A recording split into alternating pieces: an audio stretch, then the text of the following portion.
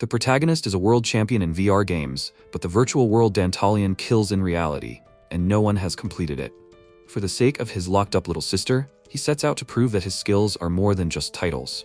When the world collapses in one click, one player still shows superiority. Will he be able to save the players and emerge victorious from a game where losing means death? Let's find out. Dantalion is a virtual reality roguelike game. The elements of the game are generated randomly each time, which causes even more awe from the high degree of difficulty and the feeling of reality that could be felt through the virtual space. The whole world was delighted with this game, while the figure of 3 million users on the network indicated worldwide popularity. But one day, a strange message appeared in the game. A system window appeared in front of the players, which said that the character and the user were being synchronized. If the character dies, the player dies too. One of the players, perplexed, turned around and shouted, "What is this?" The next second, a beam of powerful energy pierced his body and the bodies of his comrades, and the system reported that the character and the player were dead. With his last strength, he said, "Come on, this can't be." The system reported that the game was over. And the next second, the player really died in a special capsule. One after another, the corpses of users began to appear. All players who ignored the system warning died. It started all over the world at the same time. Everyone who was connected to this game also died a strange death from cardiac arrest. The experts could not offer any solution to the problem. There was only one way to put an end to it: to pass the 72nd floor of the game. However, this level was too difficult, and none of the users could pass it, as if it was intended. The protagonist's sister was stuck inside the game. The protagonist put his hand on the capsule in which his sister was. He has no other choice. He will pass the game, because he must definitely save his sister. With these thoughts, he plunged into the capsule and closed his eyes. A system window appeared in front of him which said, "Attention, all settings have been completed." He selected the monk class. User Yun Taeyang logged into the game Dantalion. Then he opened his eyes and, looking around, asked, "Is this the start? What's going on? It looks so simple." Then he turned around and saw his friend Jin Hyun-hee. She said that she knew he would choose this image for himself. She was also a manager. She joined the stream of the user Taeyang. Hyun-hee is a friend of Taeyang and Buolrim. In Dantalion, she plays under the nickname BJ. She acts as an assistant who gives the main character various hints during the stream. He pointed at her and asked, "Is she going on stream dressed like that?" In surprise, she screamed and shouted, "What's wrong with her clothes?" She added that this is a reaction to donations. Why hasn't this changed? Sitting at the computer, she indignantly slammed her hand on the table and shouted, "Hey Taeyang! He needs to stop his indecent fantasies." Then she smiled and added that she always streams like this. The main character frowned and replied, "Okay, did he say anything?" Then she explained that only he can see her in the game. She can't influence the game directly. She can act as an observer. He said okay. He clenched his fist and added, "She only needs to remember one thing." Even now, Buolrim is still waiting for them. At this point, a viewer of the broadcast with the nickname W asked, "Who is he? Are there any other psychos who log into Dantalion?" Other viewers also commented, "Wow, there really are some. But if he dies in the game, then in real life too." A user with the nickname Kung Kung commented, "Yes, it's true. So he decided to die?" A user with the nickname African Youth commented, "Maybe he wanted to hype up?" Blindmouth noticed what a slowpoke. African Youth added, "It would be funny if he really died." MC asked, "Hunhee, who are these idiots?" Let's Eat laughed, turned on the broadcast himself, and now he's complaining. His bestie explained that if he wanted to be the first to complete Dantalion, he would need their help. There were too many random settings in this game. She wouldn't be able to keep track of everything. They were noisy, sure, but these guys would be like a navigator for him. He said, "Well, if that's the case." The audience was surprised to hear BJ's voice. And then the protagonist stretched his joints and greeted everyone, telling them to watch him get to the end. One of the users laughed and said, "What a lie." Then the protagonist decided to test the move. He kicked forward and did a backflip. He thought, fast reaction. This is very different from that game with 70 sync. He thinks there won't be much trouble. The audience then commented in surprise, "What kind of move is this? And this is the first round move?" Usually, it takes beginners an hour to master the attacks. A user named Ketchuketchimi asked if this was some ranker from another game. Blindmouth was indignant. He was so surprised by the movement in the first round, but in fact, it was safe. Can't they see what stage this is? This is the same stage. The skeleton tower is the hardest stage among the initial ones. He will play himself out and die here. The protagonist thought that he was looking at him with displeasure. A user under the nickname Lululala wrote, "This stage is just terrible." The next second, a skeleton hand appeared from the ground, and the commentator noticed that it appeared. The strongest of all the monsters of the first stage, the cursed skeletons. Several skeletons actually appeared in front of the protagonist. Cursed skeletons are an evil aura contained in the tower, penetrates the bones of dead players and revives their skeletons. During the attack, the curse effect is activated. A user under the nickname Pork Cutlet noted that this is the end. ElfDD343 noted, no matter how you look at it, he was unlucky. How a newbie will cope with these skeletons alone? He thought hard. It's true. Not only are the skeletons cursed, usually 3 or 4 players can defeat them. She then shouted at the protagonist that he shouldn't let them hit him. Their attacks will inflict a curse effect. He replied, okay, she doesn't have to worry. At that moment, several skeletons ran at him, but he easily dodged the skeleton's fist and thought, what's wrong? He had prepared himself. He thought it would be difficult. After that, he concentrated energy in his fist and hit the skeleton. He thought, there's nothing special about this. The way his hand turned red, that's 99% synchronization. The next second, the skeleton's skull flew to the side. The commentators were surprised. They should see his movements. What is this? Is he really a newbie? A user named Blindmouth commented, this player will die here soon, he's sure. MC was indignant. He remembered his username, Blindmouth. If he destroys them all and gets out of here, he will attack him. He should know it. With these words, he ran forward straight at a pile of skeletons. One of the monsters shouted something, but the next second, the protagonist hit him on the skull. And then he moved forward, again and again attacking the skeletons. The commentators were surprised. Strange. Actually, this game was not like this. It looks too easy. Such speed. Only the first level? A few moments later, the protagonist climbed the stairs and found himself on the second level. He asked, how many levels are there in total? Hyunhye answered, the first floor of the Tower of the Dead, up to the 3rd level. He was surprised. What? So little? He needed to quickly clear everything here and move on. The audience commented on how this newbie was destroying everything. It felt like he had already completed 100 levels. Such nimble ones always die quickly. And then the MC asked, did he have to listen to this chatter all the time? Hyunhye answered that he better not relax. Some say that the 2nd floor of the Tower of the Dead is considered the hardest. The next second, several skeletons came out of the corridor directly towards them. She shouted, did he hear that roar? Really? Armed skeletons came out towards them, the dead bodies of armed hunters. The attack power is 5 times higher than that of normal skeletons. A user named Lemuchan3 commented, oh shit. Panhebodal23 agreed with him. This idiot was so unlucky. Armed skeletons appeared on the 2nd floor. They usually appear as a boss monster on the 3rd floor. Why did they suddenly come out now? Hyunhye shouted, Taeyang, they should retreat and come back later. They need to at least think of an attack tactic. He smirked. He was an experienced player after all. He put his hands on his waist and added, if he was shaking because they came out with swords, what would happen to his reputation? Blindmouth laughed. Just look at this idiot. Another one will soon be sent to the afterlife. The next second, the skeleton swung its huge sword. The protagonist thought, maybe if he reacted like he usually did, this game might seem too difficult for him. But now the synchronization rate was 99%. It felt like his reaction speed had increased by 2 times. Compared to those he had fought before in games, these skeletons were as fast as a turtle. He then easily kicked the skeleton, knocking the weapon out of its hands. After that, he attacked it with his foot and again made his way forward, attacking the monsters in front of him. Tang Tang was surprised. Wow, he dodged such a blow? Dongle noticed. Amazing physique. Where did he come from? Apple One asked, is he really a newbie? The others noticed that he didn't seem to be straining himself much in the battle with the armed skeletons. It was amazing. Meanwhile, the protagonist easily moved from one skeleton to another, attacking them. Hyunhye, watching this, thought, what a psycho. Of course, she knew that he played well, but she didn't think that he would fight an armed enemy so perfectly. Then the protagonist ran forward straight to the door, shouted, all that's left is to climb up there and that's it. Then he kicked the door in front of him and, stopping, declared that it was easy. Finally, the boss monster? His bestie shouted that it was not so. A giant skeleton appeared right in front of him. Not a single hit until the 2nd level. A hidden boss that appears if you get into the boss room within 10 minutes. A strong player in life who turned into an undead. There is no case of passing this monster yet. A huge skeleton rose to its feet right in front of the protagonist, and the audience was puzzled. What kind of monster is this? A hidden monster appeared here? How to fight it? He played too much. He's finished. The protagonist scratched his finger in his ear and asked, hidden? What does this mean? Hyunhye shouted indignantly. Why is he so impudent? He asked, what is this? She shouted that it is a giant skeleton, the boss of the monsters of the Skeleton Tower, which no one has yet managed to destroy. She thought it was just rumors. And why did it appear in his first game? The next second, the boss attacked, but the protagonist managed to bend over, dodging the blow. His bestie shouted that his level is much higher than all the monsters.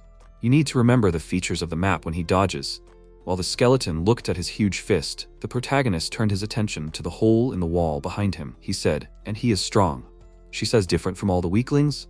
Okay, he doesn't know what kind of monster he is, but he's ready to fight hard. He concentrated the energy inside himself, and then the skeleton attacked him again. MC dodged it easily and then repeated it a few more times, moving forward. Hyun-hee shouted in alarm, "A pillar!" And the next second, the pillar near the protagonist really broke into two parts and began to fall. The protagonist ran forward and shouted words of gratitude to her. Then the monster swung again to strike, and the protagonist flew forward between its legs and said, "For such big guys, he has a special move, a kick to the legs." Then he swung his leg and kicked the monster's leg.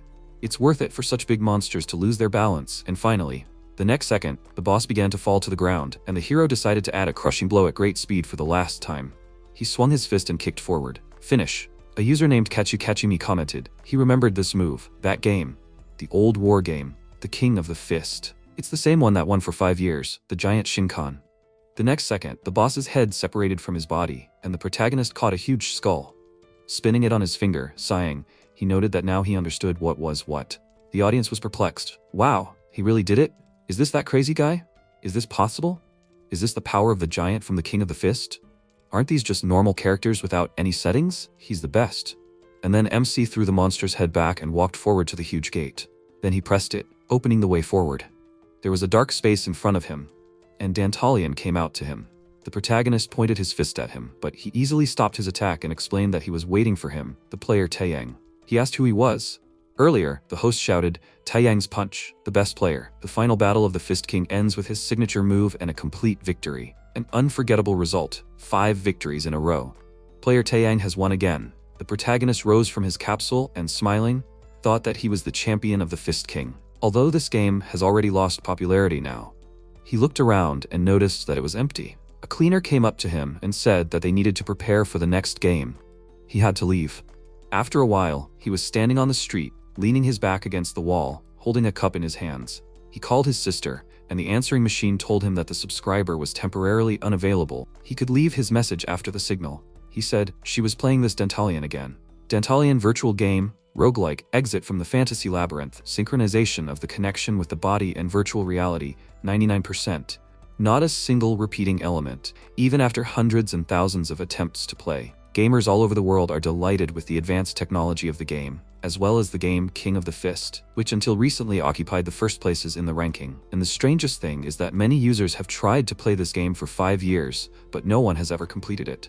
The protagonist sighed and, looking away, asked, "Is it really that interesting?" He remembered how the building was engulfed in fire, people were screaming, everyone back. There are still people inside. He sat down next to his sister, hugging her shoulders. He and his sister lost their parents when they were little, so since then, they relied only on each other. Perhaps he was not able to make up for their loss, so Bualrim became very interested in virtual games. However, he believed that someday his sister would overcome this grief and open her heart to him. After all, she is a strong person. He looked at the screen of his phone, in which his sister answered that she won. He asked if he should buy her favorite tteokbokki today. He walked out onto a busy street and covered his face with his hand from the bright light. In front of him was a huge billboard that said 20 million people died in the virtual game Dantalian. The announcer said breaking news. The protagonist was puzzled. What the?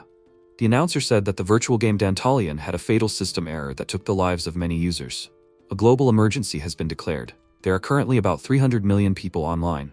MC's eyes widened in surprise. He thought, the game Dantalian? This is the game Bualrim plays. The announcer repeated, as a result of a fatal system error, people died. At that moment, Hyun-hee called him and shouted that he should come to his sister right away. He threw his cup and ran quickly to her. After some time, his bestie suddenly opened the door and they walked into the room. Bualrim was lying in a closed capsule. Hyun-hee stopped, trying to catch her breath, and then went to a special window and, looking at the main character, said with relief, "Physical indicators are normal, she is still alive." He sank down on the sofa and, sighing, took off his outerwear. According to the news, the government of different countries blocked the download of the game Dantalian. Currently, 300 million users remain online. As a result of the search for those associated with this game, the chairman of the company was found missing, and the director was found dead. She repeats, "You need to immediately exit the game. In case of death in the Dantalian world, a fatal outcome will follow in the real world. Due to an error in the pain system, control is impossible. You must immediately stop the game and evacuate to a safe place. The government is taking all necessary measures." Hyun-hee then showed the stream from her phone to the protagonist and said, "Dantalian streamers are broadcasting real-world news in the game itself. There is a high probability that Bualrim is with them. he should not worry. At this point, the player, hiding behind the wall, nervously bit his finger and repeated that he does not want to die. One of the players turned around and shouted, "They are on the 6th floor, 2-1, if anyone sees them." A huge snake was approaching them, and the other players shouted, "It's coming." Then one of the users shouted that they should not worry. Dear players, this is the Messiah who will pass Dantalion and save 300 million people. The protagonist, who rose from his seat, shouted, "Damn, there is no way." Hyunhye, frowning, answered, "Only if you complete the game to the end." The rules of the virtual game, Dantalion. Rule 0. After completing all the levels, the exit occurs automatically. Rule 1. There are no restrictions on completing the game. Rule 2. All creatures that are inside the labyrinth can be killed. Hyunhye paid attention to Rule 0. When there were no problems in the game, this point did not make much sense. But after users were stuck inside, this rule took on a completely different meaning. If the developer made the rule from the beginning with this situation in mind, it is certainly sad. But she heard that among the users who were stuck, there are rankers. You have to wait until they have completed all the levels. The best results in Dantalion are the 50th floor. Then MC sighed and said that he should go there himself. She was indignant. Is he crazy? Hundreds and thousands of people tried to beat it, but no one could. He replied that this is why he should try. He won Fist King 5 times in a row. Who knows virtual games better than him? There is no such thing. She shouted, but this only applies to Fist King. He has never played Dantalion. He replied, it's okay, he has her Hyunhye. She reached the 38th floor. She was a streamer, and quite smart. And also his childhood friend, and a person who loves Builrim as much as he does. Then she sighed, let her head down, and said that in exchange, he would have to start streaming so that she could help him. He agreed with her, and then declared that he would smash this Dantalion to smithereens. In the present, the rank 71 Demon King introduced himself and explained that he was in charge of the 1st to 3rd floors of the game. This is the ever-changing game Dantalion. He kept squeezing the protagonist's fist, and he thought he applied enough force, and he caught his fist with one hand. Then the protagonist jumped back, and the demon said that they probably have a lot of questions. Who is he? Why are people stuck in the game? And so on. He can only say one thing. He raised his index finger up and added that the answer to all these questions is at the very top. They must go up into the labyrinth and do everything they can, in the most desperate state, with suffering groans, shedding sweat and blood. It is quite possible that along the way they will find what they are looking for. Then the protagonist clenched his teeth in irritation and shouted, "What an idiot." He pushed off the ground and ran forward, throwing his fist forward.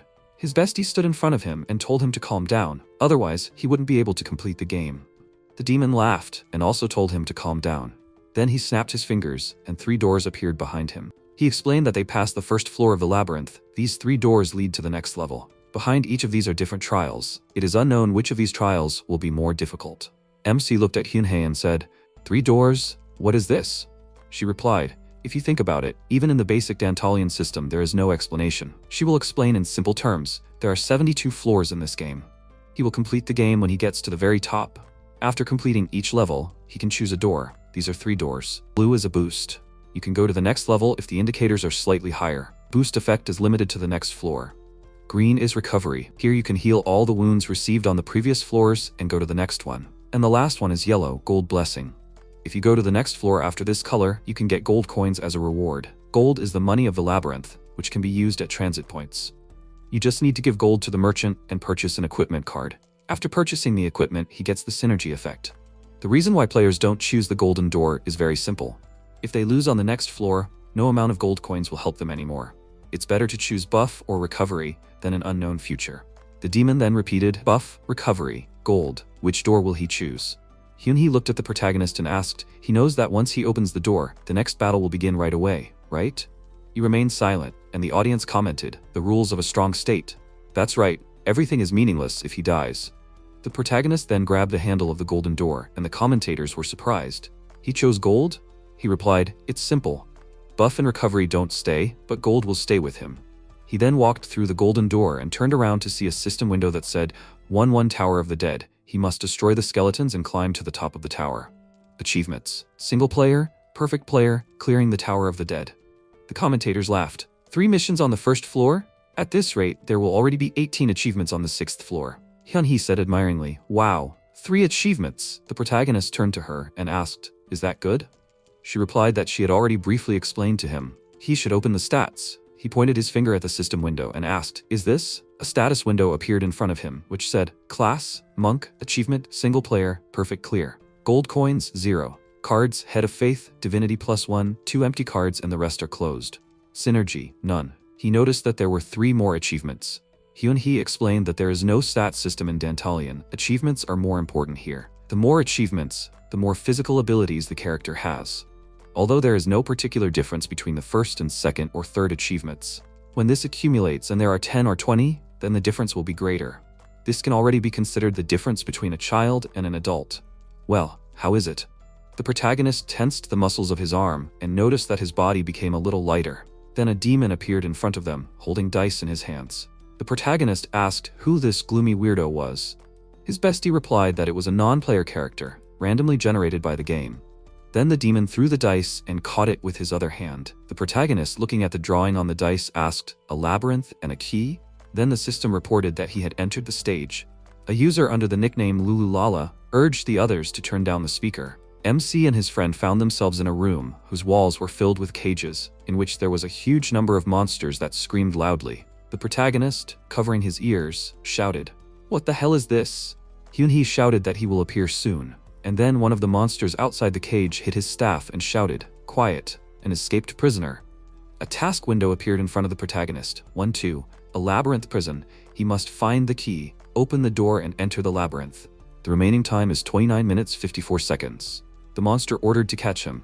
Then Hyunhee grabbed the protagonist's hair while he turned around and started to run in the opposite direction. She shouted that first he must run. The prisoners were shouting, he must free him. What a freak, he decided to escape alone. He must get them out of here. Hyunhee, looking to the side, thought, a labyrinth prison. Nothing complicated. We need to free several prisoners who will fight the guards. And at this time he must find the keys and the entrance to the labyrinth. The problem is that they do not know which of the prisoners will agree to help. They moved forward, and suddenly her gaze was caught by the prisoner Akardi. Her body was covered in scars, her hands were chained. She thought that she found what she needed. Then she shouted at the protagonist to collect all the keys and free the prisoner on the right. He asked, "What?" He looked at the prisoner and asked, "Is she talking about her?" Then he leaned over to the keys and noticed how many there were. His bestie screamed, "Faster!" The monsters reached them and one of them shouted, "Here it is." They were getting closer and Hyunhee shouted in alarm, "They are approaching." And then the monster swung his trident and shouted, "He must die, rat." The next second the protagonist inserted the key into the lock and shouted, "It worked, it opened." Then he thought, is it too late? But the next second, Icardi came out of the cage and, taking the weapon from the monster, attacked it with it. She twirled it in front of her and then stabbed it into the monster. Then she attacked several more monsters and after defeating the last one, she took out the keys, after which she took off her handcuffs and stretched her hand. The protagonist turned to his friend and whispered, "Will she really help them?" She answered so that he would believe her. The next second, Icardi knelt down in front of him and said that she is a member of the First Night City of the Kingdom of Tabi. She is the leader of the Central Order. At that moment, her little sister ran up to her and grabbed her by the shoulders. She thanked them for saving her and her sister. MC silently looked at them, and Hyunhee was surprised in such a little girl. Then Icardi said, if they let her take Rudy with them, she will help them get out of here. Then, the protagonist turned around and said that it doesn't matter to him. The main thing is to get out of this place. Then his friend pointed her hand to the side and said that they are going this way. After that, Rudy ran to the cage and grabbed the bars and shouted for them to wait. If they follow this path, they won't make it in time. She knows a shortcut. They need to follow her. The system notified that NPC Rudy was showing a shortcut. Hyunhee looked at her and thought, this little girl knows a hidden path? Wow, what an interaction. Even she sees it for the first time. Then the protagonist looked at her and asked, did she really save the right people? After that, they continued their journey forward, dealing with monsters along the way. Hyunhee, controlling the character, shouted, continue to the left. MC repeated, to the left. Rudy opened the gate and turned around and shouted, they're coming this way. The system announced that there was 11 minutes 23 seconds left. The protagonist ran forward and shouted, damn, when will the exit appear? Then Rudy shouted, around the corner to the right. MC looked around the corner and saw several monsters, one of which asked, what? He turned back behind the wall and apologized for disturbing them. Hyunhee grabbed his hair and shouted, he has to come this way. But Icardi walked in front of them and grabbed the hilt of her sword and declared that she would deal with them. The monsters turned to her and ran to attack, and she swung her sword and activated the decapitating wolf skill. With this skill, she cut down several monsters at once and turned to the protagonist and told them to hurry up. The audience was surprised. An NPC with skills? This is an NPC with a name, exactly. Wow, how strong. The protagonist asked what she just did. Hyunhee shouted, So this is an NPC with skills? Along with skill cards, there was a single technique supported in Dantalian. If a high-level movement could be reproduced in VR, it could be materialized in skills. Then Rudy pointed her finger forward and shouted, "This is the exit, over there." She grabbed the bars. MC ran up to her and asked what was going on. She replied that 3 keys were needed here. They had to wait. The next second, the others turned around and thought, "What was that sound?" A huge monster came out from around the corner and shouted, "Fugitives! They must surrender before it's too late. If they surrender, they won't kill them. And if they fall into his hands, he will treat them like last time." With these words, he licked his lips and Rudy shook with fear, her trembling hands barely holding the lock. The protagonist, addressing her, told her to relax and not to rush. She should just think that this was her bedroom at home, and he would take this freak on himself. She turned around and shouted, "Okay." After that, the system notified that there was 1 minute 59 seconds left. The monster said that some rat had snuck into the prison. He swung his weapon and hit in front of himself, but the protagonist jumped to the side and the monster shouted, "So it was him?" He hit again and bent the bars of the neighboring grate. The monster, who was sitting there, leaned back against the wall and screamed. The monster and the protagonist moved forward, while one attacked, and the protagonist defended himself. The monster swung his fist again and shouted, "Oh, he's a rat."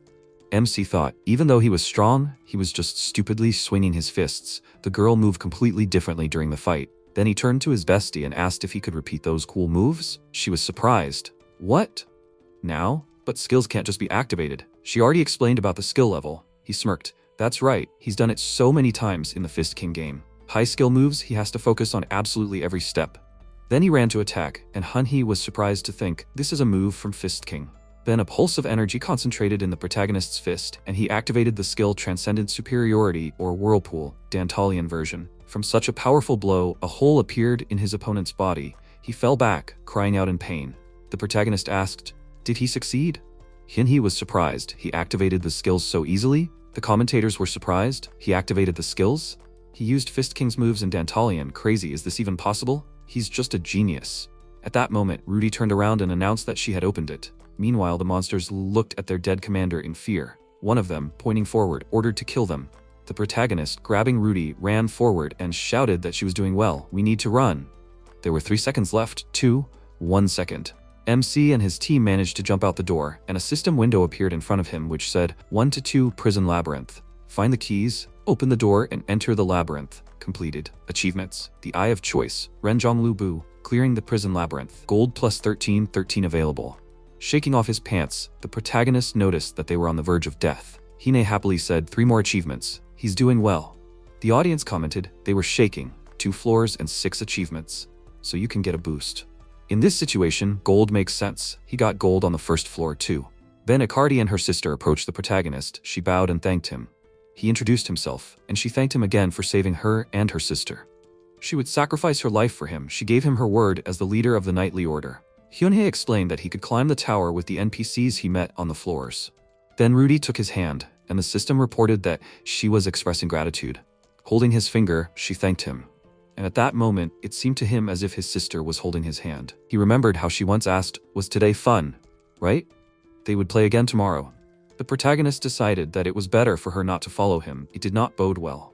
Then he turned around and, waving his hand, said that they would only interfere. It was better for them to go their own way. The audience was surprised. He refused the NPC? Is he confident in his abilities? Then Akardi and Rudy went to the green door. The protagonist approached the golden one. His bestie said that they could help him, but he replied that he could handle it himself. He had to hurry. Then he opened the door and went inside. Once in the room, he looked around in surprise. Opposite him sat Boxen and asked how long he would stand in front of the door. A task appeared in front of him. 1-3 The bored queen, Akanella, was fed up with everything. She asked why he didn't come in. The system reported that he had to satisfy the queen's whim. Then she asked again, why he didn't come in. One of the commentators noticed that he was confused. Her appearance did not match her character. Hyunhee said, "The level with Akanella." MC clarified, "Akanella?" She replied that she had also once completed this level. A simple task, you just need to satisfy her whims. But the problem was in herself. She said she was bored every time, and then suggested that the players kill each other. Nothing satisfied her. She thought that no matter what the players did, she still didn't like it, and it usually ended in a battle royale. Then the main character concentrated energy in his fist and said, "There's no point in wasting time here. Maybe just fight her?" His bestie replied that this character was not created to fight her. Akinela was too strong after all. This was already the 3rd floor. He turned around and thought, right, he could feel the fear vibes she was giving off. This was different from the previous ones, and there was something hidden here. Boxen asked again. How long would he stand at the door? He should come to her. The dog in her hand barked happily. He looked at them in surprise, and then said that there was one way to try. Gyunhye asked, and what is that way? He looked at her and asked, does she believe him? She looked at him in surprise. And then the protagonist headed towards the bored queen and crawled along her bed, closer to her. Boksoon licked her lips and, laughing awkwardly, noticed that he was a pretty cute guy. Hyunhee indignantly shouted, what is he doing? He has to come down right now. A user with the nickname Tasty Night asked, so he is really going to do this? Hyunhee indignantly shouted that she will tell Bualrim everything. Boksoon had already pulled the protagonist by the neck and brought her face closer to him. The commentators continued to be surprised. Is this happening in real life? Is this even allowed to be shown on a stream? Hyunhee shouted, if he makes one more move, she will not watch him anymore. But the next second, MC grabbed Boksoon and, turning to Akinela, said that if she moves, this succubus will die. Then he said that he knew it. Akinela is this dog. The next second, the dog became huge, and a system window appeared in front of the protagonist. Akinela, real species, level unknown. Hyunhee asked in surprise, but how did he guess? He replied that she looked too weak compared to the strength he felt, and the dog looked much stronger. In addition, when he got closer, he saw that she had a tag with the nickname Boksen.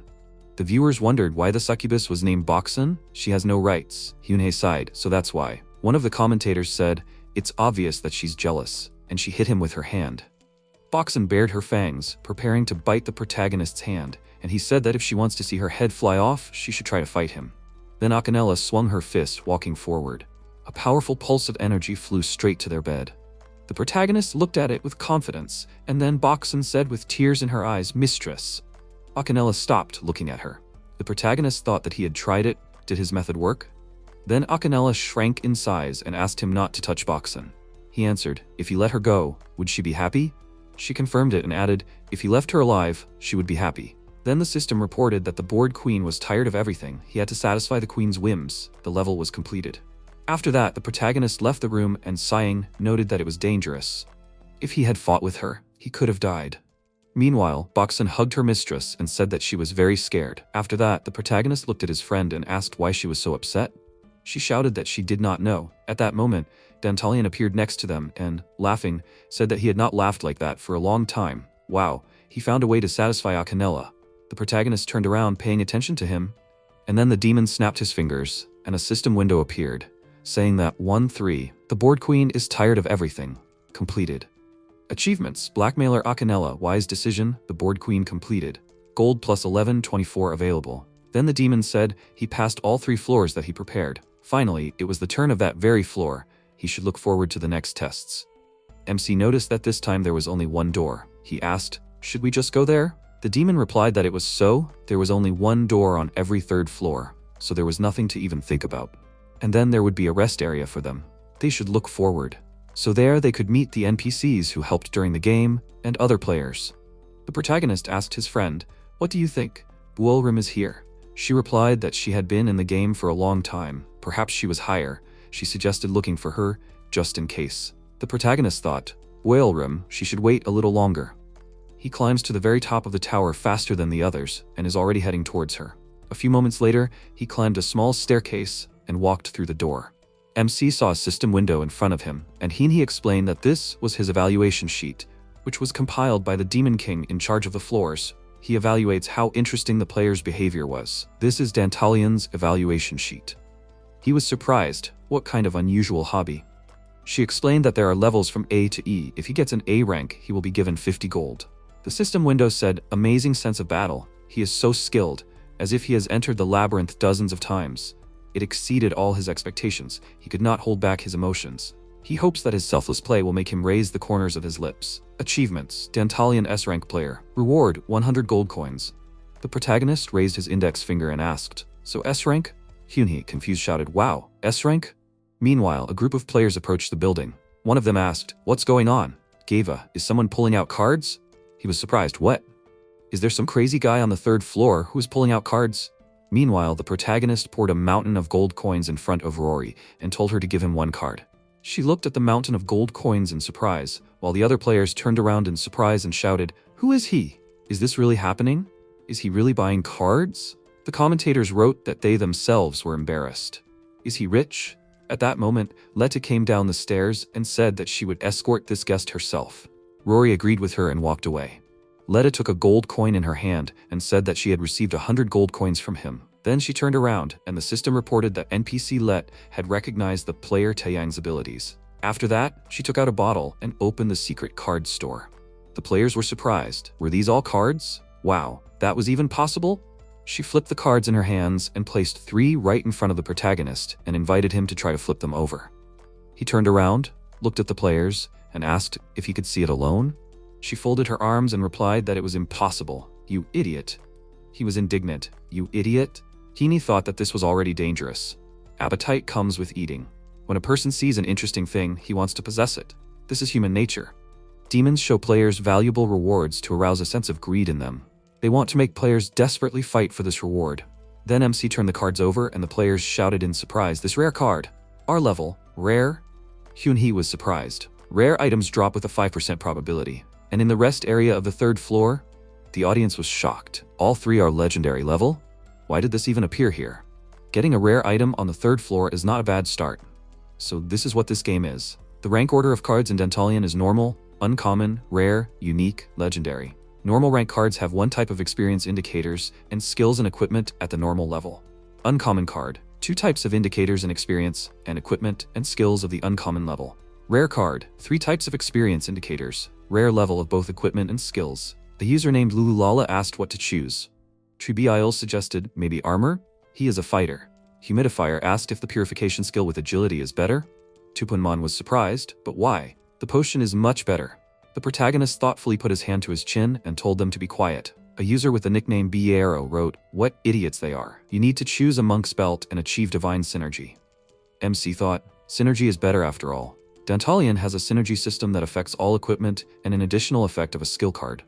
If you collect a certain amount of synergy, you can get a buff. The more synergy of one type, the greater the effect. Then he pointed his finger at the card and said that in this case he chooses this. Let clarified, does he choose a monk's belt? He confirmed this, and then took the card in his hands. The system asked, does he want to use a monk's belt? He said, use. Then a bright flash of light illuminated the space. The belt appeared on the protagonist's waist and glowed brightly. After that, information about the belt appeared in the status window. The commentators were surprised. Wow, this is a characteristic of a rare item. Can I touch it at least once? Did he come across this on the 3rd floor? Then the protagonist turned around and saw many gazes directed at him. He said, wow, such anxious gazes. His bestie added how good it was that it was impossible to fight in the rest area. Then the protagonist opened the door and said that there will be trouble starting tomorrow. The system reported that he entered the hotel. When they entered the room, Hyunhee noticed that Buolrim was not there either. He closed the door behind him and said that he needed to rest. She said he must be tired. He can turn off the broadcast and get some sleep. The viewers were indignant. He shouldn't turn it off. He plopped down on the bed and sighed heavily. Then he said, even in the game you have to sleep, damn game. He closed his eyes and found himself in the past. He screamed, Dad. People were screaming that there are people inside. His father looked into the house that was on fire and shouted that he was going there and that he should wait with Buolrim. He begged him not to go, but his father turned around and patted his head and said that he believed in him, son. He should take care of his sister. And the fire started while the MC desperately shouted, Dad! After a while, he suddenly opened his eyes and sat up on his bed, breathing heavily, his face covered in sweat, and he clenched his teeth and said, damn, such a realistic dream. Damn game. Then the system reported that Hyunhee, the manager, entered the chat. Taeyang left the hotel. His bestie asked him how he was feeling. He put his hands in his pants pockets and replied, very good. Then he went down the stairs and was surprised when a group of players ran up to him. They were shouting, he should listen. Doesn't he want to join them? He should go with her. She will provide everything he needs. How did he manage to get 100 gold? No, he should go to them. They have an archer and a healer. With them, he will have a full team. He asked in surprise, what is this? Hyunhee answered that you can hire NPCs in the rest area to go through levels together. The better the skills, the higher the competition. Then the protagonist went to the door and said that he does not need anything. They should leave. The audience commented, the higher the level, the harder it is for solo players. But it is better than an unexpected stab in the back. Then the protagonist said, there is no one he can trust. He will go without a team. Does it matter? Hyunhee confirmed this, and then he stopped in front of the door. The players ran forward and shouted, "They can go through this door together." "They will go too." Then the system reported that he entered the 4th floor. Looking around, the protagonist noticed, "The 4th floor? Is it a forest?" Hyunhee then noticed, "The demon king in charge of the 4th, 5th, and 6th floors is Andromalia." She walked up to the players, folding her arms across her chest, and explained that their task in this forest was very simple. They had to find beads. A task appeared. 2-1, find beads. You need to collect 3 beads. Andromalia glanced at the people present and thought, all sorts of brats have gathered. Okay, this is even more interesting. Then she explained, their tasks in this forest were simple. They had to find beads. The players were surprised, and this was all the explanation? What kind of beads are these? One of them pointed at her and shouted, she must listen. Shouldn't she explain it to them so they could get it? She turned her gaze to him, and the next second the snake pounced on the player, attacking his head. The player was confused. What the hell? Then the snake returned to the demon queen, and she, sitting on the tail of the snake, asked, are there any more dissatisfied? If not, they should move. She snapped her fingers and added, watching them stand here is too boring. Then 3 doors appeared after her, and she added, in short, they should bring her 3 beads. Then she will let them go to the next stage. Then she leaned her head on her fist, smiling, said, naturally, the more they find, the better. The players were talking among themselves. Could she at least tell them the way and where to go? MC put his hand on his waist and asked, what kind of game is it without a tutorial? Then Yunhee put her hand on his shoulder and winked, saying that he should trust and follow her. After a while, they ran deep into the forest. The special thing about Dantalion was that unlike the NPCs who knew absolutely nothing about the game, Taeyang had information from other players who had played the game hundreds and thousands of times. They shared their knowledge and experience about the levels, thanks to which he had an idea of how to pass it. He was in an advantageous position. Then Hyunhee, holding his hair, pointed to the side and shouted, here! The task of this floor was to collect beads hidden in the forest and bring them to Andromalia, which was in the center of the clearing. These beads could be found on creatures living in the forest, hanging on trees, or buried deep in the ground. The stronger the beast or the taller the tree, the more likely it was to have beads. The most important thing is to act quickly. Hyunhee added that the number of beads was limited. Towards the end, some NPCs no longer tried to look for them, they just killed each other to take them. Therefore, she shouted that they needed to quickly complete this level before the massacre began. The commentators were surprised. What was he doing? Why wasn't he looking for beads? Did he go into the thicket alone? He would regret it. Maybe he was looking for a snake cave? After some time, the protagonist stopped near a huge tree and asked, is this really the biggest tree in the forest? His girlfriend replied that it was true. It was in this place. Commentators wrote that he was really looking for the snake cave. Did he really go there from the beginning? But if he meets Aksharon, he is finished. Judging by his behavior, he does not care whether he dies or not. Then a user named Hanapuri donated 10,000 won, attaching a message. The snake cave is near the roots at a depth of 20 meters. He must definitely kill this snake. A user named Sangsubyung laughed and said it looks like he was eaten by this snake at one time. Hyunhee noticed, useful information. We need to find Aksharon's tracks. That's where the entrance to the cave will be. He should wait, and she will look. Said, it's underground. There is such a soil. He thinks it will work. Then he swung his leg and she, perplexed, shouted, what is he going to do? The next second, he kicked the ground and they fell through the ground. And she asked if he had such skills too? He replied that it couldn't be called a skill, he just tried what he had in the last game.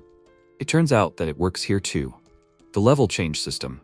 If you punch the ground and go down, the level will automatically change. She replied that there is strength, no need for intelligence.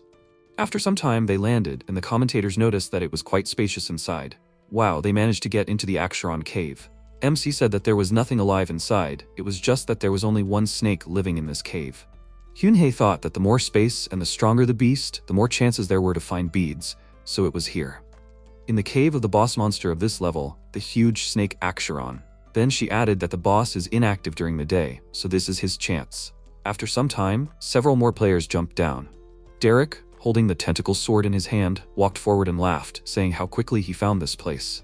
The spectators commented, those are those weird guys from the rest area. They were following him.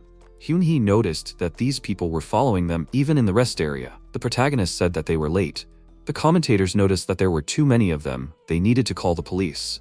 Then the main character looked at them in surprise, and his bestie asked what was wrong with him.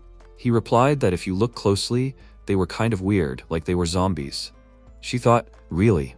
And then she shouted, this is mind control magic. He clarified, mind control magic? Derek laughed and asked, what other control? It is natural that people listen to those who are stronger. Then he raised his weapon up, and a system window appeared, which said, "The tentacle sword artifact uses magic to control people." Hyunhee indignantly hit the table and shouted, "An artifact weapon? But where did that come from on the 4th floor? Isn't this a scam?" Then Derek pointed his sword at the protagonist and told him to give them his rare card, then they wouldn't kill him. MC showed him the middle finger and smirked. He wouldn't give him anything. In response, he laughed loudly and ordered his subordinates to kill him. The next second, the players, beyond their control, rushed to attack. One of them swung his fist, from which sharp iron claws protruded. The protagonist managed to dodge and decided that he could beat them. No, he simply had no reason to lose. On each floor, he collected 3 achievements, which means he is ahead of them in growth. It's like the difference between a child and an adult. Then he swung his fist and hit his opponent in the face. After he attacked the other one, Derek was surprised. Wow, he thought he was just lucky to get the cards easily. But he was stronger than he thought. Hyunhee frowned and thought warily. This freak is feeding the sword artifact with consciousness. His weapon is too strong, not corresponding to this level, so he is inferior in strength to him. And then he raised the sword above himself, from which several tentacles appeared, and he shouted, "He wants this, right?" Hyunhee shouted at the protagonist to be careful. If the tentacles touch him, he will be able to control him. He does not have a magic shield now, so one hit will be enough. Then he sent a tentacle forward. The protagonist jumped to the side and he laughed and shouted, "Why is he running away from him? Doesn't he want to have his power? He must have his superior power." Then he sent his tentacles forward again, but hit one of the subordinate players. His eyes rolled back and he screamed loudly. Then he raised a huge hammer above himself and attacked right in front of him with a scream. The others seemed to stop. A huge crack went through the ground from this powerful blow. Hyunhee shouted that we need to get out of this cave as soon as possible. MC looked at her and then agreed. After that, he ran forward, straight into the hole from above. The other players tried to run after him, but fell back down the cliff. One of the rock fragments hit Derek's hand. He screamed in pain and then let go of the sword. The marks of the sword disappeared from his face. He held onto the ledge with his hand, which he managed to grab, and, turning to the protagonist, shouted that he must help him. He is asking. His bestie asked him why he was standing there. He must leave quickly. The protagonist thought for a moment and then extended his hand to the falling player. But the next second, the sword flew past him, and Derek flew down, trying to grab it. From the darkness, Aksharon's huge mouth appeared, and the sword and the player fell into it. Then the snake closed its mouth and went back down. MC said, "It's Aksharon." Hyunhee desperately sighed, lowered her head to the table, and then said, "She thought he was going to die. Is he okay?" Commentators wrote that they were very scared. He managed to get out, a real lucky guy. Then the protagonist clenched his fist and looking at it said, "Even though it's a game, it feels disgusting." She was surprised. What did he say? He replied, "Nothing, we need to go. After all, he has a purpose, because of which he is here." Aksharon bites and kills everyone who challenges him, and puts their corpses in his cave, and among these corpses are beads. In other words, an empty Aksharon cave is like a box of beads. Then MC approached the corpses and, opening the bird's beak, saw a bead. The system reported that the bead's effect was activated. After a while, he sat down on a pile of corpses and, taking the bead in his hands, said, "Great, another one." The commentators were surprised. He collected 13 beads alone. Solo play is the best choice. In fact, before he got the beads, he had to fight 7 NPCs alone. Then he clenched his fist. His body was covered in an aura. Each of the beads gives 1 achievement. 3 beads means completing the task. However, Andromalia said that the more beads, the better. So the more beads he brings her, the stronger he will become. Looking at his hand, he said, "Not bad." Then he turned around and asked, "Maybe go deeper?" What he needs most now is something that can resist the magic attack that player had, a magic shield. He saw a glowing scale in front of him. A system window appeared in front of him, which said, Aksharon scales support the Aksharon magic resistance effect and have high stats among the magic shields that can be purchased at the initial stages. He screamed in surprise. It was the first time she saw so many scales. He asked, "Is it just something to put on?" Then he took the scale and put it on his shoulders. The system congratulated him on getting Aksharon's scale. He successfully put it on. His magic defense was activated. Meanwhile, on the surface, Aksharon was enjoying eating other players. The next moment, he screamed loudly and released energy that destroyed the tree in front of him. After that, he crawled back and fell. At that moment, the sword inside him said, "More. He needs to be even stronger." The sword remembered the protagonist and said, "That's right, that one. The snake must kill him." The next second, the snake's body transformed, and the system reported that the tentacle sword was controlling Aksharon. Meanwhile, the bloodthirsty rabbits were eating the players' bodies. At some point, they ran away in fear.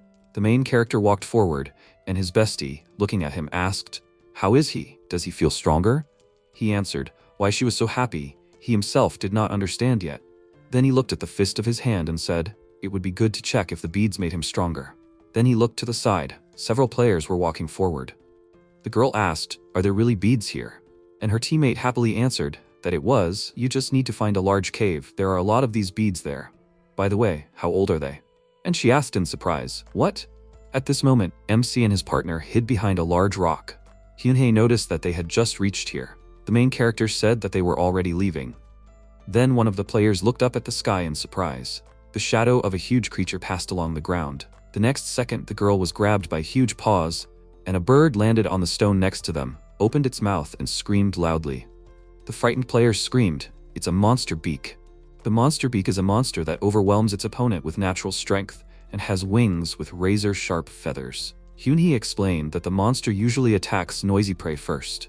It likes to hunt magical creatures, because the stronger the creature, the more magical energy is in its corpse. One of the players asked his partner in fear, "Is she okay?" She was lying on a rock, with a huge paw of the monster pressing on her from above. She was screaming for help. Then the monster screamed loudly and spread its wings to the sides, releasing feathers forward that pierced one of the players. The others turned around in fear and ran in the opposite direction. They screamed that they need to run. "That girl is finished. She needs to save herself." She stretched out her hand forward and screamed, "Oh, they are idiots." The spectators were surprised. They really abandoned her. How shameless. Do they think he can save her and not die himself? At that moment, the protagonist came out from behind the rock and, stretching his muscles, said, "Well, what about them? You can't leave your comrade in trouble so easily." Then he crouched down and pushed off the ground, quickly jumping up. The monster looked at him in surprise, and MC swung his fist and attacked the monster beak. The monster released the girl from its paws and then spread its wings again and released sharp feathers. The protagonist, covering himself with his hands, continued to walk forward. Hyunhae shouted in alarm, "Where is he going?" He replied that this monster must have some kind of weak point. She shouted, "Really?" And then he folded his fingers and told the monster to shut up. He attacked it straight on target. He smiled and said, his hands, reinforced with beads, will bring him super ultra relief. Hyunhee said in disappointment, "Why did she see this?" Then MC stopped in surprise, and she asked, "What's wrong?" He replied, "Maybe he hit too hard. If he doesn't back down, he'll do it again." Then the monster rose into the air, taking the protagonist with him. Hyunhae called him anxiously. The audience was puzzled. Did he just fly away? Is this a taxi? But he didn't call a taxi. Bird delivery. The player desperately said that she didn't have time to thank him. Where is he going? At that moment, the knight folded his arms over his chest and, looking around, said that he didn't like this. The rest of his group gathered around him, and he said, "So why did they all come back without a single bead?" One of them replied that Aksharan was already hard to kill, and now he had become even more creepy. Everyone who didn't want to die returned. Then he pointed forward and added, "And this witch is still sitting there satisfied. She probably thinks she's safe." Andromalia, sitting on the tail of a huge snake, yawned, and he added that he couldn't believe it. The knight frowned and thought that he really didn't like all of this. He added that many people had returned here, scared by the snake, and decided not to look for the beads, but to attack whoever found them, just like him. However, who would have been able to collect anything in this creepy forest, teeming with creatures? But he knew one thing for sure. Whoever came here with the beads, a bloody mess would be inevitable. After some time, the protagonist was sitting in a huge nest. A feather flew onto his head, and he said that he didn't expect the monster to drag him here. Hyunhae added that he found 5 more beads and collected all 18 beads needed for the achievement. Who knew that this bird kept beads here instead of eggs? The audience was surprised. The beads were already adults. All he did was fight, but he collected all 18 beads? In fact, he managed to plunder both the monster beak's nest and Aksharan's lair. He survived here too. Amazing. The protagonist picked up the feathers and grinned. He had found useful things here, so they were there for a reason. He was holding the monster beak's feathers with knife-sharp tips. They could be used to throw at enemies. His bestie looked at the plucked monster and noticed that she even felt sorry for him, to be honest. The protagonist asked, "Does he lay eggs?" After that, he descended from the nest, jumping to the ground, and stopped in surprise. Hyunhee called him warily. He noticed that the forest was too quiet. There were no animals, no birds, not even bugs in sight for a long time. The audience was asking, what the hell was going on here? What a familiar scene. The audience had not noticed anything yet, and the player was already wary. He seriously thinks that he, being on the 4th floor, will suddenly start acting? Then MC abruptly crouched behind a rock, and his bestie asked, "What's there?" He answered, "Something's coming." At that moment, a tiger came out of the forest. the second most powerful monster in the forest. It can reach its prey with lightning speed and tear it to shreds. Hyunhee asked, was he talking about this tiger? He answered that it was not so. He thought that this energy clearly did not come from him, it was too powerful for him. The next second, Aksharan, under the control of the sword, grabbed the tiger and swallowed it with ease. Hyunhee was perplexed to notice that he swallowed the tiger in one go. When did Aksharan even manage to become so gigantic? Then the snake said, human flesh, he found it. After that, he sharply directed his tail straight at the protagonist's shelter, but he managed to jump to the side and thought, what happened to him? He began to move completely differently. Then the tail came at him again, and the protagonist dodged back sharply and then attacked the tail with his foot. He thought he had tried his best, but there was no reaction. After that, the tail still hit the protagonist and threw him into a tree. The protagonist crossed his arms over his chest and thought, he is not moving like a snake, he is fighting a person. Then the snake laughed loudly and shouted that he had looked everywhere for him. You worthless thing. Hyunhee shouted in surprise. What? But Aksharan does not have enough consciousness to speak? The mutated snake shouted. He still did not understand anything, right? Then he laughed loudly again. The protagonist thought, this voice. Is it really him? And then the snake shouted that he will eat him alive. After that, he attacked the protagonist again, and he, trying to dodge, ran forward and thought, did that sword artifact take over Aksharan's consciousness? He uses the body of a snake for human techniques, and he seems to be fighting an opponent with very long arms. In a battle with such an opponent, the mutated snake concentrated energy in its belly and screamed, it keeps running away like a rat. Hyunhee anxiously told the protagonist to be careful. The next second, acidic liquid burst out of the monster's mouth, dissolving the tree trunks in its path. Hyunhee continued to call her comrade in alarm, and the snake laughed again and shouted, this acid will even dissolve his bones. How is he? Does it hurt? And soon it will not hurt anymore. Then he directed his tail forward and grabbed the protagonist's body, after which he began to squeeze it. The monster shouted, how many people does he think he ate on the way to him? 20 people. And with each victim he became stronger. But he is very interested in what his brain tastes like, so he. With these words he opened his huge mouth with many teeth and a long tongue. He shouted that he will swallow his entire brain without a trace. The next second, the protagonist took a feather out of his sleeve and said, and he is a tongue twister, my friend. Then he waved the feather, cutting off part of the monster's tongue. He stepped back, coughing loudly. His tail relaxed, and the protagonist jumped on the monster's face. He explained that he was protected by Aksharan's scales. Of course it couldn't be pierced by his own poison. He pretended to be wounded, and he fell for it. In a battle with an enemy who attacks at a long distance, you need to close the distance. After that, he swung his feather and said, this is the basics. Then he stuck it in the monster's eye and it screamed loudly, flying back. MC swung his leg and said, will this move work on this creature? He used a boost, Earth Crush. With a kick, he hit the feather in the monster's eye right. Screaming, the monster began to fall to the ground. And a few seconds later, the sword itself was lying on the ground. When the protagonist stepped on it, he screamed for him to wait. It's not too late. He can make him stronger. MC said, screw him, and then broke it into several pieces. After that, he turned around, sighed, and looked at the remains, saying that this creature could not even be eaten. Hyunhee clarified that he was hungry. Meanwhile, Andromelia stroked the snake's scales and asked, what was that? Did he defeat it alone? At that moment, several players looked forward in fear. One of them asked, do they hear? What is that rumble in that direction? His comrade assumed that it was that same snake. The knight asked, didn't the players go to the side and asked, so someone is fighting that snake right now? He will go there. Who is with him? His comrade shouted that he is too. Even for one bead, it is worth the risk. Another player added that he will go with them. After that, they headed into the forest. A few moments later, the protagonist came out of the forest. The knight, looking at him, asked, is this the one who collected the beads?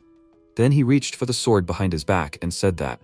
His companion added that he didn't care who he defeated. He wanted to kill that bastard and take the beads. The players took out their weapons, aiming at the protagonist, and he took out a bead and asked, is this what they were talking about?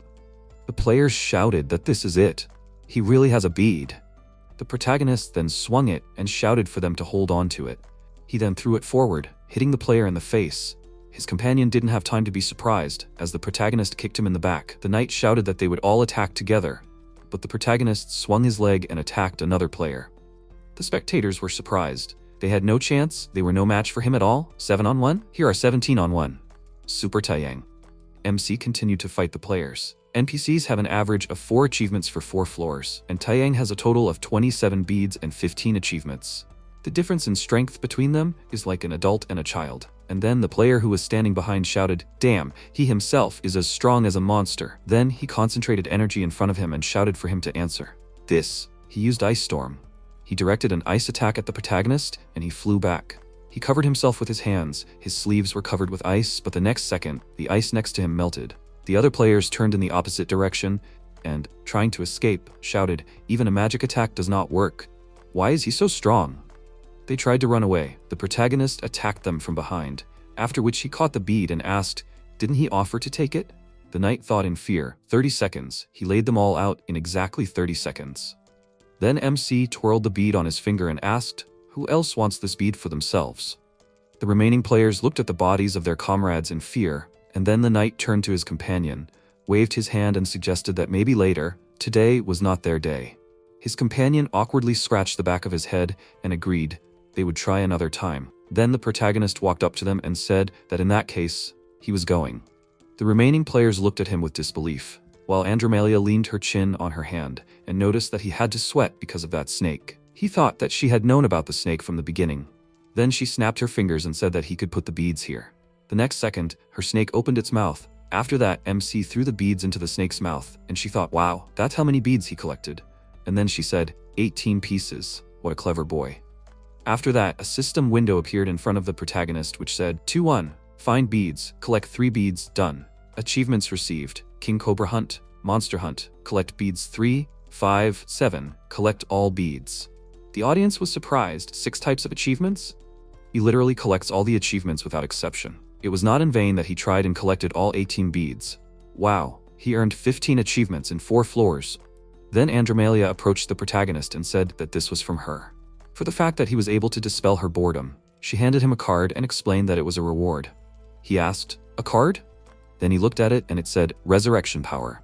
Then a state window appeared in front of him, in which was added, "Resurrection Power, Endurance +2, Vampirism 1. Resurrection Power skill, for 3 seconds, gives the resurrection power of the giant snake Aksharon." He got 15 achievements. Then the main character's body lit up and he looked at his hands and said, "This." He thought that now he can use it too. Meanwhile, Misha was running fast through the streets of the city. He looked at the signs and said that the emergency exit should be in block 14-3. The next second, a hand burst out of the ground and grabbed his leg. Billy climbed out of the ground, lifting him up by the leg. He said, "Where is he running to, buddy?" Misha indignantly told him to let him go. "You bald idiot." He concentrated energy in his staff and then directed it at his opponent's chest. But Billy laughed and asked, "Why offend his baldness?" Then he swung his fist and added, "No matter what they say about him personally, but he will not allow his baldness to be offended." At the moment when the fist was very close to Misha's face, the main character managed to attack Billy's head, thereby throwing him back. He said, she only had time to rejoice at the open door, and he had already kicked out the one who was behind it. The system reported that a new player had entered the level. 2-2 Assassin's Alley. He must kill 3 members with a blue mark and find the exit.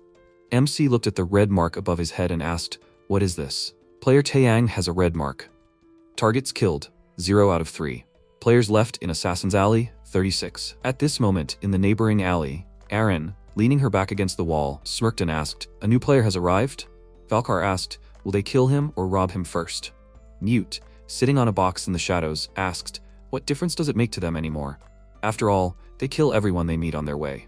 Aaron asked, "What if the new player is stronger?" He growled indignantly and then asked, "Is she kidding or something?" Meanwhile, Billy was kneeling in front of the protagonist, and he said, "So this mark is needed to understand whether he is an attacker or a defender. Red is for attackers, blue is for defenders. He, being an attacker, must kill 3 people with a blue mark to get out of here." Billy said that he understood everything correctly. The protagonist said that there was nothing above his bald head. He laughed and replied that this meant that he no longer needed to catch him. He thought, "Hairy idiot." Then the protagonist put his hand on his waist and thoughtfully said, "Is that so? He is in a bit of a hurry here. Where are the most players here?" Billy frowned and thought, is he really rushing into battle right away? He just entered the level.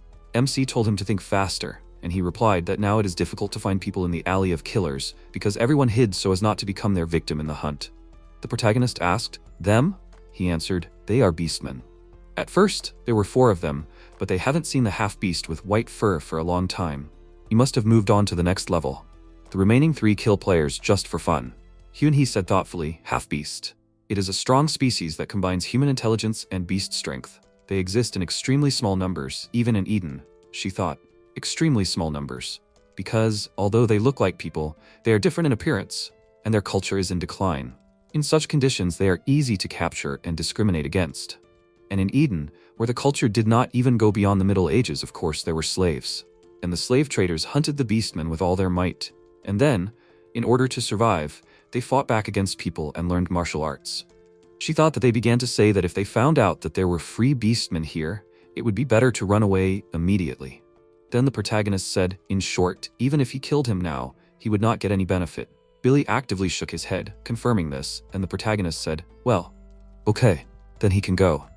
He looked at him with admiration and thanked him. Then he turned around, but MC told him to wait. He remembered something here. Before leaving, he would have to empty his pockets. A few moments later, Billy jumped into the hole in the ground and shouted that he would get it. After that, the protagonist looked at the bottles he had received and was surprised. Did he only collect a cure for baldness? Then he looked to the side and asked, did he also finish hunting and was just looking for a way out? If so, he should get lost. Misha slightly peeked out from behind the wall, and he looked at him and called out to the protagonist. He asked, what is it? She replied, that NPC looks like the character Buolrim used in the game. MC looked at him in surprise, and then Misha stepped forward and asked to listen. He thanked him for his help and added that without his help, he would have died. The protagonist replied, yes, no problem. He should hurry up before he gets caught again. He then asked him to give him a hand. The protagonist was surprised and then still extended his hand forward. Misha put his hand on his and advised him to beware of the beastman, player Taeyang. After that, he turned around and ran in the opposite direction. Honey noted that they also need to hurry. MC then looked at the vial in his hand and said, beastman, huh. Meanwhile, Misha ran to the right door and shouted joyfully, found the exit. Then he looked to the side and saw Billy watching him from behind the wall. He took his staff more confidently and shouted, damn, him again! He should leave him alone already. But the next second, Aaron extended Billy's head a little further and said, wow, they hid so well, but in the end, they both got caught. It's good that he kept quiet, otherwise he said so many rude things to them. So instead of answering, she simply killed him. Then she threw the head to the side. Valkar told him to tell where and when he saw the new player. He thought that this cannot be told. Even if he told, they would still kill him. Mute growled, and he is quite brave for a human, but it does not matter, because his scent, which they will find on his corpse, will be enough, so they will begin the hunt. After some time, the body of the dead Misha was shown on the big screen. Andromalia was sitting in the cinema hall and said, Mute, the Tiger Man, is good. He is the most interesting to watch. Belia, who was sitting in the next row, noticed, and on the lower floors, the beastmen show themselves the best. However, on the higher floors, it will not be easy for them. After all, they usually do not think about making alliances with players of other species. It is a pity, of course, but this time they will not succeed. Humans are not suitable for difficult levels. Right, Dantalion? Guy, holding popcorn in his hands, answered. After all, thanks to them, they had a good time and continue to have fun. By the way, who will they bet on this time? Andromalia clarified. He was talking about a bet. All the demons choose one champion for themselves, who are then pitted against each other. And the winner of this confrontation is given a prize. A bet is a kind of royal battle, during which weak players are eliminated, and only the strongest remains. Belia asked, what are the rules? Completing a quest, amount of achievements? He asked back, how about pitting them against each other? They'll find out who's stronger, and the prize is Andromalia's floor. So how about searching for skill cards? She agreed with him, and Belia said that in that case, she'll bet on Mute, the Tiger Man. Dantalion was surprised. Hadn't she just scolded the beastmen? She laughed and replied that there was no room for emotions in an argument. Cold calculation was what convinced. Skills, inventory, fighting spirit. By all criteria, he was the strongest on the 5th floor. Andromalia closed her eyes and added that she was also betting on the beastmen, and her champion would be Valkar, the Wolfman. In a life or death battle, the one with the strongest will to win ultimately wins. Dantalion said thoughtfully, they both bet on the beastmen. Andromalia wondered who Dantalion would choose, since only Aaron, the foxwoman, was left. He announced that he would bet on the player Taeyang. The demonesses turned to him in surprise, and he laughed and said, what are they saying? You can't turn away from the screen while watching. Belia stood up from her seat and was indignant. Not a single player from the ground could get higher than the 45th floor. And this Taeyang was the most ordinary of them. They themselves saw how he refused the help of the NPC. Humans are incompetent, they don't make an effort, and they are completely unworthy of his attention. He said that she was, as always, straightforward. Andromalia thought, Taeyang, he did well enough on the 4th floor, but his combat skills are no match for the beastman. Dantalian smiled and said that he was confident in him. Andromalia smirked. What was he planning? Well, they'll see who's lucky. Meanwhile, the protagonist was searching through the office cabinets. Opening another drawer, he said, "No, this one's empty too." He thought, there's nothing there. Desperate, he got down on all fours on the floor and said he turned the place upside down, but found nothing. The viewers wrote, "It's immediately obvious that he didn't play RPGs much, so he definitely has no chance. Wow, he's knocking people over left and right, but he can't handle the grind." He told them to shut up. He can't even find the remote at home. Yoonhae, exhausted, was holding onto the shelf and suggested looking a little more. They need the key to climb this clock tower. MC got to his feet and thought, yeah, she's right. He can't give up if he wants to get the artifact from the tower. Then he put his hand on another cabinet and sighed and said, if someone else didn't steal this key, he doesn't even know. Is the key really hidden here? Hyunhee replied that factory dressers aren't just locked like that. The protagonist looked at it silently and then said that it wasn't. Mimic got nervous when MC activated his mighty hand and attacked right in front of him. Mimic ran in the opposite direction and Hyunhee shouted, "It's Mimic!" The audience was surprised. Wow. A wild iron dresser appeared. Meanwhile, Valkar took a deep breath as he walked down the street and said, behind him. They came to an old building and he kicked the door down. He walked forward and noticed that they missed it again. That guy quickly moves around the factory premises and turns it upside down. Is he trying to find inventory here too? Erin thoughtfully put her fingers to her chin and said that it was strange. He hadn't entered the level for long. Why was he only inspecting the factories? Didn't they burn all the maps of the level, leaving only his copy? Then she pointed her finger at the map and said that there were only 3 factories left in Sector D. Valkar suggested that they split up. Erin, putting her finger to her lips, asked if he wanted to know who would be lucky. Mute added that this was a great chance to have fun. He hoped that luck was on their side. Meanwhile, the protagonist struck in front of him again and caught the key that was spinning in the air. He sighed in relief and said that he had finally found it. The key to the clock tower. The system reported that Mimic has been defeated. Hyunhee noticed that he had become faster, just like Aksharon. But time is short, they had to hurry. Then the system reported that the attackers and defenders were switching roles.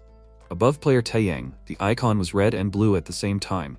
He was surprised. At the same time, Valkar appeared in the passage right in front of him. Hyunhee noticed this. MC finished her sentence for her, namely a fight from which only one will leave alive. Valkar smirked. Luck was clearly on his side today. There was also an icon above him that was both red and blue. Hyunhee wondered if the icon above the Beastman was also red and blue, so they were just pitting them against each other. The protagonist then said that he heard that he and his friends were real veterans of this level. Has he ever seen a ballroom player? But smirking again, he told him to let him think. He had killed so many people that he would hardly remember. With that, he licked his lips and then added, is he sure that's all he wants to say before he dies? He then grabbed the hilt of his weapon and charged, but his sword pierced a can of tomato sauce and MC flew back. Valkar said that he was aiming for the heart, and he's pretty fast for a human. The protagonist thought, is this a beastman? Such a fast and sharp attack. The next second, Valkar shouted that he doesn't even have to try. Human. He can't escape. Sharp fangs approached him, and the protagonist thought that this means he needs to break this fang first. Then he waved his hand and knocked the weapon out of the enemy's hands. Valkar looked at the remaining sword hilt in his hand and thought in surprise, did he break the sword with his bare hands? The protagonist then grabbed the chain that was hanging above him and secured it in his hands. Valkar chuckled and thought, use the factory chain. Then he shouted that for a beastman, weapons are just decorations. He swung his hand and ran to attack again. His hand was already very close to the protagonist's face, but he put the chain in front of him and his opponent still wounded him in the side. He shouted that he would tear him to shreds. The next second, his hand was wrapped in a chain and MC yanked it, shouting that he was waiting for him to get closer. Then he swung the chain again, after which he swung his fist and used a storm punch. His opponent breathed heavily and flew into the wall, covering it with cracks. His hands were tied with a chain, and the protagonist, looking at his hand, thought this storm punch was very powerful. After that, he turned his attention to the glowing lights in front of him. Erin laughed, watching from the side, and said, as usual, nothing works out for him without her. Valkar, did he miss her? Their poor little Valkar, he doesn't look so good. Wow, he got beat up by a human. He indignantly replied that he just took a hit. Then she asked, wow, he admits that he took a hit. The protagonist said, damn, he was pissed off by one beastman, and now there are 2. Hyunhee noticed that it was also a fox that could use long-range magic. Erin said, even her magical fire didn't kill him, is he really stronger than ordinary people? Then she pointed her fingers forward and added, she will see if he can withstand such a blow. She used the fox magic skill. The energy seemed to complement the moon. She used the rising of the full moon. The protagonist looked at her in surprise, and she said, it's been a long time since he showed people his true form, Valkar. He began to breathe heavily, capillaries burst in his eyes, and veins appeared on his body. He easily broke the chains that bound his body, and then threw his head back and howled at the moon. After that, he looked at the protagonist, baring his teeth. Aaron said, come on, Valkar, he must tear him apart. Valkar growled furiously, looking at the protagonist. He attacked the ground with great force, but MC managed to jump back from the blow. Taeyang thought tensely that he didn't know whose magic was the matter. But the enemy had become stronger and faster. What should he do? Suddenly, streams of bright mana approached his face. A powerful explosion instantly thundered. Aaron raised 2 fingers and asked, does the protagonist dare to be distracted? What a pity. With great speed, a sphere of mana flew towards MC, and he thought that it was a curse. Both at close and long range, they are omnipotent. Some kind of plan is needed. Suddenly, Taeyang realized something when he looked at the full moon. He looked at the opponents and thought that maybe it was the moon. Aaron asked with a sly smile, why did the man freeze? She quickly raised her hand and ordered the assistant to entertain her properly. Valkar rushed into battle with fury and roared. The protagonist confidently prepared himself, looking at the flying streams of mana. He quickly jumped, and the streams of mana flew past him. Aaron was surprised and thought that MC dodged all the attacks. Was he really that lucky? No, he understands where her magical fire is heading. Taeyang thought that now he knows that he can use another power that he felt then. He sees streams coming from the moon and from the magical fire. The protagonist saw streams inside Aaron and thought it was mana. After 15 achievements, MC received a vision of mana streams. He feels that the same energy circulates in his body. If you focus it in one place, Aaron thought tensely, did he manage to control the mana streams on the first try? She ordered Valkar, do not give Taeyang time to think. Valkar opened his mouth with great fury and roared. The protagonist clenched his fist and concentrated his mana in it. Enveloping his fist in bright light, he used a storm strike and delivered a powerful attack. The crash of the full moon pierced Valkar's body. A beam of mana hit the moon and a split appeared on it. Suddenly, it broke into many pieces. Aaron looked at the moon with great surprise and screamed. Her magic was destroyed by one blow. The protagonist jumped away from Valkar's body and rose into the air.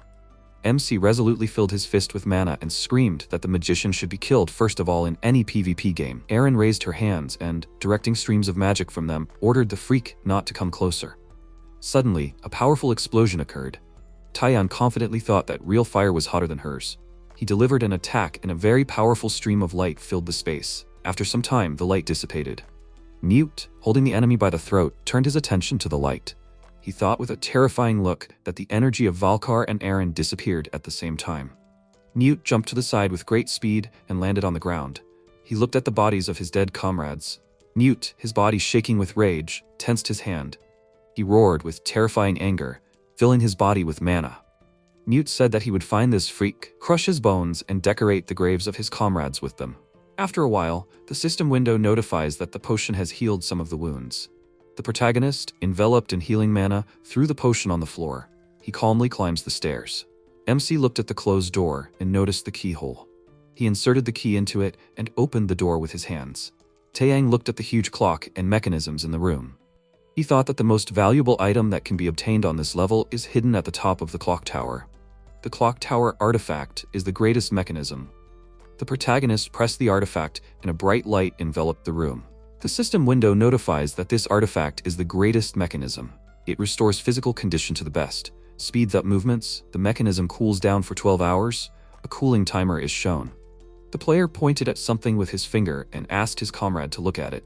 He noticed that the clock on the tower had stopped. Suddenly, the comrade heard a scream and turned his head to the side. He looked at Mute holding the player's bloody body. Mute growled with a terrifying look. After some time, the protagonist calmly descends the stairs. Suddenly, he noticed an arch in the wall. Mute, surrounded by a red aura, came out of the arch. MC thought that this was the last of the 3 beastmen. He noted that this meant Mute was a friend of the wolf and the fox. Suddenly, Mute jumped on Taeyang with a terrifying look. A bright explosion immediately thundered. The boss looked at the protagonist and clarified what he meant. MC is the one who killed Aaron and Valkar. They were his friends, so Taeyang should not expect mercy. Mute ran at the protagonist with a terrifying look and added, to console the souls of his comrades, he will tear MC apart. Taeyang looked at the enemy's hand with tension. Mute delivered a powerful attack, but the protagonist managed to jump to the side. MC, looking at the broken ground, thought that the enemy was destroying the asphalt with one paw. The boss is many times stronger than a human and faster. Mute suddenly approached the protagonist. He delivered a powerful attack on MC and blood spurted out. Taiyang thought that the boss was superior to him in all respects. The protagonist gritted his teeth with great rage and looked at the huge scratches on his chest. He thought that there was no point in even trying to block his attacks. MC raised a fist enveloped in mana. He activated the skill and launched an attack, but suddenly Mute stopped it with his paw. Taiyang looked at it with confusion and thought that the opponent had blocked it. Mute threw the protagonist aside with his paw at great speed and a stream of smoke rose. He stood sternly surrounded by smoke. Suddenly, the boss looked at the huge dent in the wall with a terrifying look. At the same time, the protagonist held the bleeding wound with his hand. He sat on the ground, gritting his teeth in pain. Suddenly, Hyunhee noticed that MC was in trouble. She exclaimed that the boss was much stronger than the previous opponents. Taiyang had already found the artifact, so it was time to run. The protagonist coughed sternly and said that it was impossible to run away. He thought that his opponent was not a man, but a real beast. There was no way to hide from the boss. Suddenly, Mute looked at the bloody trail on the ground. He noticed that MC had confused his tracks. The boss turned his head to the side and clarified that he would find him by the smell of blood. Mute hit the building with great force. Suddenly, Taiyang jumped off the building towards the boss. He delivered a powerful kick to the enemy, leaving behind a mana beam. Mute grabbed the protagonist's leg with his paw and ordered him to stop running, because MC was his prey. The boss hit Taiyang on the ground with great force, breaking it into pieces. The protagonist coughed with tension. Mute instantly attacked him with his paw, raising streams of air. He roared, "Is this really all? How could such a weak person kill two of his comrades?" Mute furiously attacked, and yelled that he did not believe it. Mana beams hit MC and blood splashed to the sides. At the same time, Hyunhee anxiously watched what was happening through the computer and called out to her friend. Taiyang thought that the strength of the beastmen was that they consciously controlled the amazing beast power. However, now this tiger was completely blinded by the rage that was destroying from within. His attack power had increased critically, but it would also become his weakness. This weakness was enough to give the protagonist a chance for just a minute. Mute exhaled heavily and looked at the bloody trail left on the ground and wondered if MC had really disappeared. When did he have time? The smell of blood clouded the boss's mind, and he did not notice how this freak went on the counterattack. Taiyang, running quickly, said that there was one piece of wisdom in his homeland. Even if he was caught by a tiger, a person can escape by keeping his cool. MC decisively used acceleration. The system window notifies that the gears of the greatest mechanism have started moving faster. It will take 12 hours to cool down. Taiyang is given a level 1 speed boost. Level 1, all movement is accelerated 3 times. The duration is 1 minute. Mute looked at the gear shrouded in lightning in surprise. He got scared and asked, "Is this an artifact?" MC sternly noted that the freak was too late. Taiyang activated the skill and dealt a powerful attack with a stream of lightning at the boss. The hovering dragon quickly passed through Mute's body. The boss's head quickly came off and flew up. Taiyang, surrounded by lightning, said that he will not apologize for this. As far as he knows, Mute and his friends are real freaks, and the protagonist has a reason why he must complete the game to the end. At the same time, Belia looked at the camera, which showed Mute falling to the ground. She screamed with fury, "How could some person defeat a tiger man? And on the 5th floor too?" Dantalian smilingly noted that the terms of the bet must be met. She remembers this, right? Belia threw her arm over the chair in irritation and asked how a human could adapt to mana so quickly. And use the greatest mechanism. This player from Earth needs support. The Demon King asked with a smirk, hadn't they discussed this with her before? Earthlings by nature don't have innate mana, nor physical strength like beastmen. Therefore, the protagonist can be helped a little with information. Dantalian looked at the monitor at MC. He smirked and thought that their labyrinth hadn't been this fun for a long time. Taiyang showed that he had every chance to become an outstanding player who would change the course of the game. After some time, the system window notified that the resurrection card was being activated. All wounds were healed, and the mana level was restored. Taiyang looked sternly at the task window. The task window notified that this was 2-2 Killer Alley. You need to kill 3 people and go free. This task is completed. The skills obtained were Doping Addicted Watch Thief, Stalker, Herbivore, and Passing Killer Alley. 11 gold coins were received, and a total of 35 were accumulated. Hyunhee exclaimed that the 5th floor was passed and praised the protagonist. MC raised his fist smiling and shouted. Suddenly, he fell to the ground exhausted. Hyunhee noticed that her friend had fallen asleep. The broadcast commentator said that of course he was tired to pass so much mana through himself. It's crazy. In just a few hours the MC passed the floor, which takes other people several days to pass. At the same time, Hyunhee adjusted the microphone. She smiled happily and exhaled. The system window notifies that the stream is over. Suddenly someone approached the protagonist.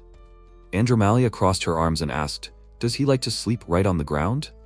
She brought her face closer to him with a smile and noted that the MC is very funny. After some time, Taeyang opened his eyes and looked at the counterattack card. It says that this is a rare skill. Deadly poison, dexterity and magic are added. Hyunhee screamed in confusion. What happened while he was sleeping? Where did this counterattack card come from? The protagonist scratched his head and replied that he did not know. He woke up, and he was already here. His bestie barked. Could the counterattack card have come to him on its own? And such a rare one at that. After some time, Bernstein greeted everyone with a joyful smile and exclaimed that here he is, the Demon King's sweet assistant. He bowed and thanked everyone for making it to this stage. Bernstein asked why he was meeting them at the door. Of course, to tell them about this level. The system window notifies that this is the 2/3 swordsman's castle, and they need to get out of it. The players are standing surrounded by red smoke near the castle. The protagonist sternly noted that this stage was not like the open world of Killer Alley. The friend agreed and added that she liked it here much better. Bernstein exclaimed that the rules of the level are simple. They have to enter this castle, unlock the secret room and climb up the stairs in this room. You need to find the exit in the very center of the castle to get out of it. The player clarified that the exit is not at the top, but in the very center. It's that simple. Suddenly, MC noticed that the matter was different. There is something at the top, isn't there?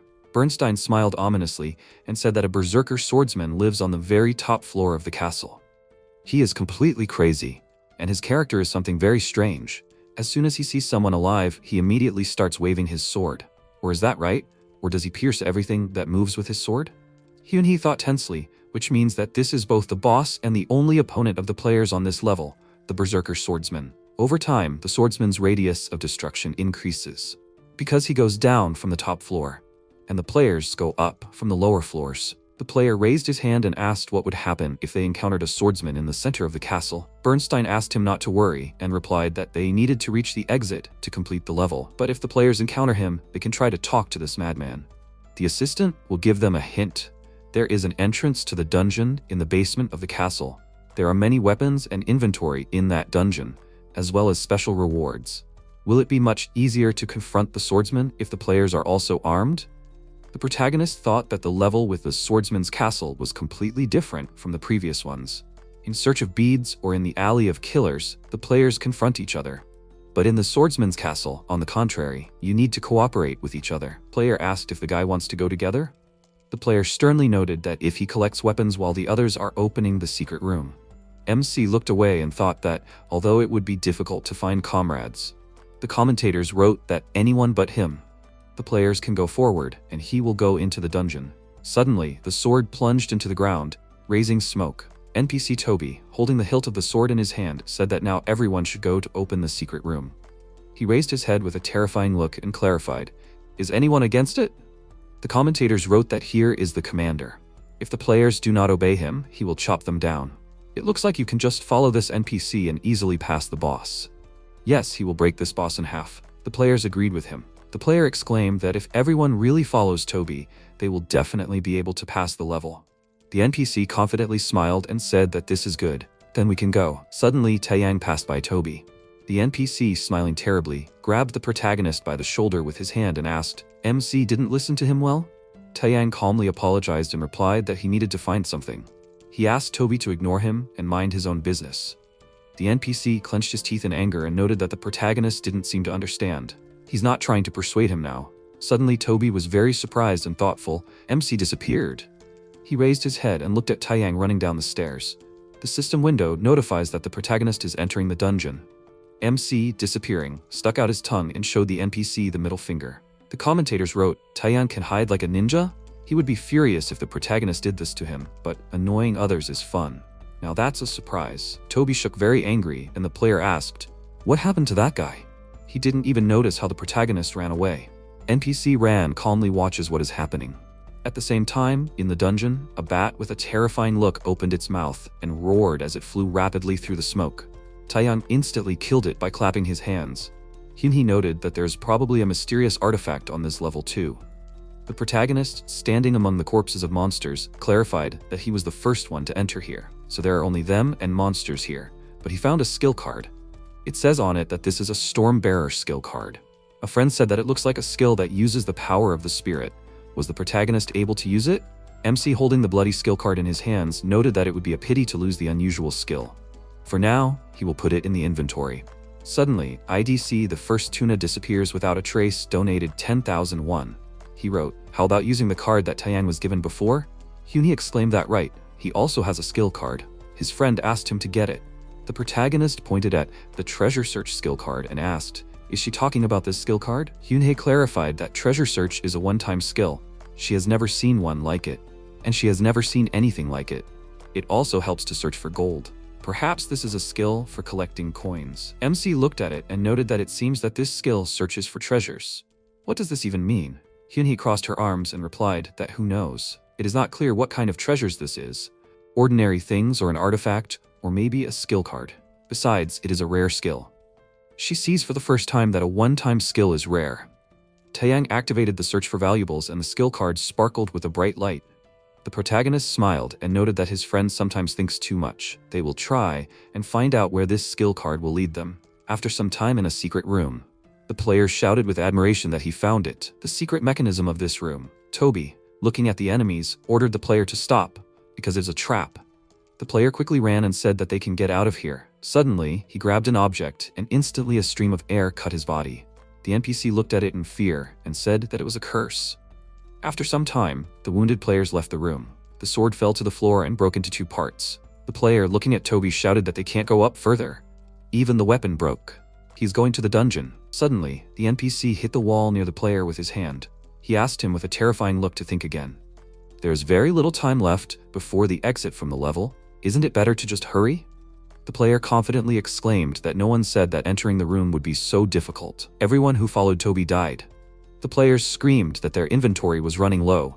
If they met the berserker, those who replenished their inventory in the dungeon had at least some chance of surviving, and they would all definitely die. The second player agreed and said that he would also go into the dungeon before the swordsman arrived. He ordered the NPC to get out of the way. Toby thought tensely that there seemed to be a split in the group. The difficulty level turned out to be high, and many died. Perhaps it really would have been better to go into the dungeon first. He knows this himself, but it's too late to end it. If they get separated, they'll definitely die. He needs to keep moving forward, even if he has to force them. He'll have to stop them by force. The NPC grabbed the player's head with a terrifying look and lifted him up. Toby ordered them to trust him with great rage. This is the only way for everyone to survive. The players looked in fear at their comrade coughing in pain. Suddenly, the NPC noticed a stream of smoke. The protagonist clarified that, as he saw, they really did come here together? MC noted with a smile that their efforts were making him feel awkward. The player asked who it was. He had escaped into the dungeon earlier. Ran called out to her and clarified, "Is it him?" The player agreed and replied that it was the same one. The one who had gone into the dungeon at the beginning. She wondered who this girl was. Could she really be a wind mage? Ran is a wind mage, but also as a source of information, capturing particles in the air. In addition, she's able to predict the future by listening to the whisper of the wind. To do this, wind mages train their sensitivity to air currents for years. Their flow, state, density, strength, and more. That's why she saw that streams of bloody wind were swirling madly around the guy standing opposite Toby. Ran said that she was glad that the protagonist left alone, but now he's back. She doesn't like it. Toby ran at the protagonist with rage and asked, "Is MC trying to sabotage their progress to the exit again?" He thought that Taeyang didn't want to cooperate, which means he doesn't need the protagonist. Toby will kill him until the protagonist starts talking. He jumped at MC with great anger, raising his sword and screamed. Taeyang looked at the enemy's leg and said that Toby is the only one here who is preventing these people from surviving. The protagonist saw a stream of mana and thought that there is an amazing amount of mana inside the enemy's sword. And if MC pours his mana into it, even this strong sword will shatter into small pieces. He instantly stopped the enemy's sword with his foot. Toby looked at his broken weapon with confusion and asked what it was. How many achievements does the protagonist have? So MC hid his true power from them? Taeyang answered with a terrifying smile that no one asked him about it. Toby noted that the protagonist did not want to help them, having such terrifying power.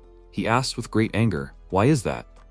MC answered with a smile that the thing is that he wants to kill the berserker swordsman coming from the upper floors. The players asked in amazement, is it possible to kill him? Has the protagonist gone crazy? Taeyang noted that he actually heard them. Toby laughed and said that MC really is crazy. Words cannot convince him. Taeyang confidently got into a fighting stance. Ran used wind fangs, and suddenly streams of wind flew towards the protagonist. Suddenly, MC paid attention to them. The streams of wind joined together, creating a whirlwind. After a while, Taeyang looked at the destroyed building. Ran waved her fan, and the protagonist noticed that she was not holding back. She confidently stood in front of Toby and said that she was tired of listening to conversations. The commentators wrote that she is very beautiful.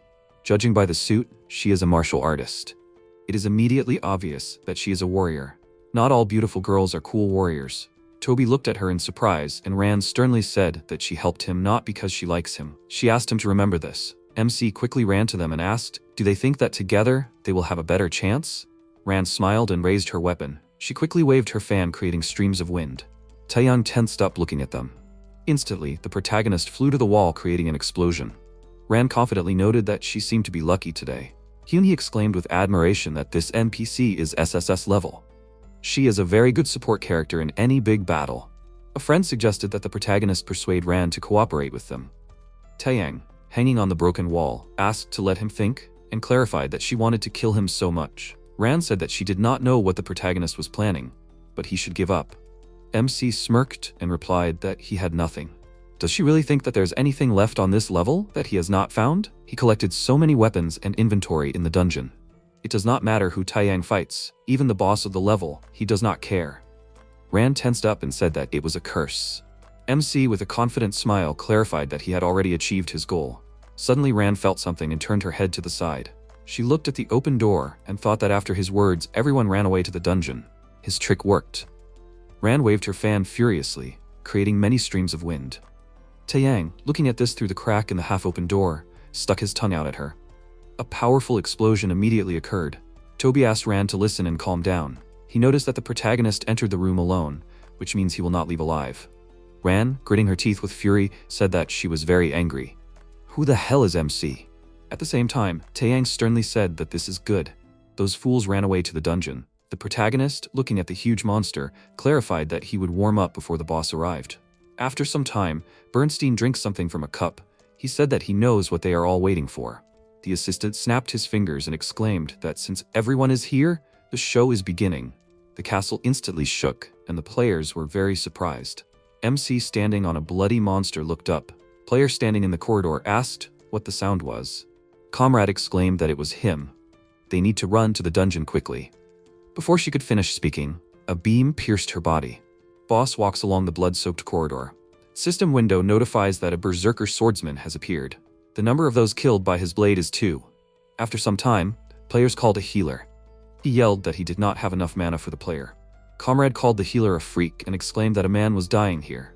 Player sitting in blood without a hand asked for help and yelled that his hand was cut off. At the same time, players quickly running along the corridor shouted that they need to run at least to the hidden room. Better this way than to die from the sword of that monster. Player grabbed the door handle, but the beam instantly cut off his hand. Player looked at his hand in fear and screamed. He asked the berserker swordsman not to come closer. The player sitting behind the wall shook and thought that such a monster could not be defeated simply by replenishing the inventory in the dungeon. If she had known that this would happen, she would have gone to the hidden room.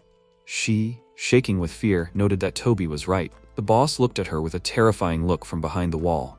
The player's body lies on the floor among the blood. System window notifies that the berserker swordsman has killed 9 people. The berserker's strength level increases. His strength level is 3. Suddenly, a stone fell to the floor and the boss quickly looked at it. A powerful explosion instantly thundered. The berserker swordsman, standing in red smoke, roared. He looked at the boot lying on the floor. Toby, missing 1 boot, quickly struck the enemy. He thought with fury that he needed to deal the boss a fatal blow and retreat, taking the people into the dungeon. Suddenly, Toby was very surprised to see that the sword did not pierce the enemy. He thought it was the scarlet energy surrounding the swordsman. This energy was too dense and did not allow the sword to hurt him. The boss waved his hand in rage and roared. He hit Toby with great force. The NPC tensely clenched his teeth and thought that he could not die so easily.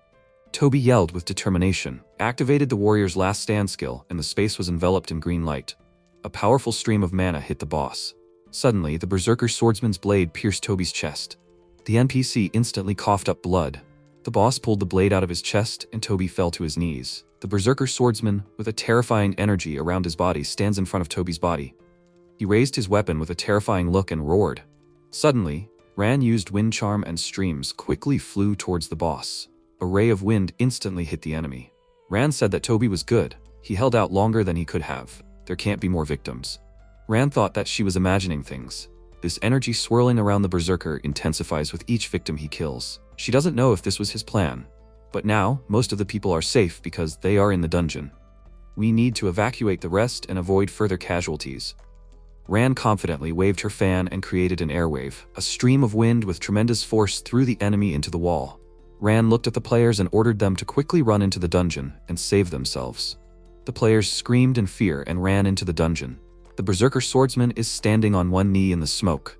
He stood up and looked at Ran. She tensed up greatly and the boss instantly spread streams of energy around. Ran wondered, is this the energy of the sword? The streams of energy hit the players and they screamed in pain. Ran, standing in front of the bodies of the dead players, wondered, can he create such a strong wind by swinging a sword? The system window notifies that the berserker swordsman has killed 12 people. His power level is 4.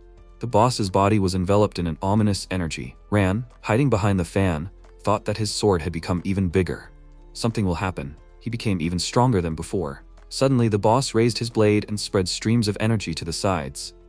Ran screamed from the tension, protecting herself with a fan from the streams. She thought that this was an amazing power. She would not last long. Suddenly, her hand began to shake and Ran smiled. She covered her face with her hand and asked, where did this fear that she felt in the air come from? Ran closed her eyes and wondered, is this really her end? At the same time, the protagonist is calmly lying on the column. Ran was very surprised looking at him and wondered, what is he doing there? She immediately asked for help. MC paid attention to her and clarified, is she talking to him? Ran barked irritably, does he see other living people here? The boss quickly ran towards Ran through the streams. She coughed from the tension and asked to help her. Ran clarified that MC was going to catch the boss anyway. Surely Taiyang knows some way? She will help him. The protagonist himself saw how strong she is. She will definitely come in handy. MC indifferently stuck his finger in his ear and asked why he should believe her? Ran instantly swore by the wind itself, the gentle wind that made them happy in childhood, the compressed wind raging in her lungs, the bloody wind that swirls around MC. Taiyang asked in surprise, what is she talking about? He replied that she does not know. Maybe this is a special oath of wind mages? The protagonist asked, is this swordsman very strong? A friend confirmed this and replied that it was true. The boss is the strongest of all they have met. MC noted that this is good. He yelled, so Ran swears that she will only help him and will not attack? She shouted with great tension that she swears. Taiyang asked smiling, does she swear to dedicate her whole life to him until death? Ran was embarrassed and asked, what does this mean? The commentators wrote, what is he doing? She is now on the threshold of death. It's like a slave contract. What a twist. He has no words. The protagonist calmly rolled over on his side and clarified that he does not want to. Ran thought for a moment and agreed. She swore with great embarrassment by the wind itself that she would dedicate the rest of her life to serving him. The boss raised his blade with a terrifying look while standing in front of Ran. The weapon quickly approached her. Taiyang instantly stopped the blade with his foot. Ran looked at him in amazement, and the protagonist exclaimed with a malicious smile that he accepted her oath. The boss roared with great rage. He instantly delivered a powerful attack on the ground, raising smoke. Suddenly, the berserker swordsman looked at the dent left on the floor. Ran looked in surprise at the enemy hanging on the protagonist's hand. She thought that in that short moment when the berserker was lowering the blade, MC managed to jump. Ran looked at Taiyang and asked, what is his plan anyway? The protagonist, sitting on one knee, asked her to be quiet. The boss quickly turned around while standing under a huge chandelier. Suddenly, streams of energy hit this. MC flew towards the boss with his leg raised. He delivered a strong attack to the berserker's head. Suddenly, his leg stopped, hitting the boss's energy. Suddenly, the berserker swordsman spread energy around and roared. Taiyang slid across the floor to the side. He thought with bewilderment that everything was clear. The red aura around the boss works like a shield and does not let attacks through. The higher the power level, the more powerful the shield. Every time the swordsman kills 3, his power level doubles. Now his power level is 4. 4 times more than when the boss entered the game. No, 16 times more. The boss looked at the MC with great rage, spreading ominous energy around. Suddenly, something fell among the columns and the berserker swordsman looked away. The player, lying on the floor, screamed with great fear that they were noticed. The swordsman swung his blade in a terrifying manner and screamed. An explosion immediately thundered, and pieces of the floor flew to the sides. The system window notifies that the berserker swordsman has killed 15 people. His power level increases to 5. The boss increased in size and spread energy around. The protagonist fell into a stupor and thought that he had already grown 32 times. He noted that this could not be. The commentators wrote, "Are there any surviving witnesses of his 5th power level?" Suddenly, the berserker swordsman's back began to break, and he grew wings. The boss changed his incarnation and, raising his blade, roared. Ran, watching what was happening, thought that the berserker had thrown off his armor. Even that self-confident guy can't handle this. She must help him. Suddenly MC raised his hand, and Ran was very surprised to see this. Taeyang calmly asked how many minutes had passed since the boss entered the game. Hyunhee replied that almost 20 minutes. The protagonist said that this was good. He smiled with an artifact appearing above his head and exclaimed that it was time to begin. The commentators wrote, he wants to use the watch to strengthen himself 3 times? Will their powers be equal then? The difference is 3 times and 32 times? The boss rushed into battle with a terrifying look and roared. MC confidently stands still looking at the enemy. The berserker swordsman ominously raised his blade and yelled. His weapon approached Taeyang. The watch instantly sparkled and the protagonist looked at the tip of the blade. Suddenly the boss was very surprised. MC thought that there are 2 sides to the skill of the greatest mechanism. Acceleration speeds up movements, cooling of the mechanism lasts 12 hours, and also recovery restores physical condition to the best. Of course, everyone thinks that these techniques only affect the player's body. However, recovery can be used on someone else as well. The system window notifies that the berserker swordsman is returning to the state he was in 20 minutes ago. The boss began to collapse and roared. The system window notifies that his power level is 1. The berserker swordsman has returned to a power level of 1. The boss roared angrily, raising his hands. He looked around in confusion. Taeyang asked with a smile, "So how is the boss doing? It's probably very bad that the boss was given power and then taken away?" The berserker swordsman got very angry and quickly began to swing his blade. MC thought that the berserker swordsman was left without armor and protective aura. He will definitely be finished. Taeyang said with a smile that this is a good moment to use this skill card. Suddenly, the skill card sparkled and a powerful whirlwind arose. The protagonist looked away in surprise and wondered, "Is that the wind?" Stormbringer skill card, a unique skill. Adds 1 to agility, heroism, and sword. The system window notifies that Arasil, a warrior of the wind spirit, has entered the body of the player Taeyang. The skill lasts for 60 seconds. Arasil appeared behind the protagonist, shrouded in wind.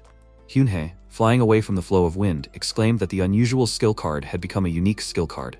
Ran wondered in amazement, "Is this the spirit of the wind?" MC confidently raised his fists and noted that this was good. The boss ran furiously towards Taeyang and growled. The enemy swung his blade with a terrifying look. Ran wondered in fear, did he not dodge the attack? Hyunhee tensely called out to her friend. Suddenly, the protagonist appeared behind the boss and kicked his leg with his foot. MC smiled confidently, leaning his hand on the ground and delivered a powerful attack on the enemy, throwing him up. The comrades were very surprised to see this. The commentators wrote, "MC sent him flying?" Taeyang quickly jumped off the ground and headed towards the boss. He confidently clenched his hand into a fist and wrapped it in mana, thinking that this was the technique of that very master. The protagonist used 18 wind breakthroughs and dealt multiple attacks to the boss. MC, with a terrifying grin, pierced the swordsman's body with his fist on the 18th blow. The berserker swordsman fell to the floor surrounded by wind. The system window notifies that Arasil, the warrior of the wind spirit, is leaving MC's body. Ran stands calmly surrounded by wind. She looked at Taeyang and thought that an ominous, self-confident guy with a bloody wind blowing around him. Who the hell is he anyway? Suddenly, the protagonist picked up the boss's weapon from the floor. MC looked at the weapon with admiration and said that he could not believe it, so it was with the boss. The system window notifies that this item is a vampire katana. This is a rare item that adds 1 to agility, power, and vampirism. Additional skill, bloodlust. Taeyang thought that it was not even important that the card was rare, but rather this skill, bloodlust. Now, when the pain control system is not working, due to a game glitch, this skill is the most useful. Because even though the protagonist did not show it, but all this time he endured pain on pure willpower. MC puffed out his cheeks from the tension and pressed his hand to the wound, thought that it hurt. He clarified, "Well, how do they like it?"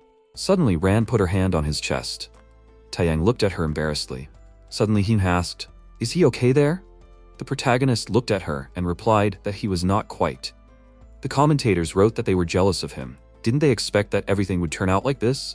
Some kind of strange. More than 15,000 viewers are watching them. Hyunhee is so jealous that she even worries about the NPC? The protagonist threw away Ran's hand and said that he was using the power of restoration. The system window notifies that a regeneration card is being used. All wounds are being healed. Ran asked in surprise, can he even heal himself? She was just worried. MC noted that that was why he was in a hurry. He is not that strange, she knows it herself. But Ran is just the opposite. She swore an oath to the wind.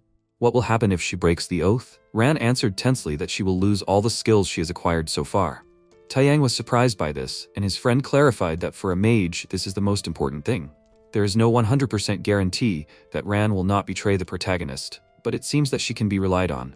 Suddenly, MC said that now Ran must obey him. She was stunned when she heard this. Ran screamed in confusion. What is he doing? She asked him not to come closer. Taeyang extended his hand to her and offered to exchange greetings. He introduced himself, and Ran introduced herself and said that she was a feng shui master. After some time, they were walking along a bloody corridor. The comrades approached the door, and the protagonist grabbed the handle. The door swung open quickly, and a bright light spread around. Andromalia, sitting on the throne, noted that they were finally here. Ran was very surprised to see her, and Andromalia said that they had all settled in well. MC yelled that how could she? Was it she who sent Bernstein to him? Why was that necessary? The assistant yelled furiously that Taeyang was a child. How could the protagonist say such a thing to Andromalia? Where did MC get that from? Andromalia, smiling and crossing her arms, said that she thought that in the future, Taeyang would be able to get more. But only if he continued to be good, and did as well as he did now. She snapped her fingers and said that 2-3 Swordsman's Castle is completed. The game window notifies that achievements have been received. Scary Face, Heartless Survivors, Wonderful Survivors. 1 contract concluded. Last Escape, Swordsman's Castle cleared. Ran thought with admiration that she got 6 achievements for 1 floor for the first time. Before that, her limit was no more than 3. Thanks to the protagonist, she cleared it with a much better result than she thought. Suddenly, MC bent down and put his hand to his forehead, grunted in pain. Andromalia noted that this was expected. Since Taeyang got 10 achievements, it will not be so easy to adapt to the enlarged soul. Ran was very surprised and clarified. The purposes of 10 achievements? The game window notifies that 2 to 3 escape from the castle. Passed. Achievements received. Do not let the nightmare steal the demon sword. Cruel Survivor, Wonderful Survivor, Hunter's Chest, Random Encounter, Seed of Discord. 1 contract with an NPC concluded. Last Escape, Swordsman's Castle. 16 gold earned, and the current balance is 51. The commentators wrote that there are too many to count. The commentator thinks that this will go down in history. This will be a legendary moment. The protagonist has fulfilled all the parameters. The numbers 3 and 5 in brackets next to the survivor mean the number of times he showed rage. Suddenly, Cake to Best donated 1 million won and wrote that it was a good game. The commentators wrote in shock, "Is this like him?" They asked, "Is it really KK to Best?" At the same time, Hyunhee, looking at her laptop, screamed that it was really KK. To Best is the 4th-ranked Dantalian. She thought that he was an old player with a level of recognition almost like a professional. Hyunhee noted that the number of viewers had definitely increased. Andromalia, getting up from the throne, said that it was a good job. The game window notifies that the player's fighting prowess is on a different level compared to others at the same stage. His abilities are better demonstrated in raids on the boss than in royal battles. The protagonist is very much awaited on the floors above. It is recommended to climb without deaths. Achievement received, Certificate of S rank Andromalia. Additional reward, 100 gold. MC thought with a serious look that he had rank S. Andromalia, standing surrounded by light, said that they would say goodbye here. She calmly looked down and clarified that the exit was here. There is a devil who really wants to meet them. The hotel between the 6th and 7th floors, and it is ruled by the devil himself. She is responsible for floors 7 through 9, Belia. She greeted the players with a smile, holding a glass in her hand. Another feature, the Belia Hotel is enchanted by overlapping spatial magic. So people will not be able to communicate with other players, except for team members. Commentators wrote that Belia is very beautiful. Belia said that she was pleased to meet him, and noted that she was just waiting for him. Taeyang asked if she knew him. Belia replied that she knew he was good and that she had heard about him. Belia had personally watched him climb the 5th floor. She brought her face close to the protagonist's and added that she hoped he would do just as well on her floor. Belia suddenly turned around and raised her hand and said that she was sure MC was very tired climbing up here. These treacherous steps of Andromalia. Maybe they should start with a meal, a bath, or an order? Belia lifted the menu with a smirk. It said that there was Dragon Slayer N. This artifact adds 1 to agility, power, and divinity. It has an additional skill, Dragon Poison. Landing with an injury of R adds 1 to attack, agility, and heroism. Landing with an injury of R adds 1 to mental stability, physical strength, and vampire. The additional skill is increased expression. Weather control R adds 1 to magic, agility, and divinity. Additional skill cyclone. The last item Devil Arena, PvP Arena. Hyunhee pointed out that all of these are high-level items and artifacts. Although they look like famous items, they are just fakes. They can't even compare to half of the original. At lower levels, these items would be valuable and useful. Belia asked what Ran would like to order. Ran apologized and replied that she did not have enough money to buy this item. Belia happily crossed her arms and yelled that it was fine. She did not need them. They would get it as a reward for overcoming the trials of the 7th floor. She would just give it to them earlier. Ran asked in surprise, "Can they get the reward for the 7th floor before passing it?" Suddenly, she began to shake and asked to let her think. Belia smiled and told the player to take her time and think. There was a whole night ahead. Belia raised her hand and asked, "So they need 1 room?" Ran disagreed with her with great embarrassment. Belia pointed out that she was joking, and Ran was reacting so violently. The commentator wrote that this was her first confession. Taeyang clarified that he was going to sleep and said that they would see each other tomorrow. Hyunhee noted that she would turn off the broadcast and asked her friend to sleep peacefully. The system window notifies that the player Taeyang entered the hotel. After a while, Hyunhee breathed a sigh of relief as she read the comments. Hyunhee breathed a sigh of relief. She calmly looked at the laptop and said that she expected this from the beginning, but the level of the comments. Hyunhee suddenly fell silent and thought that it does not matter how much privacy is at stake. Many people will not attach importance to this as long as it does not concern themselves. Even if it is the life of 1, 100, or 1,000,000 people. She tiredly raised her hand and pulled it up. Hyunhee leaned her head on the sofa and clarified that maybe she should hire a manager. She thought that now the average number of views for Taeyang has reached 10,000 and is approaching 50. When they fought the Berserker, this number increased to 100,000. It became the most discussed topic not only in Korea but also around the world. However, as a result, it caused chaos, both provocative comments and messages that were not related to the game. Hyunhee tensely said that she could make the broadcast private. She lowered her head and thought that no, the protagonist who plays for his life on the line desperately needs at least some kind of hint. Suddenly, a message came to her phone and Hyunhee looked away. A message came to her phone from an unknown number, saying that her son was trapped on the 6th floor. The person asked Hyunhee for help. Can she check if his friends are on that floor? The person's family is stuck there. Hyunhee thought that the phone numbers of streaming companies or internet streamers are sometimes leaked to the public, but most are protected and kept secret. However, in some cases, you can get contact information through mail, official websites, media accounts, and so on. These are contacts from family and friends asking to save the victims trapped in Dentalian. Hyunhee looked at the phone sadly and said that right now they are in the same despair. She asked the people to wait a little longer. She is sitting on the couch in front of 2 capsules. Hyunhee pulled out the yellow liquid and exhaled heavily. She thought that when the MC was injured during the battle, his sounds came from the capsule. At times, when the pain was severe, the capsule rumbled. Taeyang's body, connected to the game, is also suffering greatly. Will the protagonist be able to endure this? He should be able to handle it, although no. Hyunhee sadly put her hand on the capsule and asked her friend to hold on there. The next day, Ran was standing in the room looking very tired. The protagonist asked if she hadn't slept all night. Had she made a decision yet? Ran hung her head and replied that she hadn't yet. Belia raised her finger with a smile and asked, does Ran understand that she needs to choose wisely? Once she makes a choice, there's no turning back. MC asked, is there not a single legendary artifact here? Belia laughed and confirmed it. Devils can't just give out legendary skill cards like that either. Hyunhee thought that legendary skill cards were the most powerful in Dantalion. According to official data, no user has ever had one. Commentators wrote that the mere mention of legendary skill cards was already flattering. Do they really exist? If we're talking about Taeyang, then surely he's tried at least one? He's the first user to be awarded S rank by a demon. The protagonist turned the page with artifacts with interest. He was suddenly very surprised and said that he had made his decision.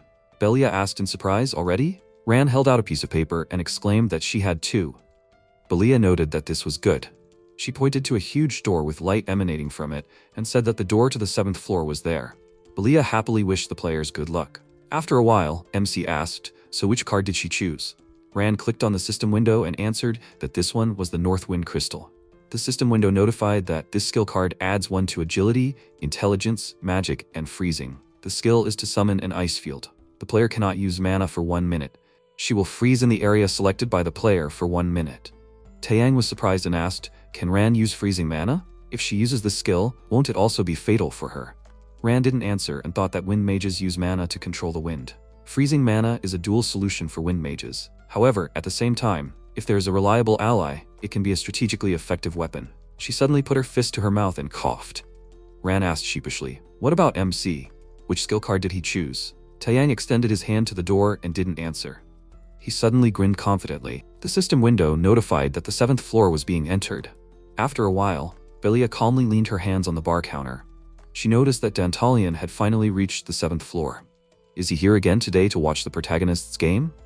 It seems the Demon King is a big fan. Dantalian replied that he has been watching him with great interest lately.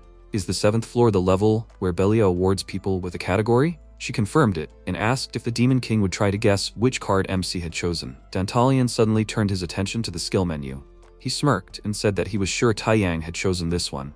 Was there a customer who had come before them?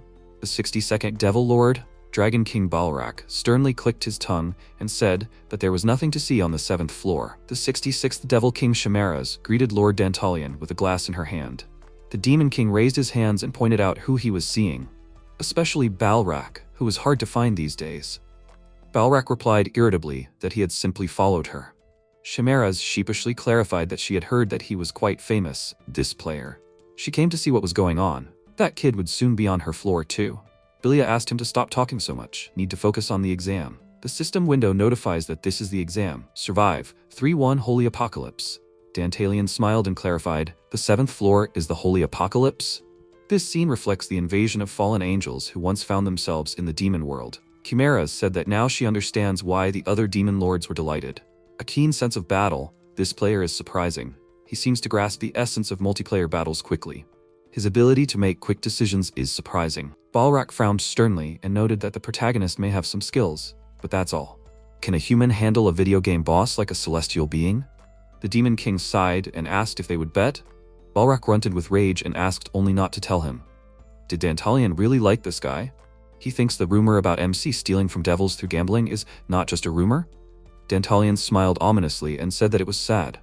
It was just a little entertainment during the long journey through the labyrinth. Was the demon scared? Balrak yelled in irritation. Why did the Demon King think that? How annoying it was. It felt like Dantalian was playing with him, so his answer was no. The Demon King clarified that it couldn't be helped. Belia exclaimed in confusion. Dantalian had been acting strange lately. Why was he supporting that player so much? Chimeras calmly clarified that she was thinking the same thing. Anyway, Taeyang was from Earth after all.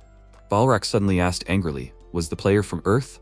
He thought that Dantalian had put a lot of effort into using people from Earth as players in the spatial labyrinth. What the Demon King got from the dimension he had broken through with great effort was a pile of garbage that had grown exponentially, so to speak. Is Dantalian trying to prove through this human being that his efforts weren't in vain? Balrak gripped the glass in his hand with great rage and smashed it, noting that ever since the Demon King had brought humans from Earth, he hadn't liked it. Suddenly, the demons noticed the terrifying energy around Balrak. He sternly said that he was making a bet. He needed to fight. Balrak liked all kinds of competitions, but there was one thing he couldn't stand: unfairness. Does Dantalian really think that this player, Taeyang, would be like this without his handouts? The king sternly replied that it was okay to promote someone who showed potential. They all agree? Belia pressed herself against the liquor counter in fear and yelled that they were going to kill all her supplies. Really, they should calm down already.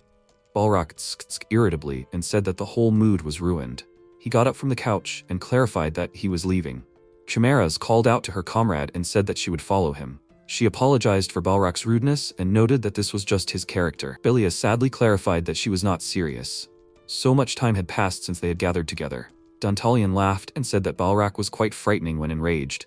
He apologized for ruining the mood, and Belia laughingly agreed with him. Suddenly, on the screen, the opponents' fists hit each other.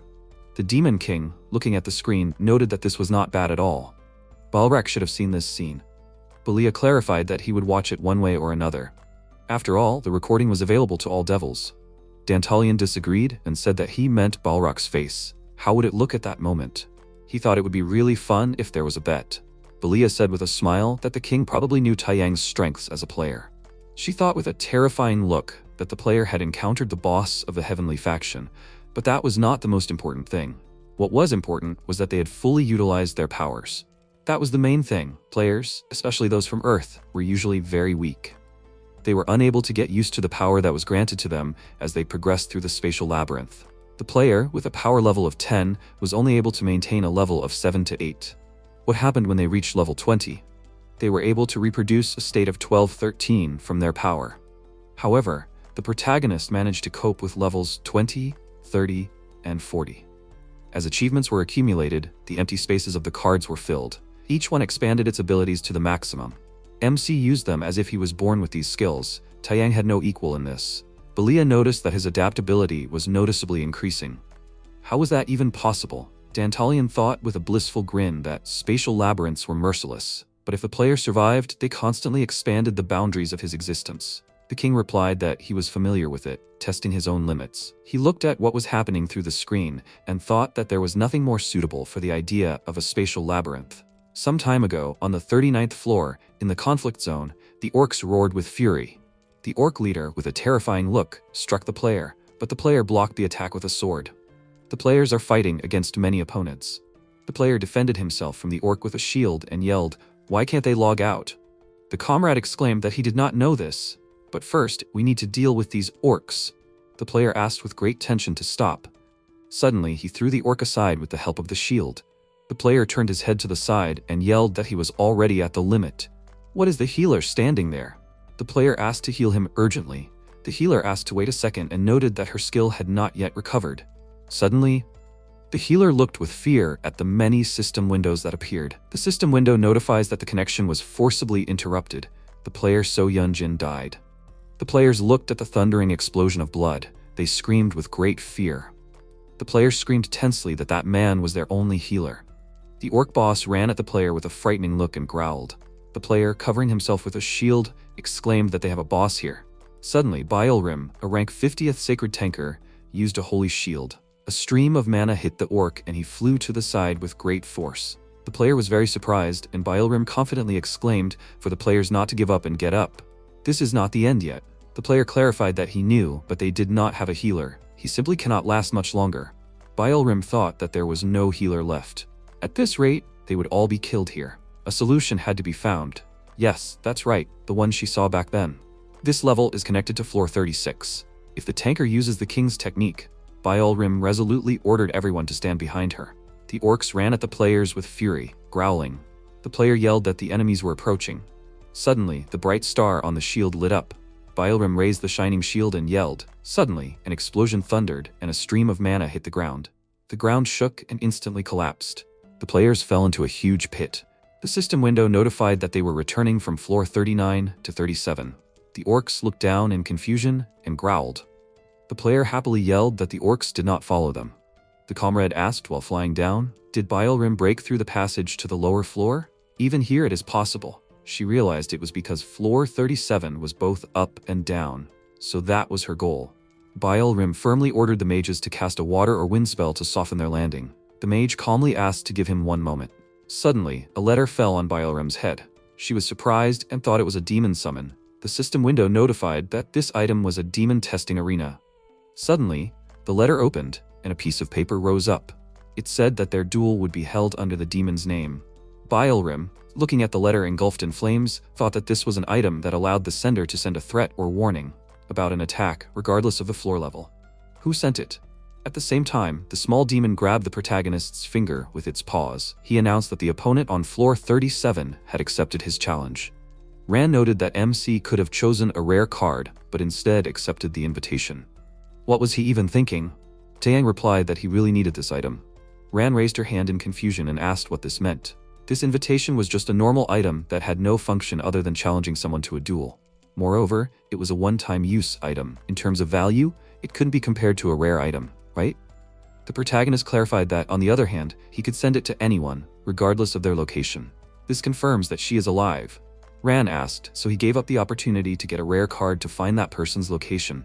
MC calmly confirmed this and said that he was only going through this tower to find that person. That's why he gave up the rare card. Ran thought that she wondered who that person was. Why was Taeyang so desperate to find him? She wondered, with great embarrassment and anxiety. Could it be his lover? The kind of person who would willingly sacrifice their own life for their lover? The epitome of romance? A ruthless guy who kills enemies without a shadow of a doubt? The protagonist looked at her in surprise and asked why she froze. Suddenly, an elevator appeared among the smoke. The demoness turned to the players and welcomed them to the elevator floor leading to the sky. There are 5 floors on this floor, which means that they can jump to the next level here based on the number of floors they cleared. The demoness smiled and asked which floor the player wants to go to. The announcer said that he has already tried. It is very difficult. The 2nd floor is his limit, but they still have the protagonist and Ran on the 3rd floor, so they can go. But even he barely managed the 2nd floor. Hyun-hee clarified that players usually choose the 1st or 2nd floor, and now they only have strategies up to the 3rd floor. She asked her friend not to overdo it and suggested going to the 3rd floor. MC pressed the 5th button in the elevator with terrifying determination and did not agree with her. Taeyang said that he would go to the 5th. The commentators wrote in surprise, and the protagonist is not in too much of a hurry. The commentator asked to stop the MC. The elevator went up to the 1st floor. Ran looked at Taeyang and thought that she knew what those eyes meant. These are not the ones that believe in their own strength, like an angry storm rushing towards its goal. This is a look filled with determination. After some time, the comrades looked into the room on the 5th floor. The boss sits on the throne amidst the smoke. The leader of the heavens, Olvir, exhaled. He yelled with fury that the survivors will be able to climb the tower. The system window notifies that the player's task is to defeat Olvir, the leader of the heavens. The demoness raised her hand and announced that the battle is beginning. Currently, the boss and the protagonist were attacking each other. Ran covered her face with her hand and thought that this was the beloved that MC wanted to save at any cost, even sacrificing his own flesh and blood. Make a promise to someone who already belongs to someone. She must be crazy. No.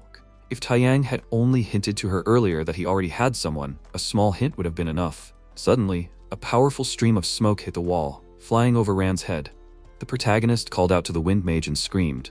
What was she thinking all this time? Had she really forgotten already? Was Ran just going to stand there and watch him die? Ran arrogantly thought that he had no conscience. If she hadn't sworn by the wind, freaks deserved to die. But she would help him only because of the promise she made to her. Ran confidently waved her fan and ordered them to begin. Taeyang barked with a terrifying look that he was relying on her, so he would break through. After some time, streams of bright energy spread around. The protagonist tensely raised his hand, looking at what was happening. NPC Weaver jumped, spreading streams of energy around. Hyun-hee noticed that NPC Weaver is a spear mage who controls the flames of the heavenly realm. All NPCs call him that. Hyun-hee thought that the energy accumulated by the enemy is stronger than the magic barrier. The flames of the heavenly realm are powerful high-level magic. Even though MC has an Acheron card that reduces magic damage, it still affects him to some extent. Taeyang looked at the flames, and they were reflected in his eyes. He fell into memories. His house was filled with a bright fire. The protagonist looks at this with tears in his eyes, hugging his sister. MC quickly ran to the house and called out to his dad. His sister, crying, grabbed Taeyang's hand and asked him to stop. She noticed that dad told them to wait for him here. The protagonist pulled his hand out of her hand and ordered her to shut up. He furiously roared that all this happened because of her. If only his sister had not done such a stupid thing. He told her that he didn't want to eat. Some time ago, his sister, looking at the water boiling in the pan, thought, would he like it if she cooked it before he arrived? Suddenly she heard a sound from the door and ran to it and asked, has he really arrived already? The protagonist angrily ordered his sister to get out of the way. MC quickly ran to the burning house. He entered the house and called out to his dad, asking where he is. Taeyang covered his face with his hand and thought that there was a lot of smoke. He looked around the burning house with horror. The protagonist looked up in amazement and thought that the flames were too hot.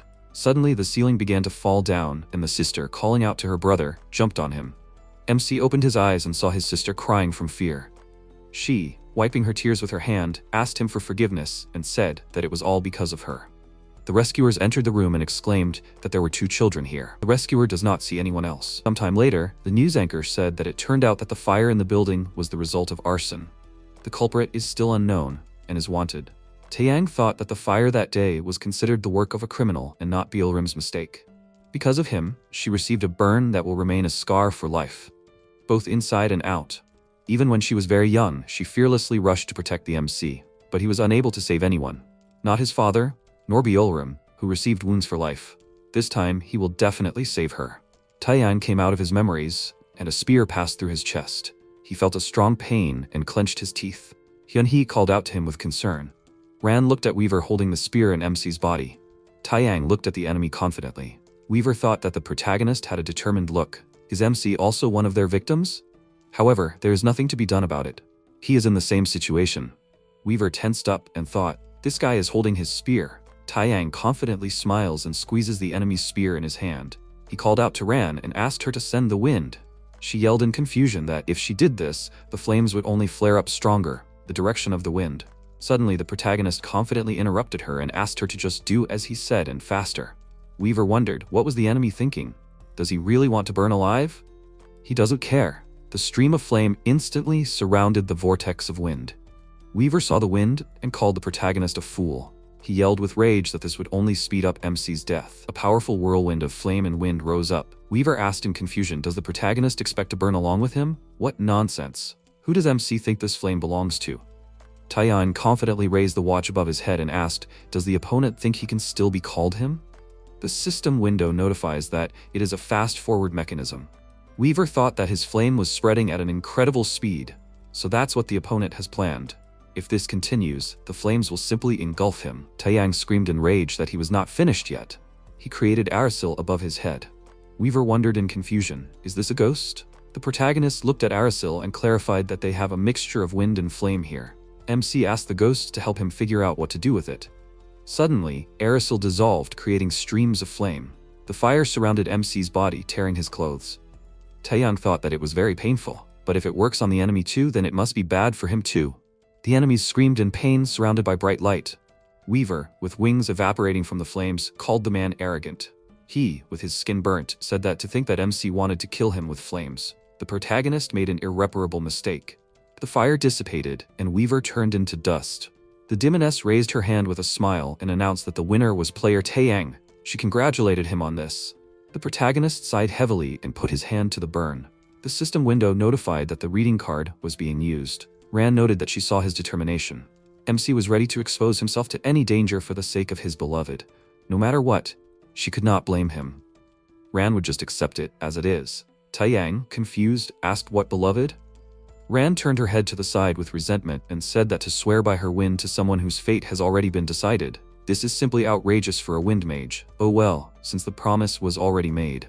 Ran exclaimed irritably that she was the chosen one. She heard that the protagonist was climbing this tower to save his beloved. Isn't that so? MC asked in surprise. Didn't he tell her that his sister was in this tower? He noted that it didn't matter and asked her to help him up. Otherwise, he couldn't feel his legs. Ran was very surprised to hear this. Commentators wrote that Ran was very cute. Ran quickly entered the elevator without saying anything. She screamed furiously, why was Taeyang sitting there, and asked him to go already. The demoness explained that they both needed to head towards the exit. Ran, looking at the wall with great embarrassment, thought, this is not a beloved but a sister? This is a disgrace to her. However, she is happy. Ran immediately hit her head on the wall and wondered what she was even saying. Taeyang asked if he could clear the 5th floor, if he could go up to the 5th floor.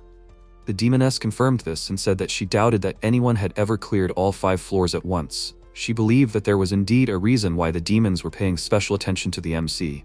Taeyang thought with determination that this time he would be the one to save Byeolrim. Gyunhae was watching the events through the laptop screen with a stern expression for a while. She thought that the protagonist had broken through the 5th floor. Therefore, the number of viewers also increased accordingly. Now, the number has exceeded 500,000. People not only from Korea, but also from all over the world are watching him. Gyunhae has become a player. The reporters gathered in front of MC's house as soon as the news announced at 9 o'clock that there was a high probability that Taeyang Byeolrim's younger sister was trapped in the Dantalian game. She looked out the window at the reporters and thought that their situation was now much more difficult than before.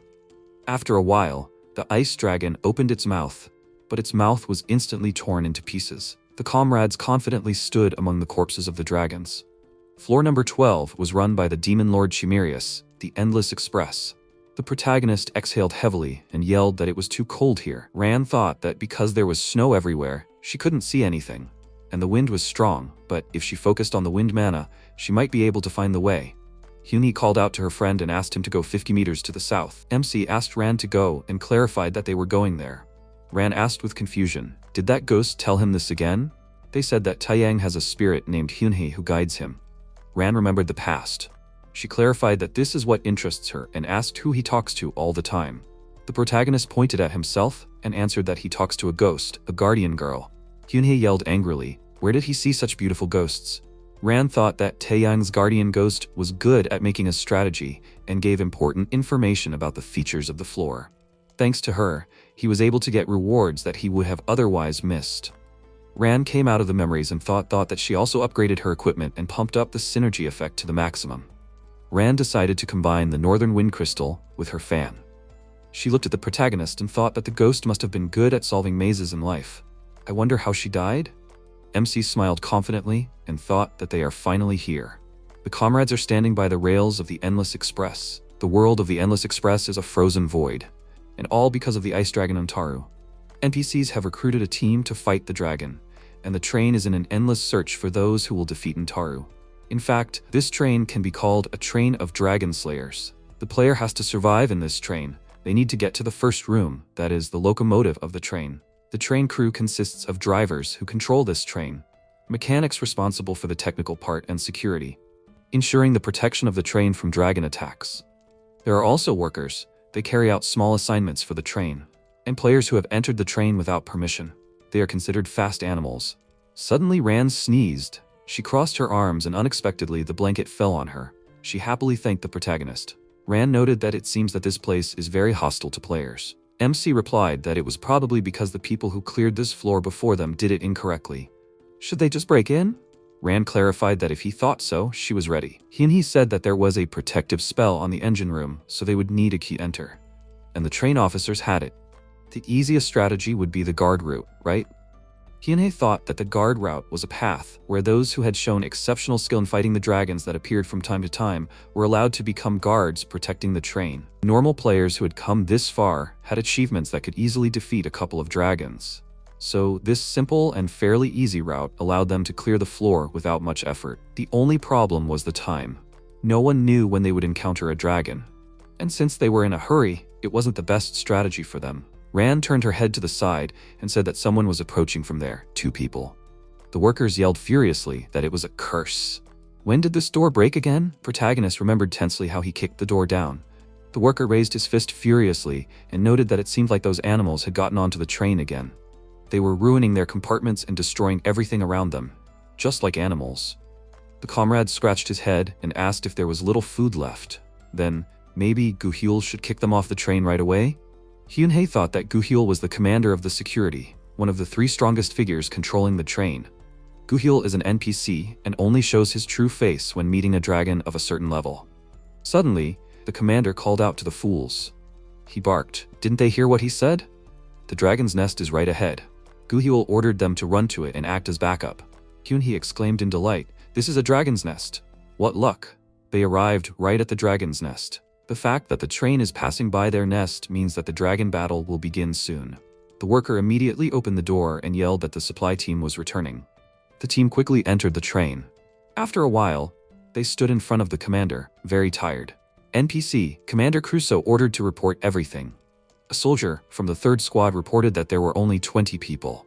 The commander asked him to wait and asked where the captain of the 3rd squad was and why the soldier was reporting instead of him. Where was the commander of the 3rd squad at the moment? Was he really shirking his duties? The soldier sadly lowered his head and replied that the commander had died in battle. Crusoe arrogantly clarified, "And what about the deputy captain?" The soldier replied that he had also died in battle. At the same time, comrades are watching what is happening, hiding behind the wall. Crusoe exhaled heavily and said that then he would hire new dragon fighters. He ordered to drag all these animals and other freaks here. After a while, the worker carried a bowl of meat in his hand. He ran down the corridor and said that he heard that half of the supply squad had died. In the midst of such and such events, they complain about a break. He needs to fix the door before they notice. The worker pressed the button and entered the room with the cage. He clarified that, among other things, Solomon also manages to feed the cat. What is Solomon even thinking about? The worker picked up a piece of meat and, approaching the cage, turned to the cat and exclaimed that it was time to eat. Suddenly a roar was heard from the cage and Parka said that he could stand such rude behavior, but he did not intend to tolerate it any longer. The worker was very surprised and clarified that the cat could talk. Suddenly, a hand grabbed the worker by the face and he screamed in horror. After a while, the worker was crawling along the floor, leaving a trail of blood behind him. Parka lowered his bloody hand with the key down. He inserted the key into the cage and opened it. Parka sternly said that he felt the presence of his race.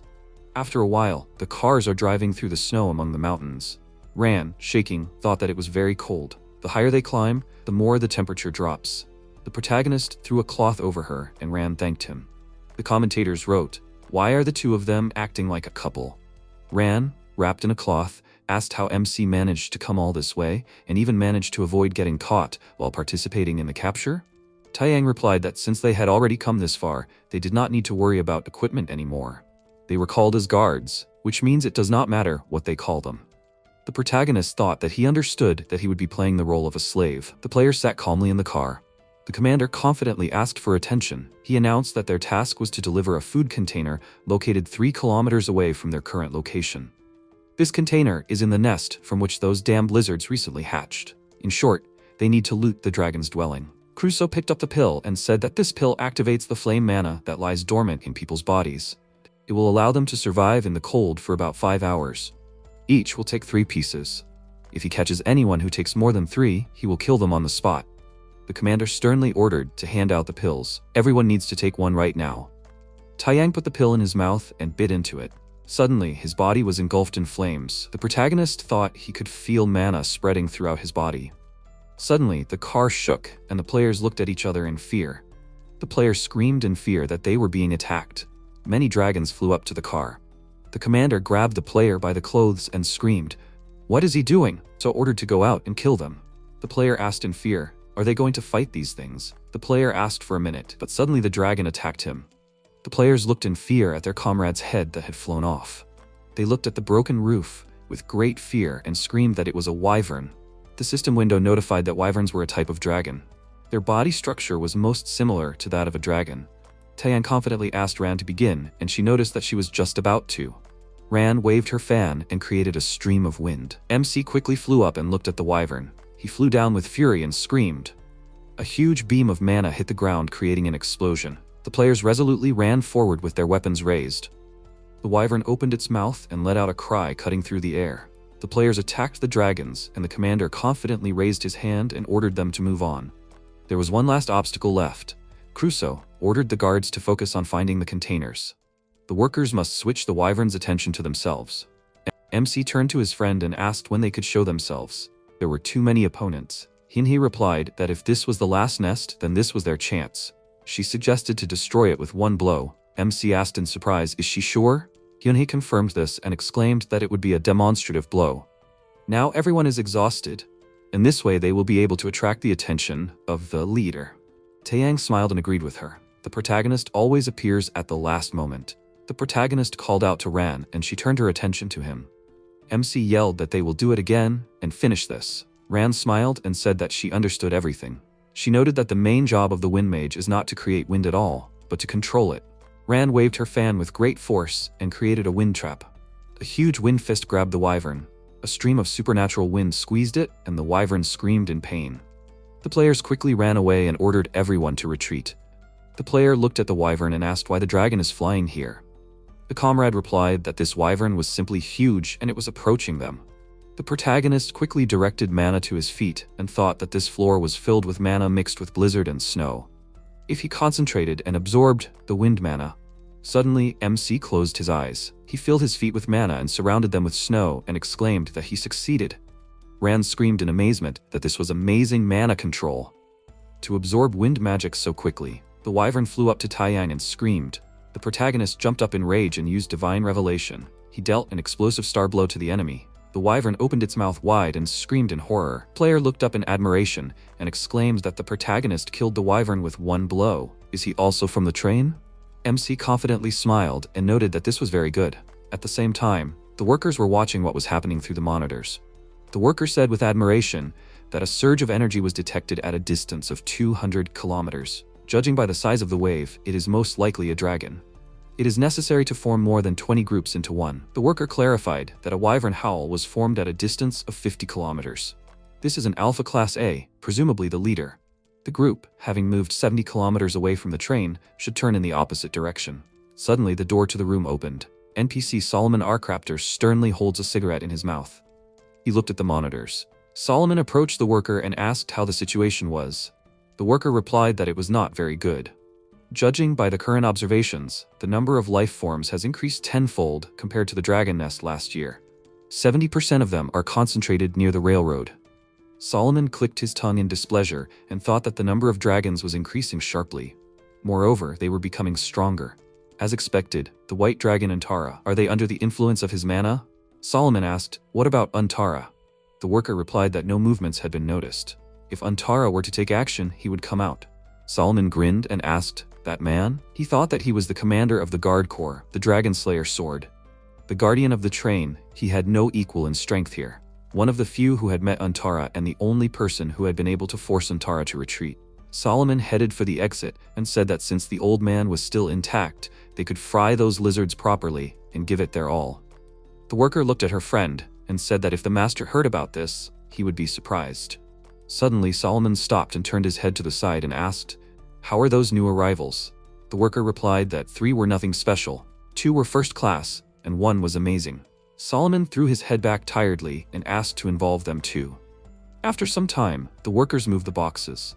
Some of them are carrying supplies, and some are sitting on the floor with wounds on their bodies. Taiyang thought that this battle had already taken half of their squad's lives. The commander exclaimed that everyone was doing well. The survivors from this day on would be part of the train's defenders, also known as guards. Crusoe introduced himself and said that he was the commander of the 1st Battalion of the Defenders. He looked sternly at the protagonist and ordered him to report everything.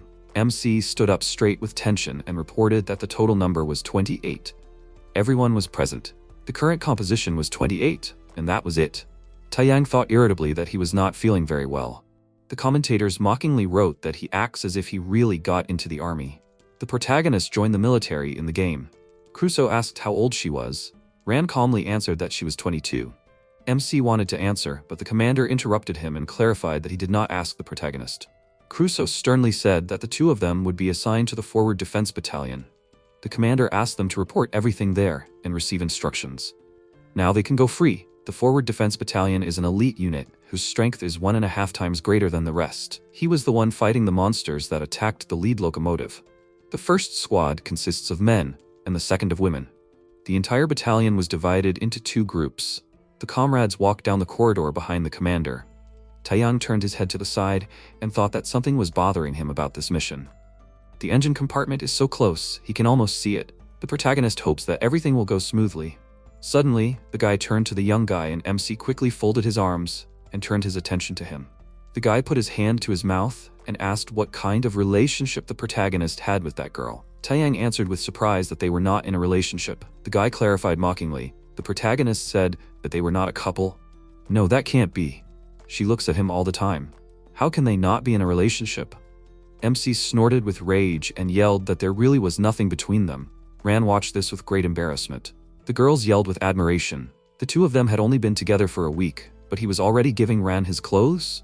They asked. What's the secret? The girls asked her to tell them everything. They wouldn't tell anyone anything, really. Ran, her face red, looked away and replied that it just happened. She said that she would devote the rest of her life to him. The girls asked, was she the first to say that? They noticed that it was surprising and clarified. And then what? Ran replied that she had sworn this to him later, while in a closed space. The girls noticed that there were a lot of people here and asked if they could move over here. After a while, the commander ordered everyone to stand at attention. Taiyang looked at Ran tensely and asked, she hadn't said anything strange, had she? Ran screamed in fear. Of course not. She thought that she was telling the truth. The commander asked if they were ready. Everyone agreed with the commander. Crusoe announced that their target this time was the White Wyvern. There are freaks that are larger and stronger than the others from birth, because they are filled with the mana of the White Dragon Untar. They are not only stronger than normal individuals, but they also have magic. As a rule, someone of the level of Dragon Slayers fights them.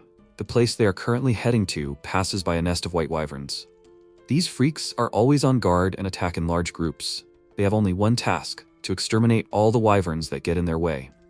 The commander will honor the distinguished soldier with a meeting with the engineer.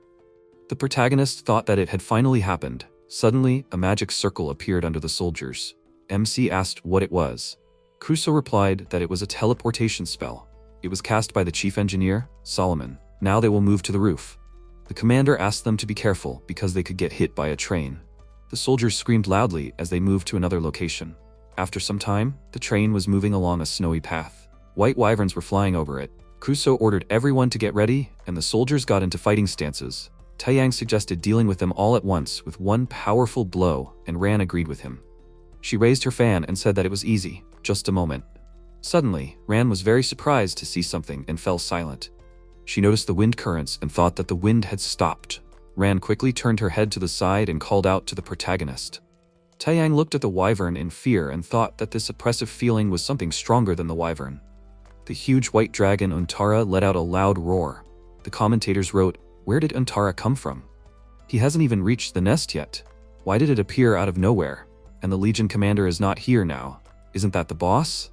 Crusoe quickly turned his head to the side and ordered to contact the control room. The soldier exclaimed that his mana was frozen. The commander tensed up and thought, did their mana freeze? Untara has the ability to freeze? Nothing has been heard from him for the last 20 years. The secret services have always tracked his movements very closely. Or maybe this was his plan? And then he attacked them just at the moment when they had the least people.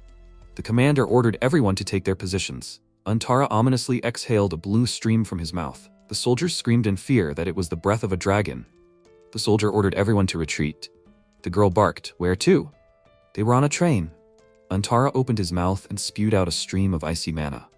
The stream hit the train and cut it in two. The commander thought that the whole train at once. Suddenly, Untara created a sphere of mana in his mouth. Taeyang exclaimed that there would be another volley now. Ran suggested that her comrade retreat, if they fell under his breath. Suddenly, the protagonist confidently interrupted her and asked, what did she mean by retreat? Didn't she know that if the train was destroyed, it would be the end? Ran tensed up and thought that they were standing right under the engine compartment. Crusoe looked at the fleeing soldiers with fury and yelled that they were fools. He ordered them to quickly return. Suddenly, the system window notified that the Lord Ghost of the Storm Arashi was possessing the body of the player Taeyang for 60 seconds. The protagonist confidently noted that this is how the army is designed, that if the commander orders him to skin Untara, he will do it. At the same time, a dim lamp is burning in the dark room. It illuminates Parka, who is sitting in chains. Solomon approached him and asked, was it Parka who made a noise in the basement? Parka asked sternly, who is he? Solomon clarified, if he tells him, will it change anything? Parka got here through the back door of the train, right? How could he survive in the cold for 6 hours without flame mana? He is too lazy to explain everything, so he will tell him directly. Solomon wants to study his body, to understand what kind of mana flows in him, how it affects the body, and how much his body differs from the body of a normal person. Parka asked, and what will he get? Solomon answered, the engine compartment. He will take him to it. Solomon clarified, Parka is an animal, right? Or should he call him a player in their language? Parka smirked and noted that Solomon seemed to know a lot about players, but definitely not about beastmen. Suddenly Parka broke the chains. He sternly told Solomon to know that they would never trade their bodies. Solomon smirked confidently and asked, does the enemy want to fight? He does not advise doing so. The protagonist thought that if the locomotive was destroyed now, then the game would end. He would stop the dragon's breath, no matter what it took. Untara opened his mouth and prepared to attack. Ran, tensely looking at the wind, thought that she could feel the mana literally being absorbed into Untara with her whole body. He was absorbing it in amazing quantities. Ran called out to MC and yelled that he would not be able to stop the enemy's breath. Everything was completely different now. Taeyang decisively exclaimed that there was no turning back. Suddenly, his legs were enveloped in streams of mana and the protagonist looked down in confusion. He wondered, why is that? MC only used the summoning skill and his mana is already at 0. Will he be able to cope at all? Hyunhee, watching her friend, thought that cold and icy winds were blowing on this floor. There is a lot of wind magic in such an environment. With so much mana, the Storm Lord summoned by the protagonist gains power. Mana flows into him, and so he becomes stronger. But the mana is gathering so intensely that MC's body is simply not able to cope with such a load. Suddenly, muscles appeared in Taeyang's legs and blood began to rush through the veins in them. The protagonist threw his head back and screamed in pain. He looked down with tension and thought that the mana was raging so furiously, as if it wanted to get under his skin. He can't take it anymore. Suddenly, a bright light appeared in the darkness. It says that it seems that the protagonist is having a hard time right now. She will help him.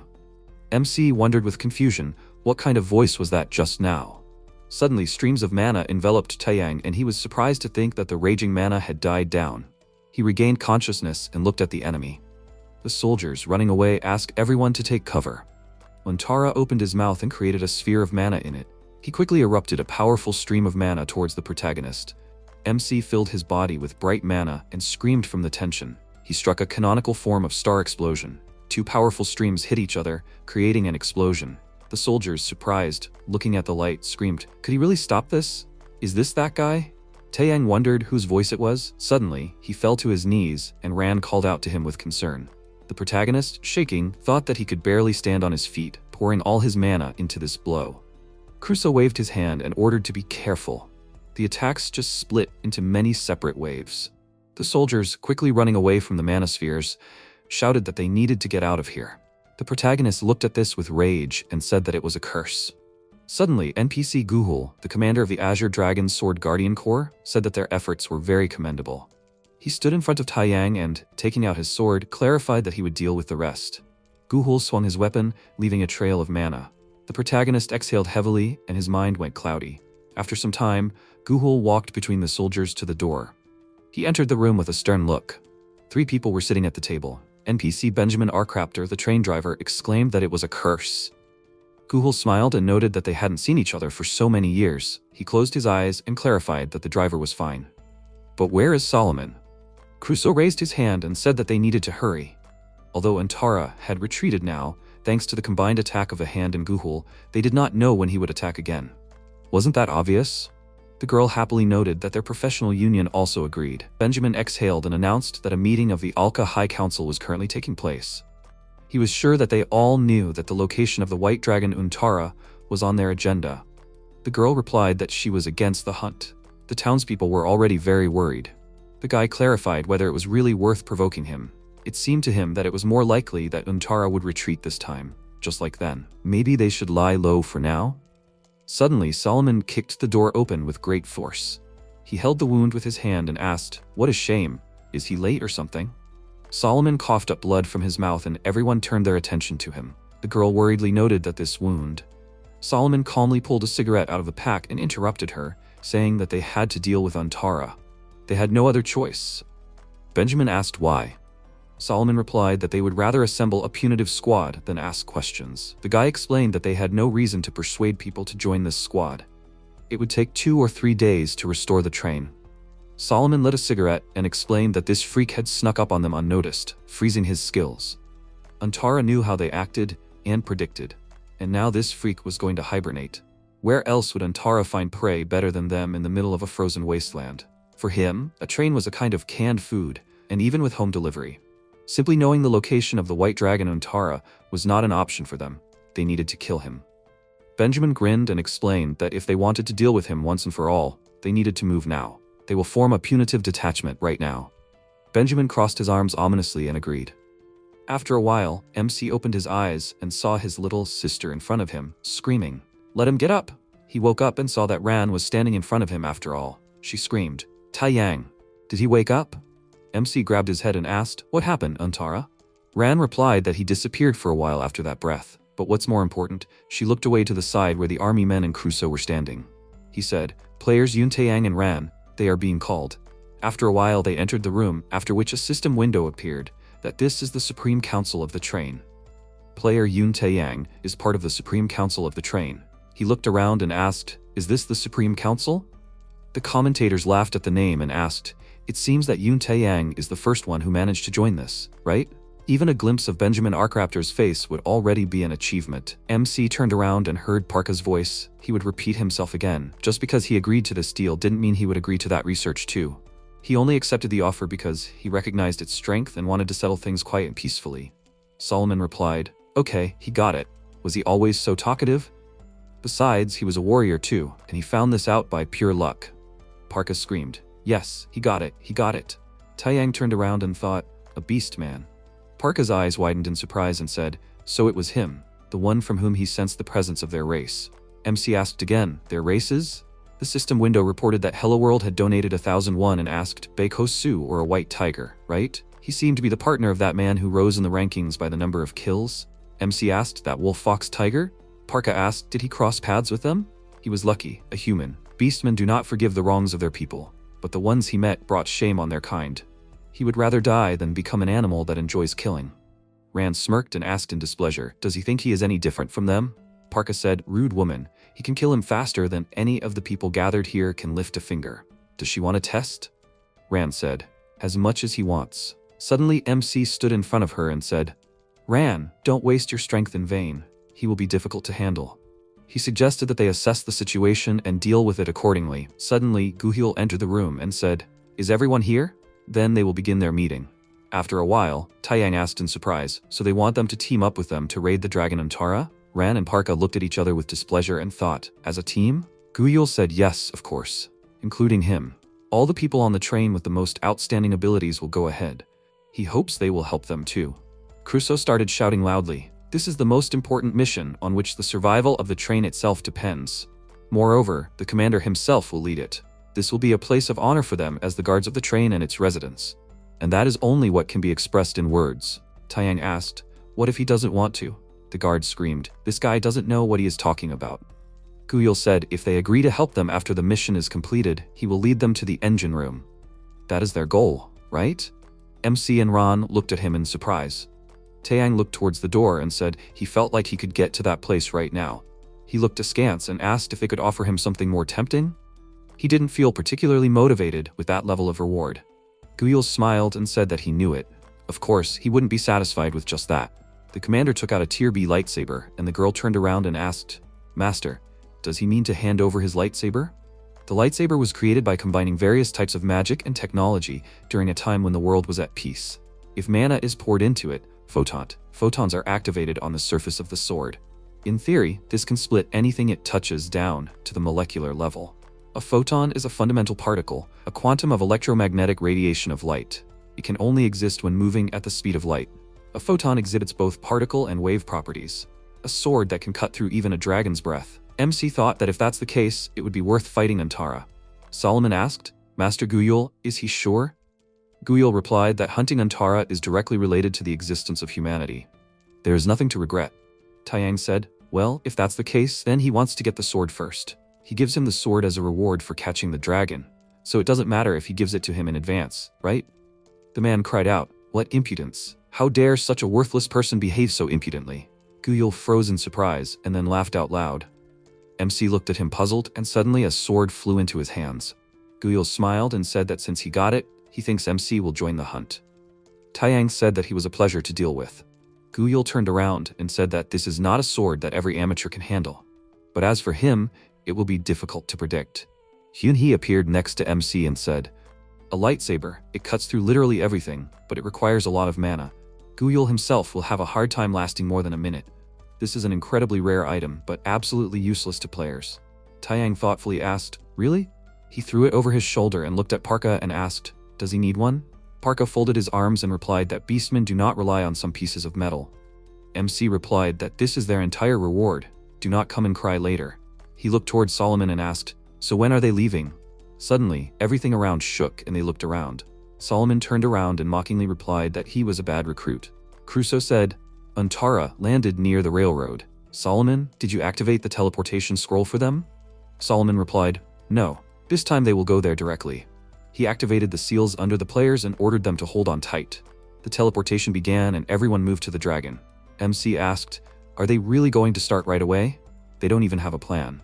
Ran looked at him and asked him to be careful. The wind was unstable. Taeyang asked what she was talking about. Ran replied that the wind was swirling in an absolutely unpredictable manner. She had a feeling that they were going to have a very difficult time now. She asked him not to overdo it and to be vigilant.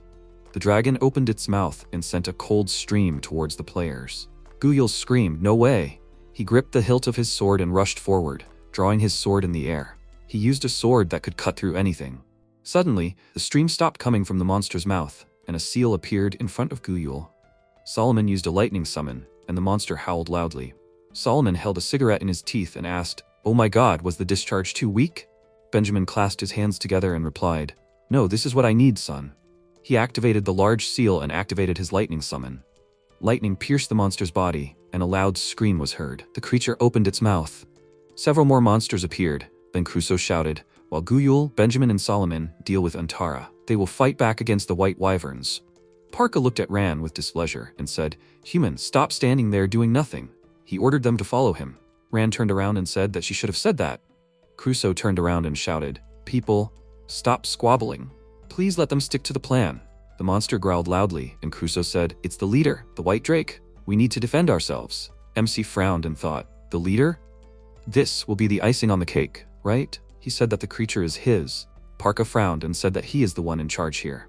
Taeyang and Parka looked at each other, and the monster screamed again, opening its mouth. Solomon exhaled a seal, which the monster's tail hit.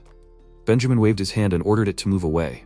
He activated the seal and the dragon swung its tail again. Solomon flew to the side and said, "Horrible, it's too fast." He thought that their mana was almost running out. If they continued like this, they would be at a disadvantage. Guyul swung his sword and ran towards the monster, screaming loudly. He swung and hit the creature, whose body did not receive a single scratch. The dragon roared loudly and then threw Guyul to the side. He flew towards the snowy mountain and said, "Old age is no joy." He thought, could it be that even his attacks are not able to pierce the scales of the creature? Benjamin said that he heard it. Guyul. Guyul laughed and asked, "Benjamin, but he is gradually losing his grip too, right?" Benjamin turned around displeased and asked, "What is he talking about? He is stronger than ever." Guyul laughed again and asked, "With such decrepit legs?" Suddenly Solomon irritably ordered to stop talking. Time to concentrate on the battle. Benjamin said discontentedly, "What an impudent fellow, and he himself can't even dodge the lizard's paw. And here he is in his time." Solomon activated the seal and said, "Come on.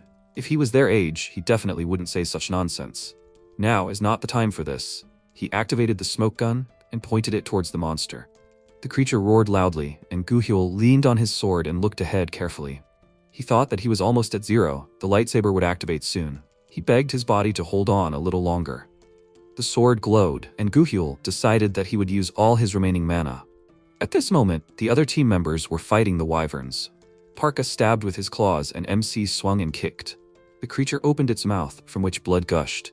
It fell dead and landed on the snow cover. Parka said that he was the one who brought down the monster. Taiyang responded with displeasure, but he was the one who dealt the finishing blow to the creature. The tension between them flashed again, and Parka screamed. He was so blinded by his own achievements. MC apologized for being stronger and faster than him. Parka asked who was stronger here. Did he want to fight?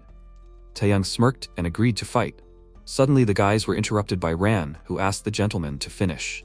She had already finished her part of the work. Kuso turned around and said that he would deal with the rest, and they better go help the commander, because things were not going well for them. Taeyang said, "What a selfless and wise thought." He did not expect to hear such a thing from him, considering his past behavior. Kuso frowned and said, "Even if he tried to stop them, would they obediently submit?" MC smiled and said, it finally dawned on him. He rushed forward and shouted, "He will go first." At that moment, the battle with the main dragon was taking place. The creature threw Guyul aside, causing him to hit a wall of snow. Taeyang turned around to see a huge, roaring monster. Guyul held his sword out in front of him, leaning back tiredly, while Solomon and Benjamin stood there out of breath. Rand said in confusion, "This is even worse than she thought." The audience was asking, "Did they screw up? This is worse than she thought?" They advised retreat. MC frowned and said, "No. Better. This is his chance to deliver the final blow." He thought that only the player who takes the life of a dragon gets this achievement. Dragon Slayer. Hyun he asked, "Is this his goal, Yun Taeyang?" The system window said, "Stormlord." The ghost of Stormlord Arasil possesses the player Taeyang. Solomon turned around and saw the whirlwind, then said, "Just in time." He took the cigarette more comfortably between his lips and took out a lighter to light it. Solomon leaned against a rock and said, "While those guys distract the creature, Father can recover." Benjamin looked at him and replied, "For him, Father is just an old man singing backup." He asked to give him one cigarette. Solomon looked at him in surprise, and then replied that he thought he had quit already. He didn't have to strain himself so much. If he continued smoking, lung cancer was inevitable. Benjamin ordered him to stop talking nonsense, and Solomon replied, "Okay." Benjamin lit a cigarette and said sweetly. He looked away to the side where Guyul was sitting. He walked up to him and holding out his hand said, "Guyul." He had been with him on the train for 50 years. Guyul smiled and asked, what was he getting at? What? Pre-death nostalgia has begun? He held out his hand in response, and they sealed them with a handshake. Benjamin replied, "Perhaps?" Solomon asked, puzzled father? Suddenly, Benjamin activated the lightning summon, which caused an explosion and ashes to leave a trail of Guyul. Solomon looked at it in fear and cried out. He yelled in irritation, "Father, what's going on?" Benjamin activated his seal, waved his hand, and motioned for his son to return to the train. A while ago, dragons were circling in the sky, and the soldiers who were around the train were shouting that the tracks were blocked. "They are surrounded. What should they do, Master Benjamin?" Benjamin ordered everyone to protect the train.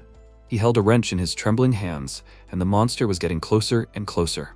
Benjamin closed his eyes in fear, when suddenly Guyul jumped out in front of him and struck the dragon. He turned around and asked, "Benjamin, why are you in the clouds?" Benjamin looked at him in surprise and smiled. Guyul walked up to him and extended his hand, telling him to get up. They need to protect the train. At this point, all that was left of Guyul was a charred body, and Solomon was looking at him with fear. Benjamin extended his hand and suggested that they go back. He said that things were too bad, and they had already accomplished their mission anyway. He would deal with these lizards, no need to worry. Benjamin would take advantage of their distraction and move them away from Antara. If necessary, they could sacrifice several people. Now the power over the train was his alone. Solomon asked irritably, did he think he would just let things slide like this? Benjamin frowned and said he had a feeling that he would express his disagreement. He used a smoke hail towards Solomon, after which he exhaled a seal. His body was bound by his father's seal, after which Benjamin said, Solomon, he always told him this, but he thinks about his actions 2 steps ahead. Benjamin clenched his fist, and then the teleportation began, and a bright beam of light shot into the sky. The players saw it and Rand screamed. What happened? Parka frowned and said, treason? These are people. Hyuni said that the hunt for Antara was just a ruse, and the real goal was to kill the Guyul commander. After killing the commander during the expedition, Benjamin intended to abandon them. The monster landed next to the players and roared loudly. MC asked, how dare they use them like this? He can't stand being in debt. Rand screamed, now it's Antara's turn. She activated the storm wind and sent it towards the dragon. Rand's eyes widened in surprise and screamed, the wind. She was thrown back and Parka rushed towards the monster. He swung his clawed hand and said that he would tear the creature to shreds and smash the remains. He almost touched the dragon's eye with his claw, when suddenly the creature swatted him away with its tail. Parka landed on the snow surface and cried out in displeasure. He pushed off the ground again and headed towards Antara, and Ron swung her fan. Taeyang gripped the hilt of his sword and thought that he could only use the sword for a few seconds. If he couldn't finish the creature off in that time, he would become helpless. He needed to find a way to reduce the risk of defeat. Suddenly, MC's eyes widened and asked, can he hear him, Lord Arasil? That voice back then, it was him, right? If he doesn't want things to end like this, then let him help him one more time. MC promises, he will give it his all. At that moment, he heard a voice that said, this is interesting. If this is his choice, then let him demonstrate. Taeyang raised his hand up and thought, this is not even a skill, but Arashil's will. If this, the dragon looked at him and quickly attacked. MC dodged and shouted in displeasure, why is it attacking him? He's actually trying to gain strength. He jumped up, and the dragon struck him. Parka climbed onto the monster's body and asked Taeyang not to let his guard down. MC smirked and asked what he said. Tiger, he swung his leg and sent a stream of fire towards the creature. The monster swung its tail and threw MC aside. Ran and Hinhee screamed in fear. Taeyang! He flew back and left a trail in the snow cover. MC took out his swords and happily said, the transformation is complete. The system window reported that they are Class A and B lightsabers. Ran looked at it in surprise and thought, this lightsaber was left by Guyul. Taeyang said, well, now he is in all weapons so they can begin the battle. The system window reported that the Storm Lord Arasil was following Yun Taeyang. MC pushed off the ground and shouted, another buff, thank you. He activated a huge vortex that sucked in the dragon. The creature screamed loudly and Taeyang rushed into the vortex and thought that he still wasn't as skilled with swords as he was. If he made a mistake even by a millimeter, he and the others would be finished too. MC smiled and said, but if I had to choose between the two. Come on, Antara. Taeyang asked the monster to let him slice him up. The dragon sent a stream of energy towards MC, who dodged and ordered him to slow down. Using dragon breath is really cheating. He dodged it, and Rand shouted, Taeyang, this is too reckless. MC turned around and said that he was counting on her. She asked sheepishly, what did he say? The monster opened its mouth and Rand screamed, be careful, it's attacking again. MC thought he had no time to rest. He turned around and saw a bright glow that caught his attention. He thought that cold and icy winds were blowing on this floor. In such an environment, wind magic is more than enough. MC screamed loudly, Arasil. The dragon opened its mouth and screamed again, and at this moment, Taeyang's body was covered in mana. The monster sent an energy stream towards him, and MC rushed forward and swung his lightsabers. He passed through the dragon's breath and used Arasil's style, Dragon Slayer. The system window reported that the white dragon Antara was destroyed. Player Yun Taeyang earned the skill Dragon Slayer. At that moment, a player ran into the office and shouted, Master Benjamin, Antara has been destroyed. At that moment, the injured bodies of his subordinates were lying on the floor, and Solomon was sitting tied up to the side. Benjamin said how tired he was of this. He put his hand to his face, from which drops of blood were dripping. At that moment, MC was standing with swords in his hands and looking up, and the audience was already joyfully rejoicing. Taeyang won. He is now a Dragon Slayer. A Dragon Slayer. MC looked at the sword and thought, okay, he admits, this time he outdid himself. His legs buckled slightly, when suddenly, Rand grabbed him by the shoulders from behind and asked, Taeyang, is he really counting on her? He turned around and said that he did not have the strength to talk right now. This thing is devouring more of his mana than he imagined. It seems like he will die right here. Parka frowned and asked, he wondered, were they just pawns in their evil plan? He repeated irritably, they were being used. Ran turned around and said that she didn't want to work with him, but their first priority was to get back to the train. She turned around and saw MC walking towards the monster's body. Ran screamed, Yun Taeyang, what is he doing? He cut the creature's tail and replied that he was looting. Some items can only be obtained here, so it would be foolish to miss them, right? What can be obtained from the remains of a dragon? The wings and scales are used to make armor, and the bones, claws, and fangs can be used as material to create weapons. The blood will be used as a high-grade ingredient for various charms and judgments. But Yun Taeyang wanted something more valuable. A mixture of pure magic with a vessel filled with the spirit of the dragon. A miraculous elixir that grants a colossal surge of mana when consumed. And all this, the dragon's heart. MC opened the dragon's chest and Ran screamed loudly. How creepy, why is he taking this out? MC asked again, why is he taking it out? Of course, to eat it. Ran said in fear, that's disgusting. Does he want to eat it? Taeyang replied, yes, he's just kidding. He punched the heart with his fist and took out a crystal from there. He said that he would need this. The system window reported, the item is the dragon's heart. Ran and Parka looked at it in surprise, and Hyunhee said that if MC absorbed it, it would be well absorbed. Taeyang closed his eyes and brought the crystal to his lips. He swallowed it, when suddenly mana began to emanate from his body. Ran thought that the mana contained in the dragon's heart completely and entirely flowed into Yun Taeyang. MC's cheek became scaly, and he suggested going back. It was time to clear this floor. He turned around and looked ahead in surprise, where Crusoe was walking towards them. He held his hand and said that he would see them off. At that moment, the train continued moving, and inside, a military man reported that it was confirmed that the rookies had defeated the dragon. Should they deal with them before they returned to the train? Benjamin said thoughtfully, they caught Antara, so these are the rookies. The player said that the rookie used a lightsaber. Benjamin's eyes widened in surprise and asked, did he wield the Guyul sword? The man continued to report, judging by the fluctuations in mana, after this weapon, it cannot be used again. They need to catch them outside the train, kill them and return the item back. Suddenly, a loud scream was heard. 3 life forms were spotted ahead and they are approaching quickly. According to their calculations, they will be here in 3 minutes. They were ordered to prepare for a powerful blow. The guy ran into the room and shouted that they had a minute. He turned to Mr. Benjamin. He wiped the blood from his face and looked at it, and then said that he had not participated in a battle for a long time, so he overstrained his already decrepit body. The player said that they would deal with them themselves. They would recover in a safe place. Benjamin answered, no, they finished off Antara. He will do his best. Benjamin went forward and then turned around and asked, do they have any cigarettes? The guy reached into his pocket and answered, yes, right now. Benjamin took a cigarette and lit it, and then said, why should he worry about a body that may not even live anymore? He has nothing to lose. Suddenly his cigarette split in half, and then the carriage fell apart. MC flew ahead of everyone, spreading his arms with swords to the sides. He ordered to tremble in terror. They, a bunch of idiots, waved her hands and used the mighty chaos deity, Storm Wind. Parka used the furious claws of the white tiger and swung his clawed paw. They struck, when suddenly a scratch appeared on Parka's cheek. The players ordered to aim, and then shoot. The soldiers took out their machine guns and aimed, then fired red-hot volleys.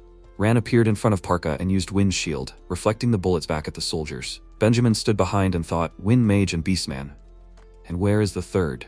At this moment, MC swung his swords and pounced on him from above, piercing his arms.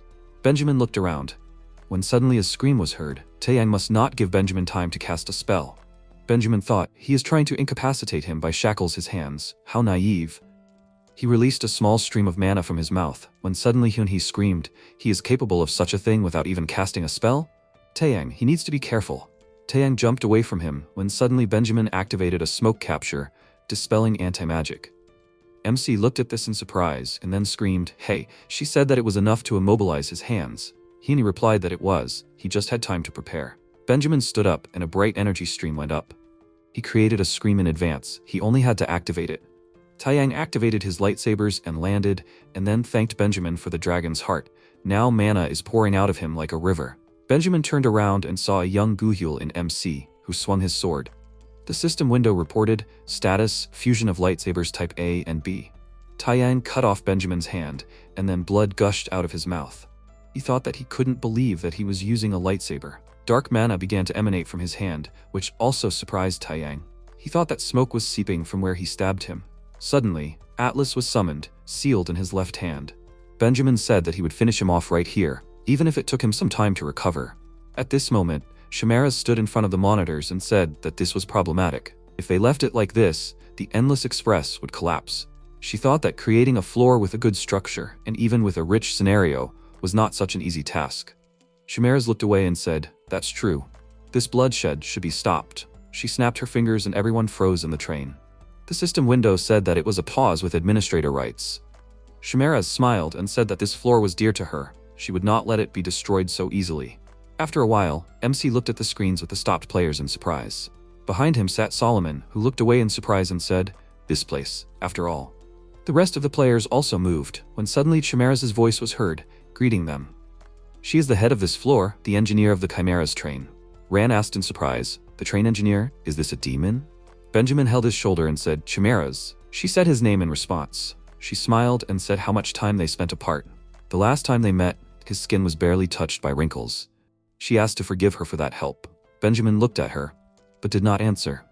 Chimeras approached the players and said that she apologized to the players. She was forced to interfere in their trials for personal reasons.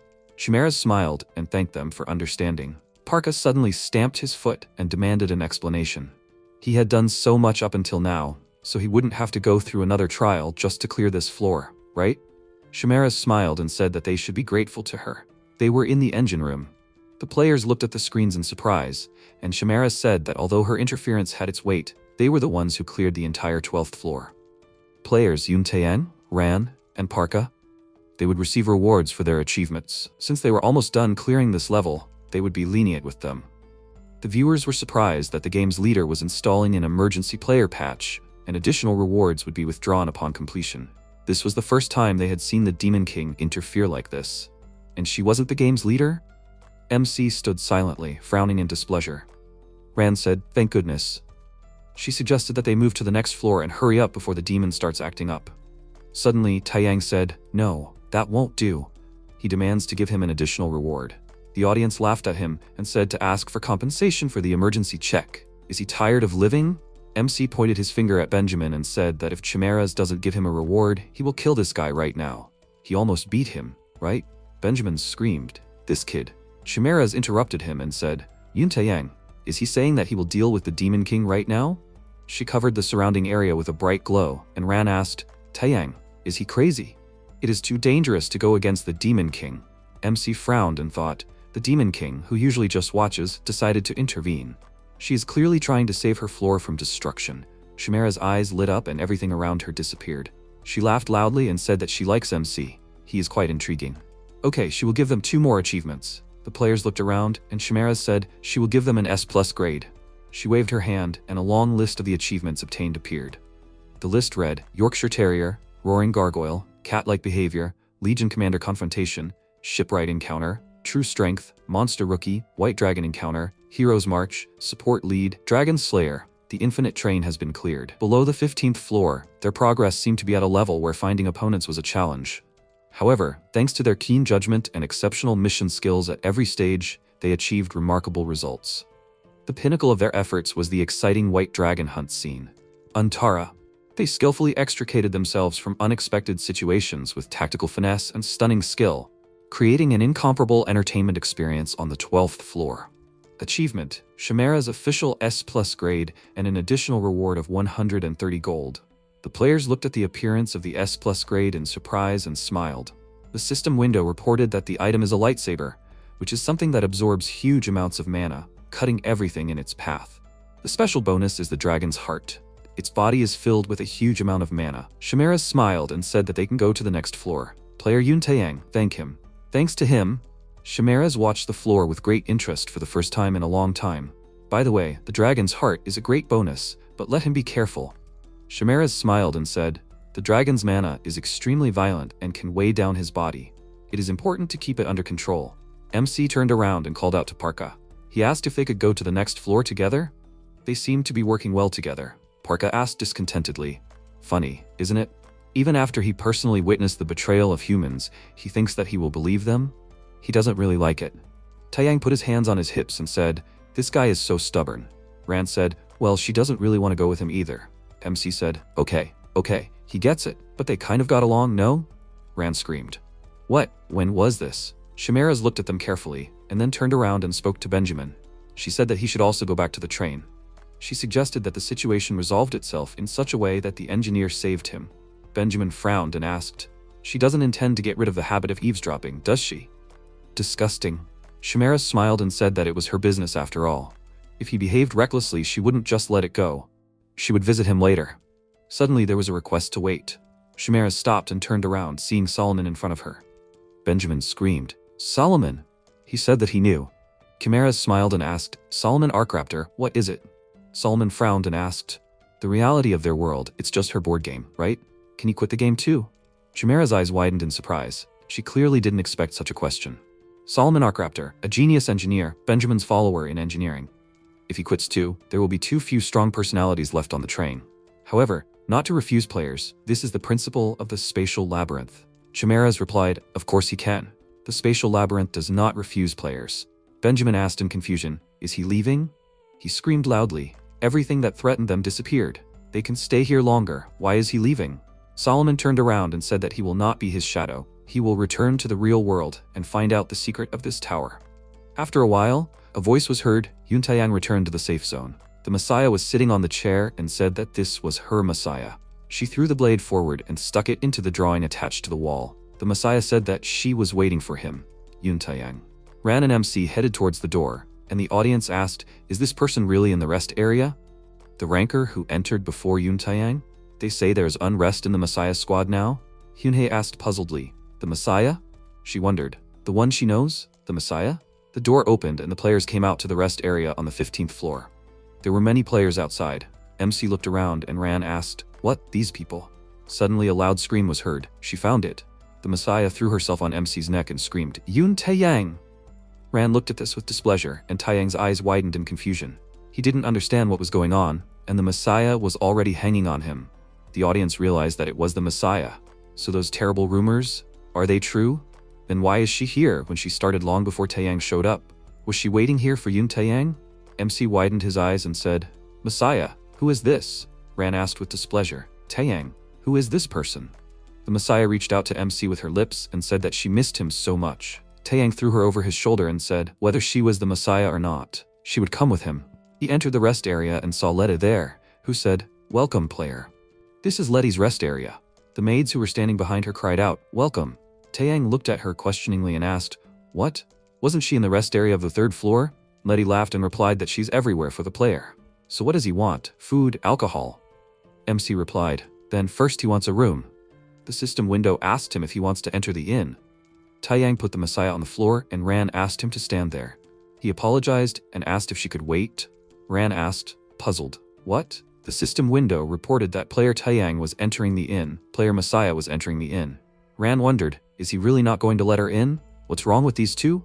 Taiyang, this man is like crazy. They went inside and the Messiah cried out happily, Yun Taiyang, he's braver than he looks. He invited her to his room after meeting her once. Hyunhee said that he could turn off the chat and talk calmly. MC asked, So she means they are similar? She is also a player, right? And she registered in the game much earlier than him. Messiah sat on the bed and replied, Yeah, she's sure she's right, he's the only one who doesn't know her. Taiyang asked, Are all those people with her users too? Messiah spread her arms out and replied, Well, half. They're her subscribers. And the higher they go in the game, the more of them there are. Taiyang thought he couldn't believe there were other crazy people who decided to join the game after that mistake. Messiah asked, What did he think? Yun Taiyang. Why wouldn't he join her? MC asked why she trusted him. Messiah smiled and replied, He's a user. If she can't trust a user in this world, then who can she trust? Taiyang frowned in confusion and fell silent, and he thought that even with how many users had made it this far, on the 12th floor, Messiah was still in the top 1%. MC said, Well, from what he heard, there are cases of NPCs betraying users, but there is also a higher chance of another user stabbing him in the back.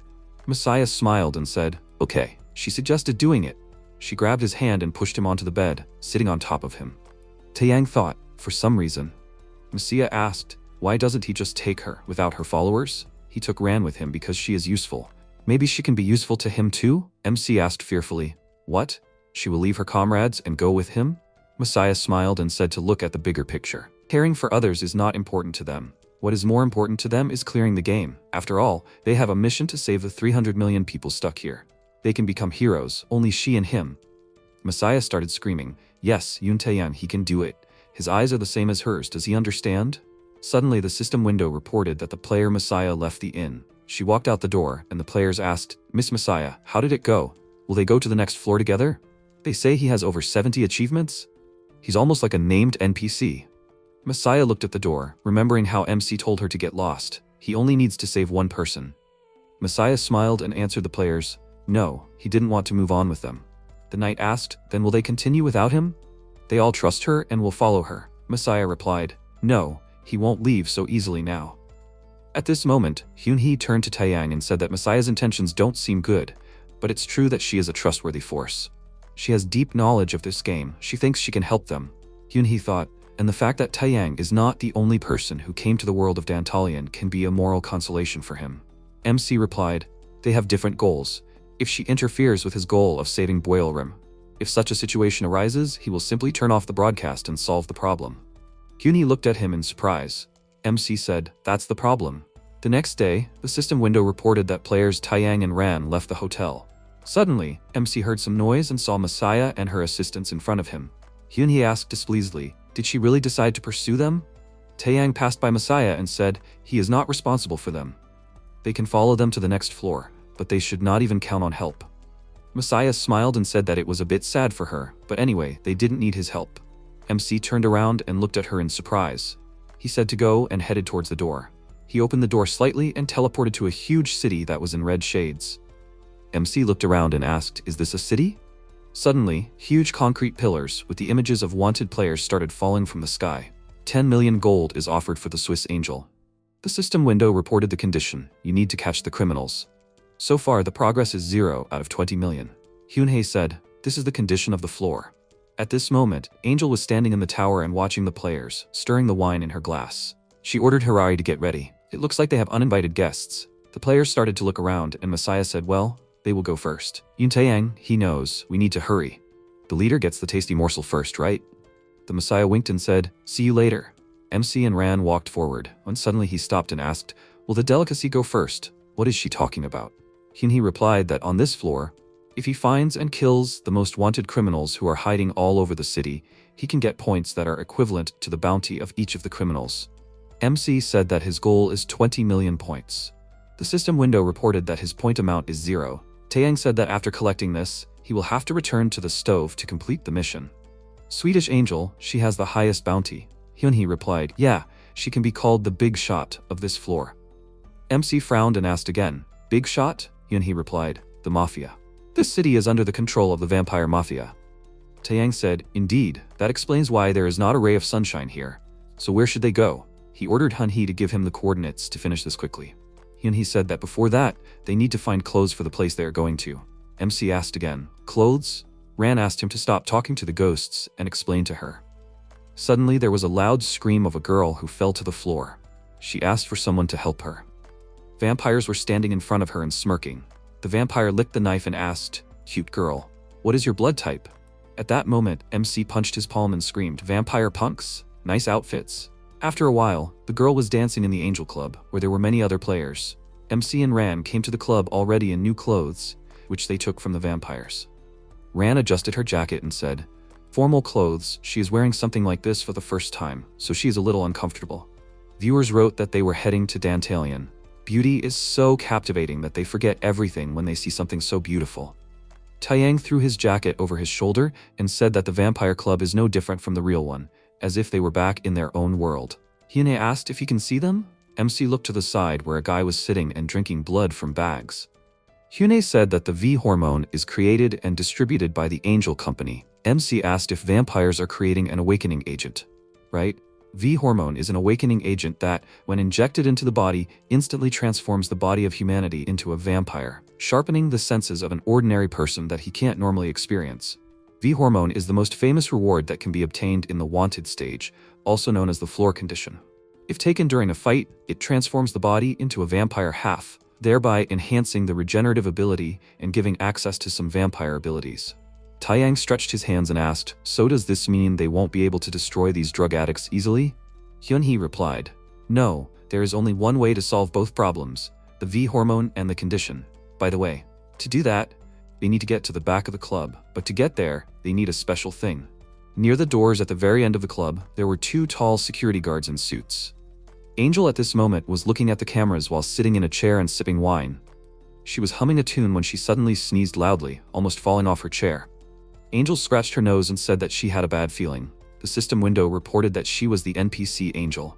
She waved her hand and asked, "Hirari, can she give her some napkins?" Suddenly a knife was brought to her neck and asked, "Nice night, right?" Messiah peeked out and introduced herself. Angel thought, "Messiah, is she speaking?" She frowned and said that was pretty impressive. The guards were supposed to be protecting this place. How did she get in? Messiah winked and asked, "Those guys in the hallway?" It was a bit of a hassle to get rid of them. The guards were lying on the floor and Hirari was tied up in the corner. Messiah smiled and asked, "Okay, Angel, why don't you give it to her?" She hugged her waist and licked her lips. Angel said, "She came here for the head of the princess of this city. The strongest vampire who inherited the blood of the great vampire, Sweden's Angel." Messiah interrupted her and said, "No, that's not it." She smiled and said, "She needs an invitation to get into tonight." Angel looked at her and thought, "Does she know about tonight?" Messiah offered to tell her an interesting story.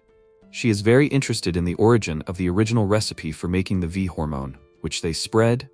Angel looked at her in surprise and thought, "The original recipe for the V hormone that can free them from the parasite, does she know about the origin of it?" Messiah said that if Angel invites her to this night, she will share information with her. Angel thoughtfully closed her eyes and asked, "Does she have a choice?" After a while, the system window reported an invitation from Angel sent to the player Messiah. Angel fell to the floor, clutching her throat and thought, "She, a stupid person, how dare she threaten her? If she studies the origin of the original manufacturing method, she will avenge this humiliation twice as much." Fortunately, she does not need the V hormone. It is an important thing that will appear at the auction tonight. The substance of the V hormone is in a 44-layer vault, sealed using an ancient vampire method. Without the noble blood of an angel, no one will be able to open it. Angel laughed mentally when suddenly a guard burst into the office and yelled, "Miss Angel!" She turned around and asked, "What's going on?" The guard yelled, "Vault! The vault is under attack." Angel widened her eyes in surprise and asked, "What?" Messiah put the blade to her lips and said, "Good move, Yun Taeyang." Angel rushed into the vault and saw the safe was cracked. A piece of paper fell from above and Angel caught it. The piece of paper said that Yun Taeyang had entered. If she wanted to get the item back, they would meet on the 7th floor. Angel clutched the piece of paper and screamed. He was a terrible bastard. At that moment, MC stuck his sword into the ground and said, "No matter how many layers the vault has, it won't stop him." The system window reported that Angel had sent an invitation to Yun Taeyang's player. He smiled and asked, "Well, should they go to the vampire's lair?" After a while, expensive cars drove up to the building, and vampires came out, and the guards bowed to them. A huge guard stood at the entrance and asked with displeasure, "Her name?" Messiah smiled and answered, "Messiah." The guard handed her a mask and said, "Confirmed." MC met her inside, and she greeted him, saying good evening. Taeyang looked at her in surprise and remained silent. Messiah grabbed his hand and said, "He is not with that charming sorceress. Apparently he left her somewhere. Well, she thinks she can help. Can she become his partner?" MC replied, "Okay, but let her be quiet." The players entered the hall, where vampires were sitting at each table. The system windows reported the cost of each of the vampires, and he said that they were the most wanted vampires. Antigone asked if it was true that that thing would be today. Vimal replied, "They said that Angel's storage was cleaned out just by a couple of thieves." "So are the rumors about the V hormone true?" The vampires talked among themselves. "Is it really that bad? What about Angel?" "She's dead." Suddenly, their conversation was interrupted by Angel, who put her finger to her lips. She said, "Attention, despite the trouble, the source of the item is here." MC frowned and thought, as expected, she was holding an auction while keeping the fact that he stole the V hormone a secret. If rumors of the disappearance spread, he would tarnish her reputation. Messiah and Taeyang shifted their attention to the stage, where Angel appeared under the spotlight. She smiled and said, "Ladies and gentlemen, on this beautiful crimson night, she is pleased to appear before them, immortal and angelically beautiful, graceful gentlemen and ladies." She frowned in displeasure when she saw Taeyang, who was looking at her and smirking. Angel smiled again and said, "There are many important people here. She does not want to waste time." She suggested that we begin the auction of this night's items. The curtains opened and the bodies of tied people appeared on the stage. They were shaking, and there were various treasures standing to the side. The vampires quickly became inspired, and the MC said, "They are selling people at auction, abnormal idiots." Angel put her hand to her lips and said, "However, before that, Players approached Taiyang and the Messiah and pointed their guns. Angel adjusted her glasses and said, "She will have to deal with the rats." The MC smiled and asked if she was being too harsh with the customers. Angel got angry and screamed, "Terrible idiots." She waved her hand and ordered to kill them. There should be nothing left of them. Fire. The players started shooting, after which the MC's mask was burned and fell to the floor. Taeyang stood up and cut each bullet with his sword, after which he said that he was a little scared. After all, this is the Mafia, and now he is extremely disappointed. The Messiah looked at him with admiration, standing behind him. The vampires began to laugh loudly, saying that they have not seen such an interesting person here for a long time. Angel, what does she think? Nothing is impossible at an auction. Isn't that good? After getting to know this guy up close, it definitely won't be boring. Angel said dissatisfiedly. She doesn't know what they're up to, but don't forget, they can't do anything without a penny in their pocket. MC told her not to worry. Someone generously lent them a good amount. Angel smiled and suggested starting the auction tonight. A sword appeared on the stage and Angel introduced this. This item is a great wizard's sword created 700 years ago. What they need to know for sure is that the wizard participated with the fallen angels using this sword. The vampire asked, "Is this good?" "It's valuable." Number 66 bid 5 million. Angel said, 5 million. 5 million bid accepted. There were voices bidding 7 million, 8 million, and 9 million. Angel screamed, 9 million, bid accepted. Hyunhee frowned and said, "The sword alone is worth a building." Angel said, 12 million. Lot number 44 sold to a gentleman. She adjusted her glasses and thought, these items are beyond what this carrion can even look at. Then, Angel screamed, "The next lot is from Angel, ruler of Redmond City, the skull of the 1,000th person she has drunk. An inseparable thing of Angel. It is the one and only, special, close to Angel. The starting bid is 1 million gold." Angel screamed, "No chance to waste. Only 1 million and it's theirs." Someone screamed, "Angel is at it again, wanting to profit even from bones. Are they worth paying, Angel?" Someone laughed and asked, "Only 1 million?" Angel cleared her throat and said, "Well, why not give it a try? Here's a chance to get her lot. They are starting with 1 million gold." MC raised his hand and said, 1 million gold. All the vampires turned to look at him, confused, and Angel widened her eyes and froze. She asked, "Is he serious? He can't have that much money." Taiyang asked, "Money?" He recently cleaned out the storage room and got a lot of different things. He took out various jewelry and asked who it could be. Apparently, she has a very generous sponsor. Angel widened her eyes and thought, he is deceiving her using her own jewelry. This person, following a similar plan. She said, "The new item in their auction is the Pygmalion sculpture." MC raised his hand and said, 200 million. Angel said, "It's time for the Viscount's treasure." Taeyang raised his hand and announced the price of 3 million. Angel presented the next item and said, "The portrait, Birth of the Goddess." MC raised his hand and said 5 million. Angel tiredly and annoyed said, 5 million, 1, 2, if there are no bids by the count of 3, it will be sold for this amount. She hit the hammer and the painting went to MC. He smiled and said, "Awesome." The audience was telling them to buy something for themselves too. Someone suggested thinking, why isn't Ran with them? Angel said, this item will definitely make them want to buy it, thanks to its stunning beauty. The system window said it was a bloodstone. Angel said, 7 years ago, this bloodstone. Vampires started talking to each other. Do they know anything about it? They say that thanks to the bloodstone, you can become a vampire. Become a vampire? Has anyone in the city been able to successfully turn into a vampire using the bloodstone? This is just an urban legend. Hyunhee thought, is it true that thanks to the stone, you can become a vampire? However, something else is needed. The original method for making the V hormone. This book has become a legend in the city. This explains the method of becoming a vampire without being bitten by another vampire. If someone is turned into a vampire through a bite, then he becomes a pawn of the one who bit. They are all under the control of their biter.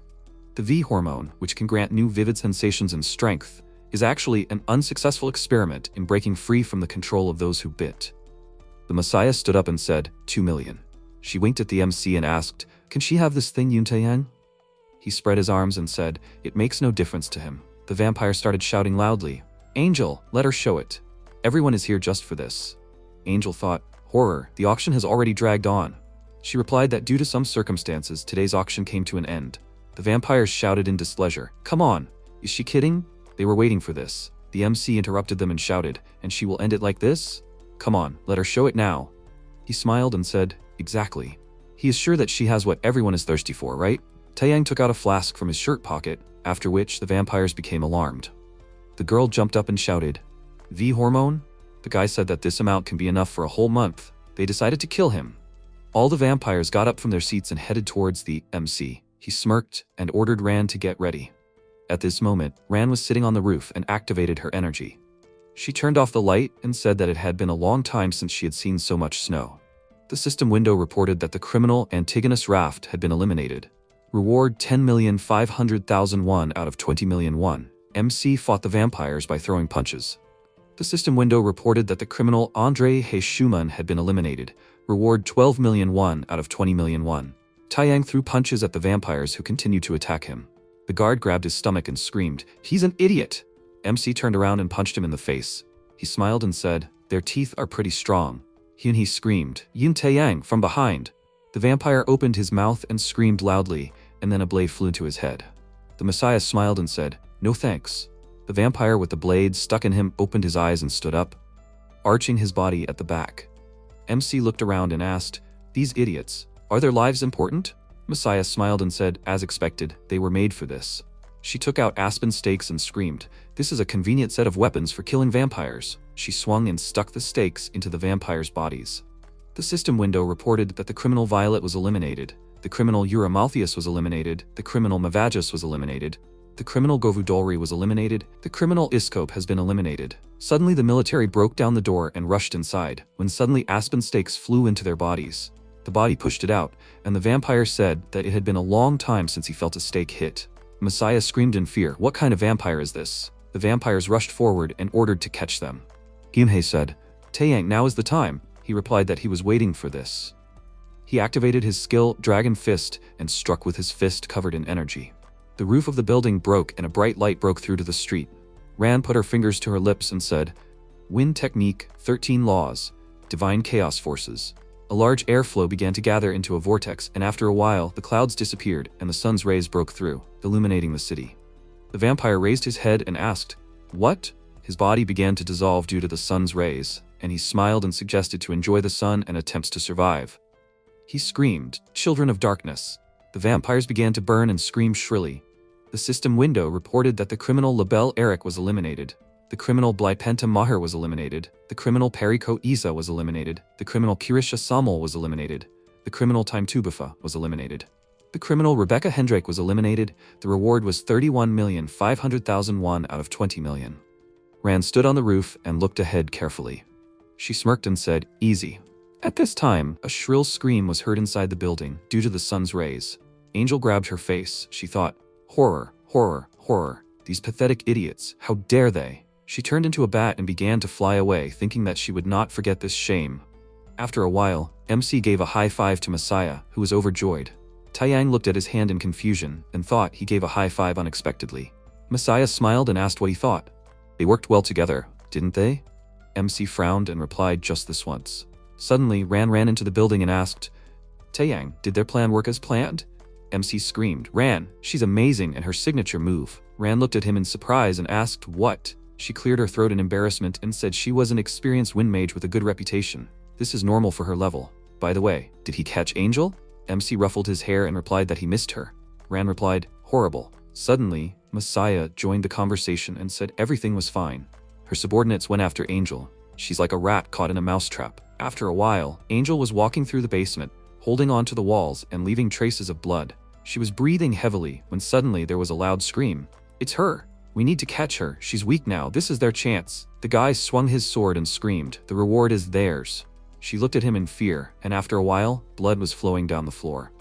It turned out that Angel did not die, but on the contrary, she killed all the players and drew a seal on the floor. She bit her hand until blood began to drip onto the seal. It activated and a bright glow rushed upward. The sky was covered with clouds again, and everything was plunged into darkness. MC frowned and thought, the clouds have blocked the sky again. Angel was sitting on the floor, and a spirit was hovering above her.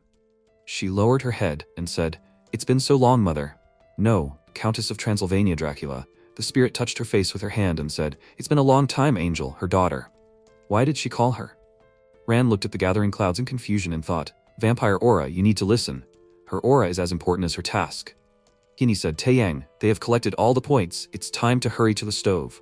Suddenly, a knight fell in front of the players and said, "Lady Messiah." She rushed to him and asked, "What happened to the other participants? And where is Angel?" The knight replied in fear, She woke up." After these words, his body exploded and a huge stream of blood burst out of the drain hole. Drops of blood spread everywhere and Dracula appeared in the sky. Taeyang frowned and asked, "What the?" Dracula waved her hand and a clawed hand burst out from under the ground. Zombies burst out from under the ground, and Dracula waved her other hand and created a weapon that Angel held in her hands. Dracula ordered her brothers to wake up. Angel began to shoot and ordered them to burn in hell. Ran and Messiah jumped to the sides, and Messiah took out her blades and threw it towards the monsters. Ran took out her fan and swung it, dealing with the zombies. Dracula raised her hand up and used blood flow burst. Large balls of blood began to move forward quickly, but MC was already following it. He began to cut the vessels with his sword, which splashed in different directions. Taeyang thought that he would knock her out with one blow before she used this strange magic. He frowned and activated his skill, sending mana forward. Dracula flashed her eyes and then grabbed MC by the neck. She lifted him above her and said that he himself came to be eaten. He will be a good snack after a long sleep. MC screamed loudly, "Monster!" He swung his sword and cut off Dracula's hand. She looked away in confusion and chuckled, as suddenly her arm began to regenerate from the blood. She asked if he was able to cut off her arm. He has an interesting toy. Dracula threw off her cape and created dark energy from it. MC swung his sword and asked if she hadn't trained before. A huge number of bats burst out of the dark energy surrounding Taeyang. The creatures tied up his body, and Dracula said to consider it a reward that he became a vampire. She reached her teeth towards his neck and spoke, all thanks to her nobility. Taeyang grabbed her face with his hand and said how annoying. He slammed her head into the ground, causing her to scream. She said it was pretty cute that he was trying to resist. Bloody threads stretched to his body and tied him up, lifting him into the air. Rand screamed in fear, "Taeyang!" Dracula said, "Taeyang, what an amazing coincidence," as the name given to the one born with the purpose of exterminating all born vampires. MC ordered her to stop talking to herself. The vampire race will be exterminated. He ordered not to languish anymore. Dracula smiled and said, she understood. Mortals often have persecution mania. Yun Taeyang, he will become part of her race. Then he will be free. From now on, his new life will begin. Dracula closed her eyes and thought, after waking up from a long sleep, she feels her heart beating for the first time. The feeling of this pale body is strange but pleasant. Yes, these feelings are called possessiveness. She put her hand to his face and stretched her lips to his neck. Rand screamed in fear. Yun Taeyang, the Messiah said, she drinks his blood. Rand screamed, Yun Taeyang. Dracula bit his neck, after which the system window reported that the condition hemophilia is irreversible. Hemophilia, a blood clotting disorder, a great loss of it. Dracula thought, the seductive pleasure, the feeling of this man's blood. Guilt, anger, longing, years of despair from losing his sister. Pathetic mortal. Let him accept her power and no longer feel his painful grief. Dracula tore herself away from MC's neck and let go. He grabbed his neck and thought his veins were burning. Taeyang coughed loudly, and Dracula ordered him to accept her power, so he would become sinless. MC got angry and clenched his fist and asked, what? He swung his fist and screamed, he thinks she knows. His fist approached Dracula's face but hung. Taeyang looked forward in fear. This also scared Hunhee, who was sitting at the computer desk. Dracula said that a son cannot go against his mother. On his knees, her son. MC said, she, a fool. His eyes flashed brightly, and Rand looked at it puzzledly. He fell to his knees and Dracula said, that's right, he's part of her family. She turned his head and told him to look at those who tortured him. Let them stop breathing, and he'll sacrifice their blood to her. Rand said in confusion, Taeyang? He grabbed his sword and took a fighting stance, then rushed towards the girls. The Messiah fearfully asked him to wake up. Rand activated her fan and swung it. MC swung his sword and cut her energy, when suddenly his body was tied up by the Messiah, who jumped on his neck. She asked why he doesn't open his eyes. Taeyang? Is he playing a trust game? The Messiah looked at his neck and thought she had knocked him unconscious. MC clenched his fist and tore the threads, throwing the Messiah aside. She screamed in pain and Taeyang lowered his head. Rand said, Yun Taeyang. Hyunhee started flying around him and asking him to wake up.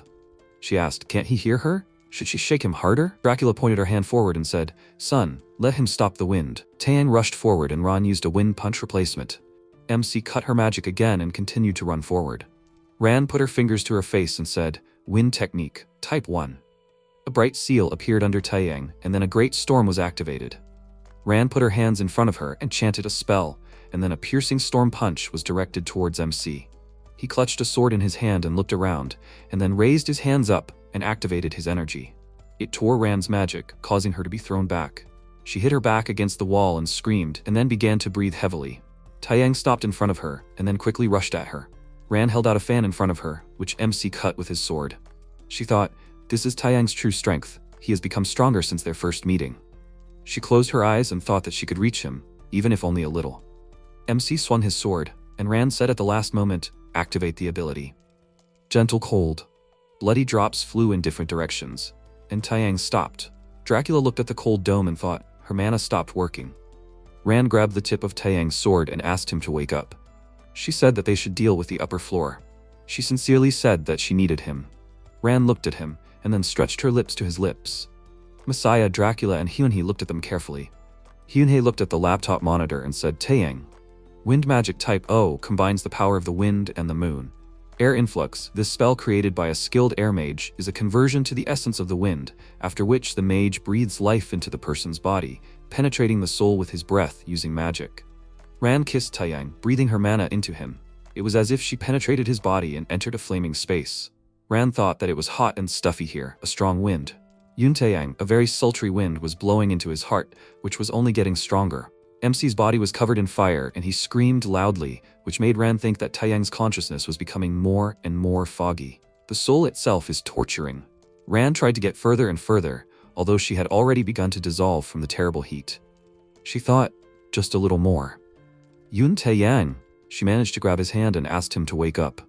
Dracula looked around and thought that the connection was unstable. The moment a person is bitten by a vampire, his heart stops and his blood becomes cold. Finally, when his breathing stops completely, the second life begins.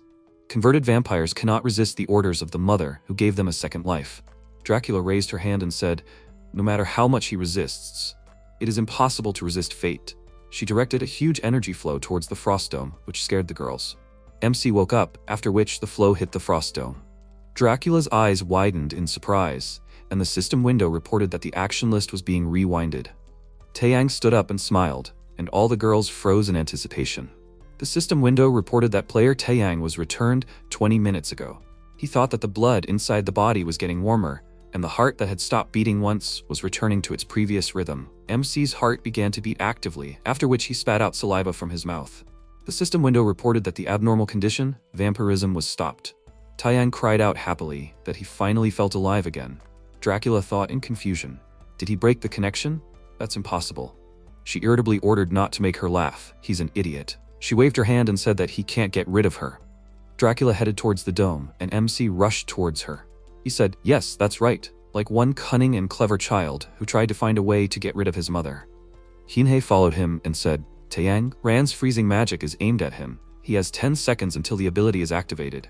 Dracula thought, the flow of power will stop the blow again once more for now. She said she couldn't be hit, so he was an idiot. MC punched her in the face and threw her aside. He laughed and screamed, she can't use her power? Hyunhee said the power will be available in 5 seconds. Taeyang swung his fist and said that's enough. He began to quickly beat Dracula's body, and then she began to breathe heavily. The system window reported that the freezing power was released. MC activated the skill enhancement, the strike of the cross truths. He swung his sword, and Dracula screamed, why? She granted him eternal life, so why did he resist? Taeyang smiled and said that he was a busy man who had a long way to go.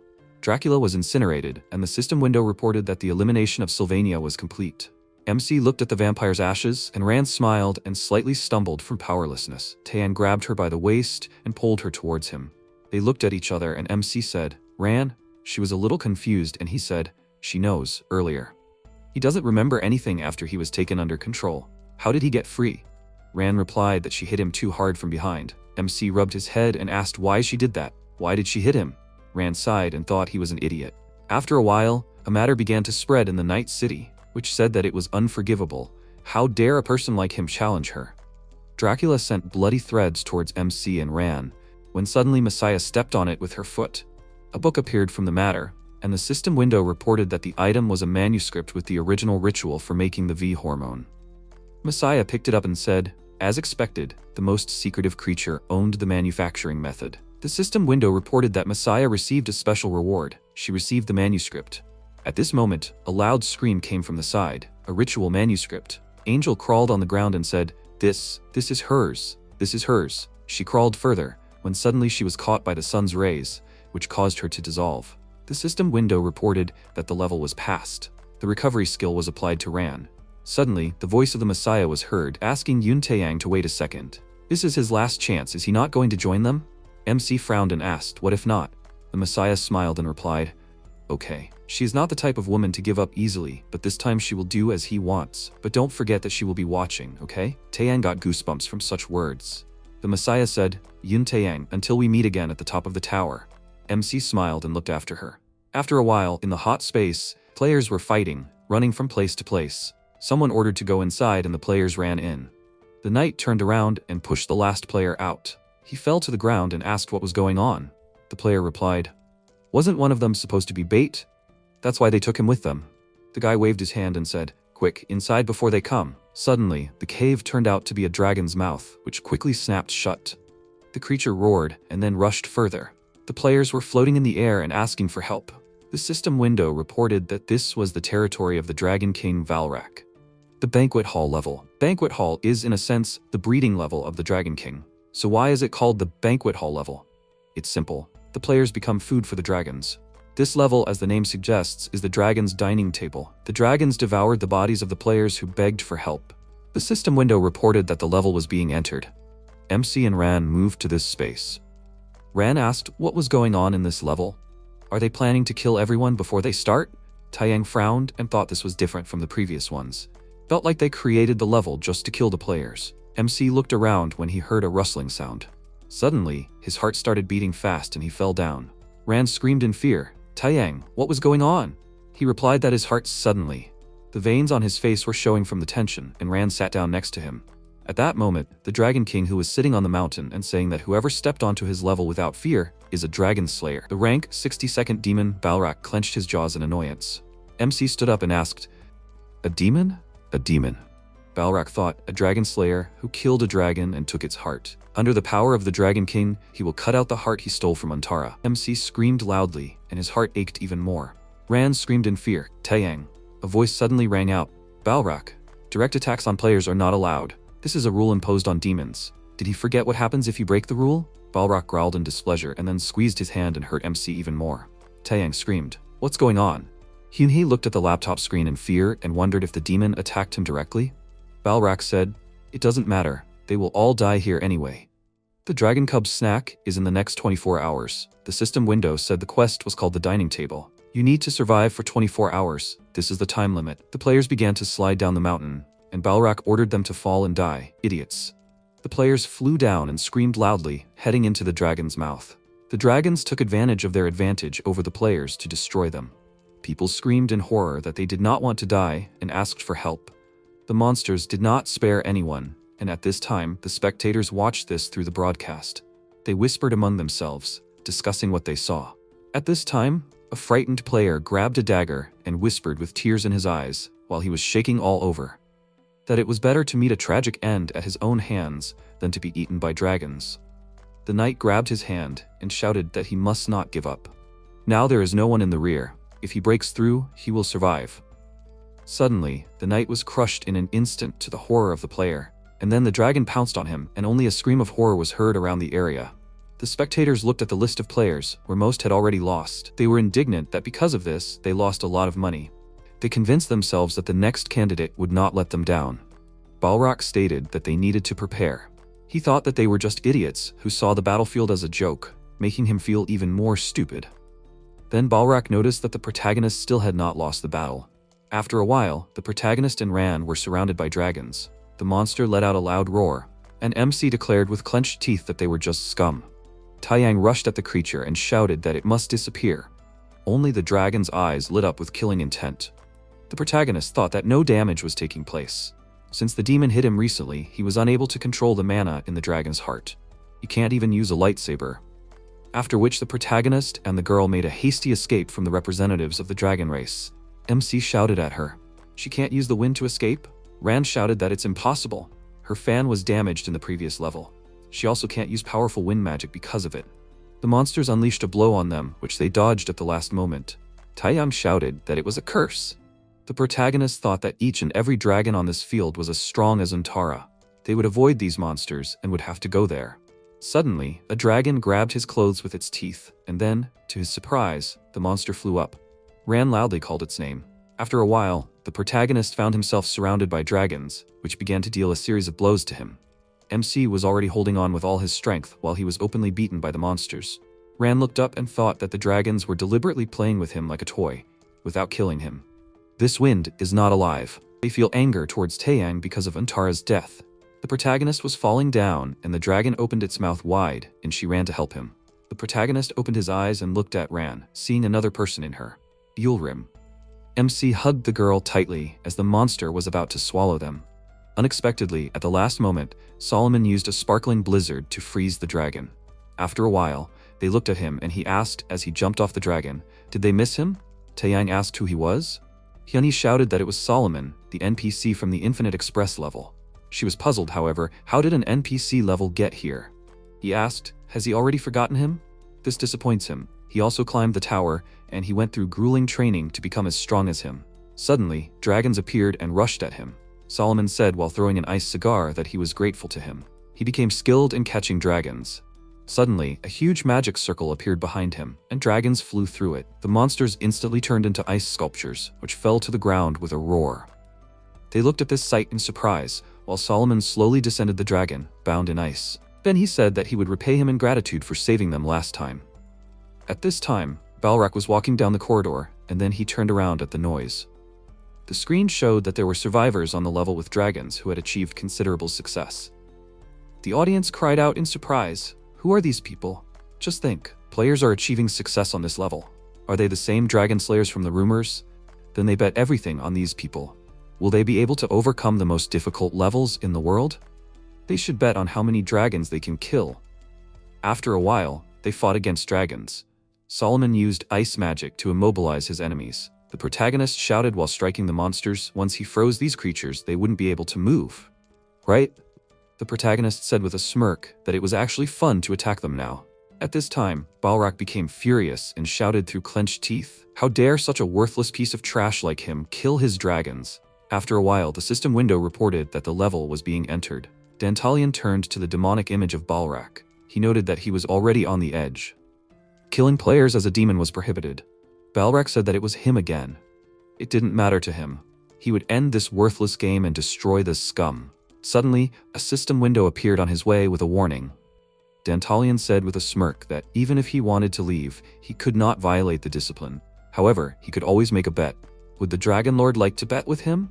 After some time on the level with dragons, creatures covered in ice fell to the ground next to the players' bodies. The protagonist asked if they were the only ones who survived this level. A system window appeared with information that the monsters on the field were destroyed. The level was passed automatically. They successfully completed this level. Hyunhee noted that they destroyed the monsters and reduced the survival time. He did a good job. Suddenly, a red system window appeared. The protagonist asked in horror, "What is this?" The system window asked, addressing the player Taeyang, "Is he accepting a PvP challenge from Balrak?" The MC asked in confusion, "How is he supposed to understand this?" At this point, the comments were expecting his imminent end. Taeyang asked, addressing Hyunhee, "What does all this mean? Is it possible to PvP against the level admin?" Hyunhee said that she has never heard of a user going to PvP against a demon. What kind of mistake is this? The protagonist noted that his choice was obvious then. Suddenly, Balrak grabbed his face with his hand. He shouted, calling him an idiot, that he had no choice. He must stop talking nonsense and follow him. They disappeared in a red glow that went inside the system window. After a while, Rand shouted, "What is happening to the system window?" Solomon thought, "Is there really a space inside the rift? Is this some kind of magic circle?" He used the skill, Freeze Rift. After Solomon shouted, grabbing her hand, that they need to follow them as quickly as possible before the rift closes. After a while, inside the rift is a PvP arena. Balrak slammed the protagonist's head into the ground. MC called him trash. He said that he granted them mercy so they can die quietly here. They acted recklessly, having no idea about space. Dantalion used his ability and pointed out to Balrak that it was not the right time yet. Taeyang broke free from his captivity with the help of magic from another demon representative. Dantalion said with a smile, introducing himself as a rank 71 demon in charge of enforcing the rules of this duel. The protagonist shouted in anger that this scum should immediately explain what was going on here. He said with a grin that it was simple. The first rule was that the demon must fight with the same characteristics as the player. Therefore, demonic power is not allowed. The second rule was that the fight continues until one of the parties is incapacitated. The third rule was that if he wins the PvP, the rewards will also go to his party members. He accepts the PvP challenge? A system window appeared with a positive and negative answer. Hyunhee said that this was unthinkable. Are you seriously PvPing against a demon? Naturally, the player will be at a disadvantage. Although Balrak said that he had no choice, but if the choice window appeared, it meant that the player had a choice. He should refuse the duel. The protagonist said that he did not agree with her. She should pay attention to the rewards. The system window reported that if he wins, the reward will be a jump to level 23. Hyunia asked in shock, "Is this true?" The MC said that Dantalion knew that Bjulrim was level 37, and therefore he would not refuse this offer. Dantalion looked at him with an arrogant expression. Taeyang pointed out that even if he was a demon with the same stats as him, he should try. The system window reported that Taeyang had accepted the PvP challenge. He chuckled, putting his hands in his pants pockets. Balrog said that it was funny. He used his ability, and a pillar of fire appeared in the arena. The protagonist covered his face with his hand, while his allies watched him. Balrog asked, blazing in flames, so he decided to try? The system window reported that the Dragon King's stats were being reduced to the player's level. The protagonist thought it was a shame for him, but if they had the same stats, he wouldn't lose the duel. Suddenly, his opponent appeared behind him. The MC was shocked and thought that he had moved before he even noticed. Taeyang said that it was okay. Balrog punched him in the arm, and there was an unpleasant crunch. He said, calling him trash, that he would show him the difference in their strength. At this time, other creatures were watching the battle through the broadcast. After the protagonist jumped back and thought, "Is this called the same stats?" The protagonist set the broken bone and thought, were they just playing a joke? The MC rushed at his opponent and their fists met, causing a loud roar in the arena and then an explosion of fire. They exchanged glances and rushed at each other. Balrog launched a series of attacks, which Taeyang successfully blocked. They fought each other fiercely. At this time, Solomon thought that he could not break through the protective barrier. Could he just watch the battle? Ran asked, he can withstand the demon with equal strength, right? He pointed out that she was wrong. Taeyang fought with all his might. After a while, the protagonist dodged the enemy's attack and decided to counterattack his opponent from behind. The protagonist used the skill, Dragon Victory Fist, and shouted that he must finally die. MC brought down a superb blow on his enemy, which turned into the image of a golden dragon. Balrog grabbed his hand and noted that it was amazing, but his blow was just a copy. He would show the original. His opponent dealt a powerful blow to him. Taeyang coughed up blood, and the demon prepared to deal an enhanced version of the previous blow. Balrog used the skill, Heavenly Dragon Fist. The protagonist thought in shock. Are these called the same characteristics? He can't even see his fist, and he can't predict where his opponent will come from. Balrog mentally asked, did he really think he had a chance of winning? The protagonist thought, is this the difference between them? The demon used the skill, Dragon Fist Level 3. An image of a huge dragon appeared on the field, which grabbed MC, and then the opponent used the skill, Falling Meteorite Bloom. Taeyang was slammed into the ground with a strong blow. The spectators in the arena closely watched the outcome of the fight. Taeyang lost consciousness, and a memory flashed in his mind. The system window reported that Taeyang was a registered player. At that time, the protagonist was level 1. After a while, the protagonist thought, looking at his hands, is this called virtual reality? It's like he's really moving, but walking is so hard for him. It seems even harder when he feels his hands and feet. MC said as he bumped into the player, it was true. It was his first day in the game. The experienced level 89 player asked fiercely, calling him a newbie. He wanted to challenge him. Then he started to land a series of blows on him. There is a reason why Taeyang, a newbie in video games, became so strong without any strategies. Observation. In which he does not take his eyes off the opponent even when he is receiving blows, and quickly makes them his own. The protagonist analyzes his opponent's blows, memorizing every move and use of combinations. His playstyle is adaptation. This is how the protagonist played until now. After a while, the demon watched as his opponent got up on his feet. MC said that he became the best player. He will make the Dragon Fist or something else his own. Taeyang said with a smirk, covering his body with aura, that they can continue to fight until he wins. Balrog asked, so such a scumbag has tenacity in his character? In any case, they can continue if he has the courage. Another roar was heard in the arena, and then they fought fiercely using their abilities. They exchanged glances while preparing for the decisive blow. At this time, Solomon said in surprise that this guy, even with only a moment, he perfectly copied Balrog's Dragon Fist. The protagonist used the Dragon Fist, level 1, which caused his opponent to be thrown back, and his helmet fell to the ground. Balrog gritted his teeth and called him trash. He smiled and said, using his skills, that in that case, he should try to copy this too. His aura was filled with level 66 energy. Then a powerful attack was directed at the protagonist. Suddenly, MC felt a change in his body and thought, is his heart functioning again? A red crystal appeared inside his body, which merged with his heart, and then a deafening roar was heard. The arena field was on fire. Balrog looked at him, puzzled. Taeyang transformed, and a golden aura enveloped his body, and then the incarnation of a golden dragon made of lightning appeared above him. After a while, Solomon noticed that the mana of Untara's heart and Taeyang's heart had merged perfectly. He thought, this can't be. Untara's heart reacted to Balrog's attack and therefore merged with Taeyang? At this time, the arena was raging with the terrifying power of the protagonist. Balrog chuckled and thought, does this mean he has evolved even more? He is an interesting person. The demon used his powers to create a pillar of fire, causing the spectators to have to be persistent in order to stay on their feet.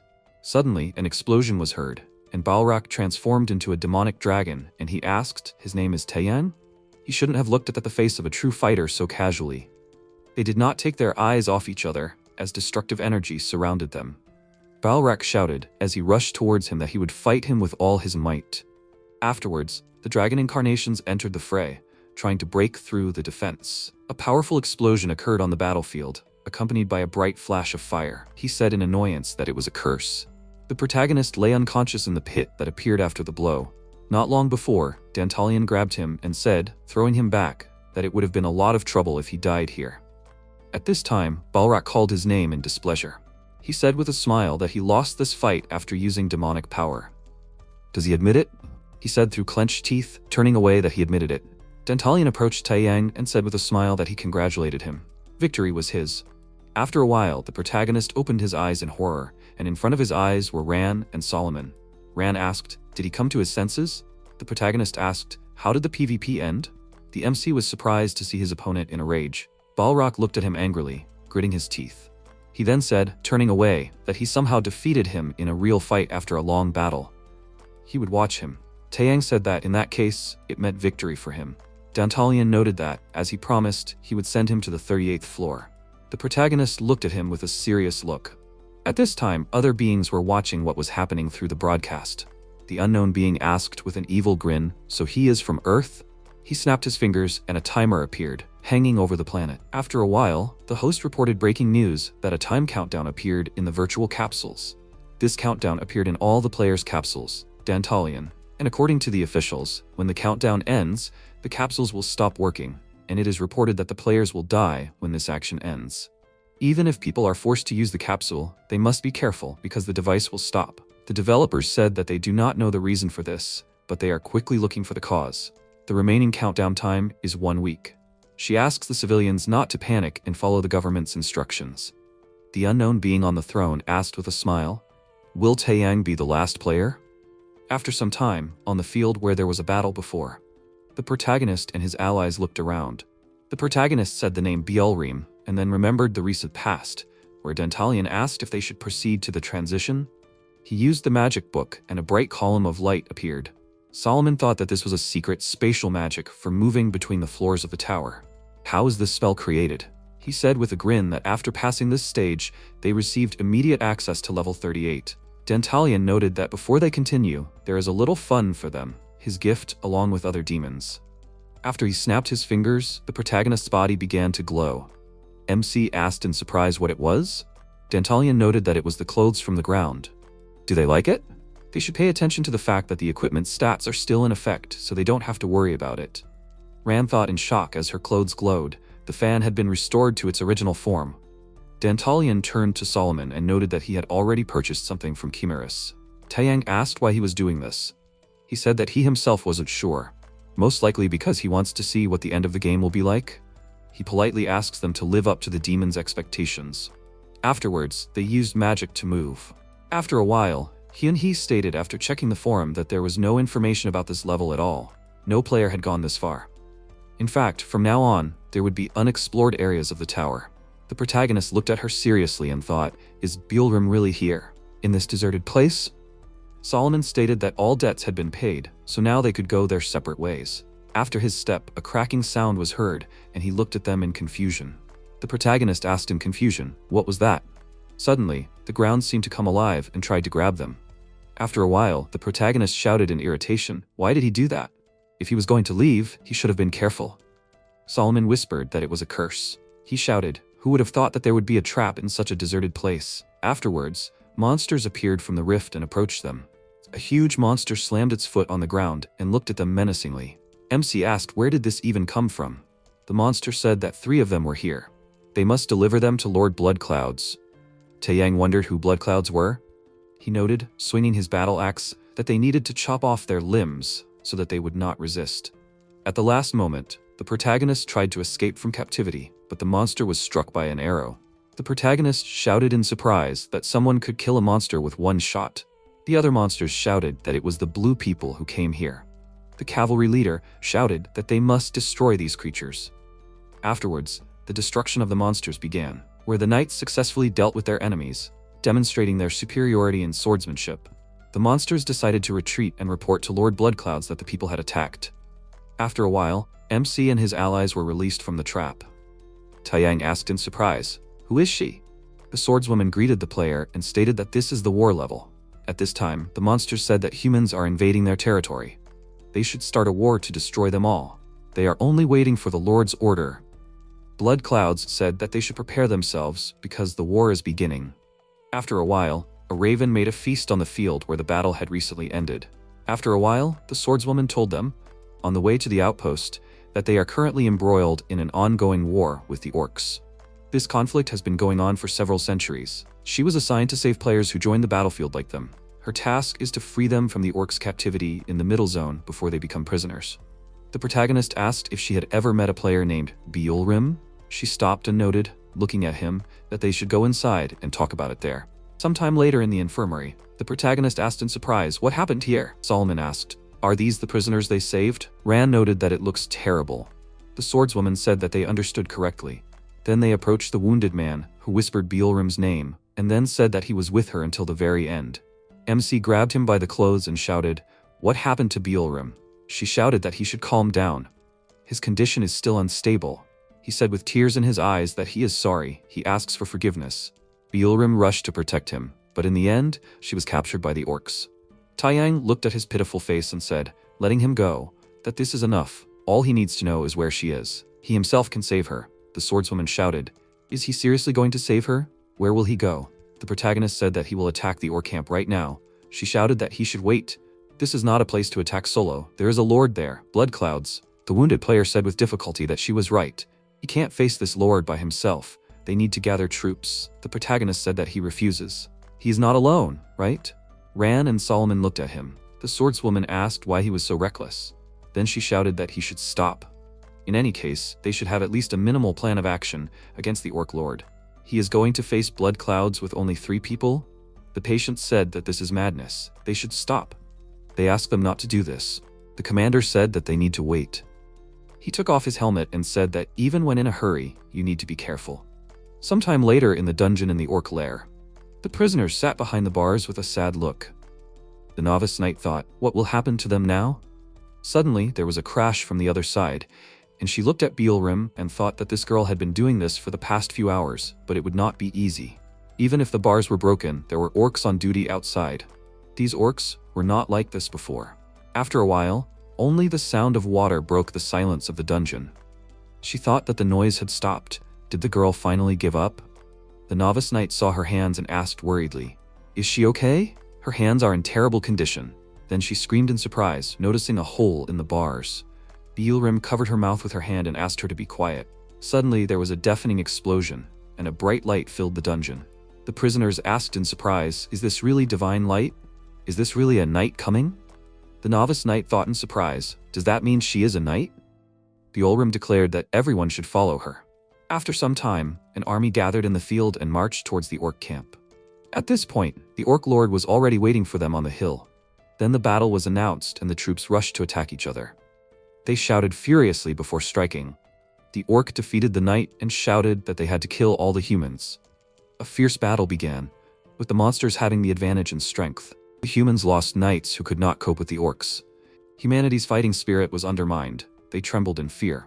Suddenly, the swordswoman rushed forward, killing the monsters in her path. She shouted that it was too early for them to give up.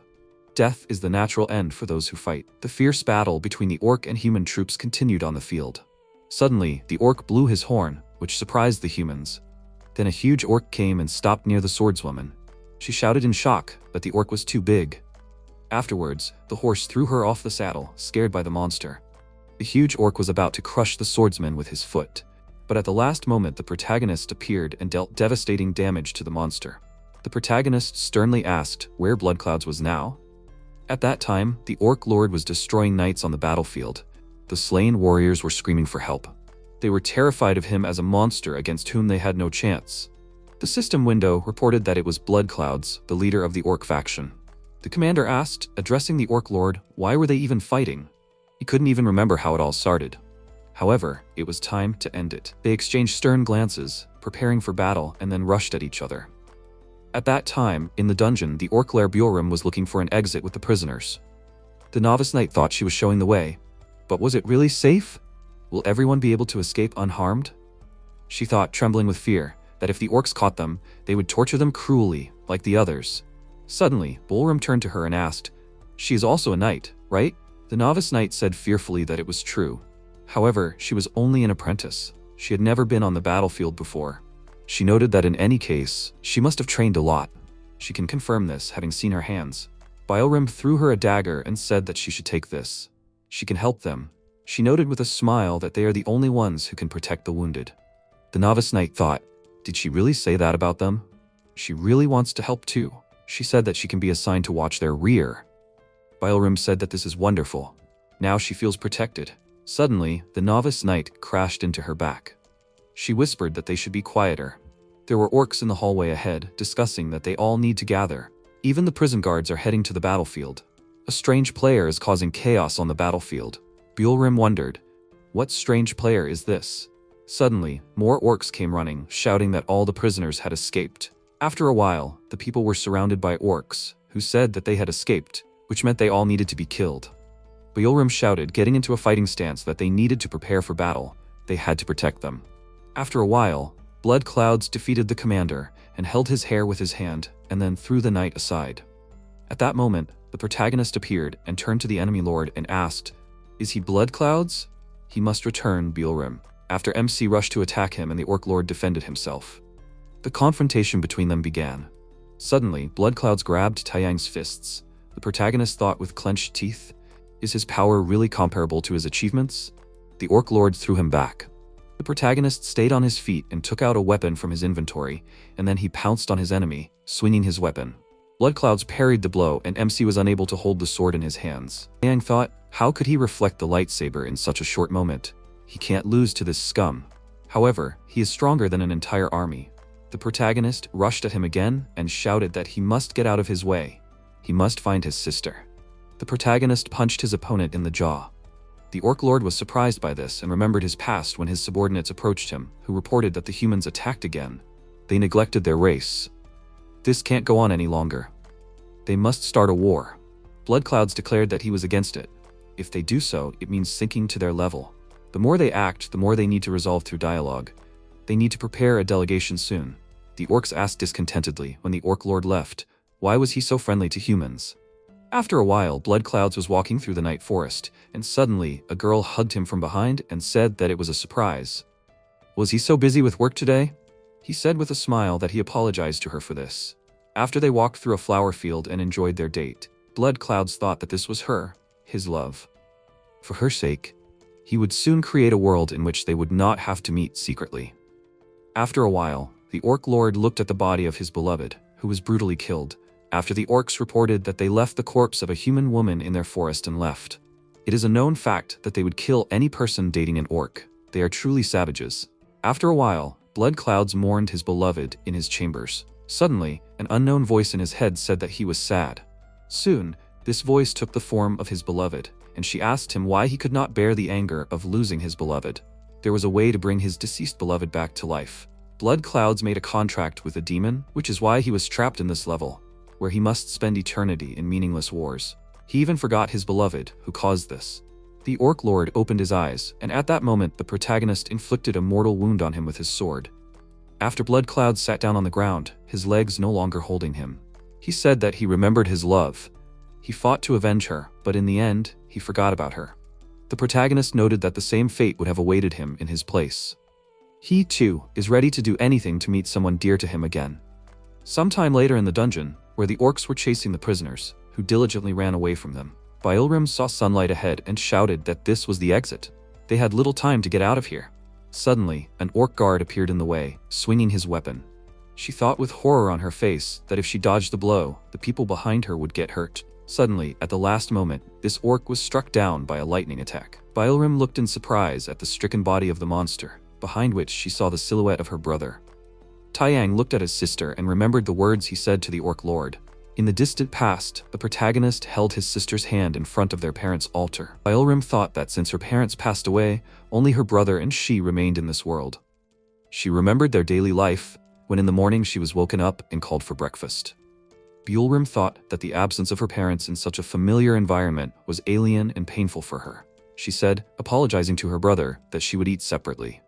Bylrim thought she had no choice, but to escape from reality, she decided to dive into the virtual world. The system window reported that Dantalion was being logged in.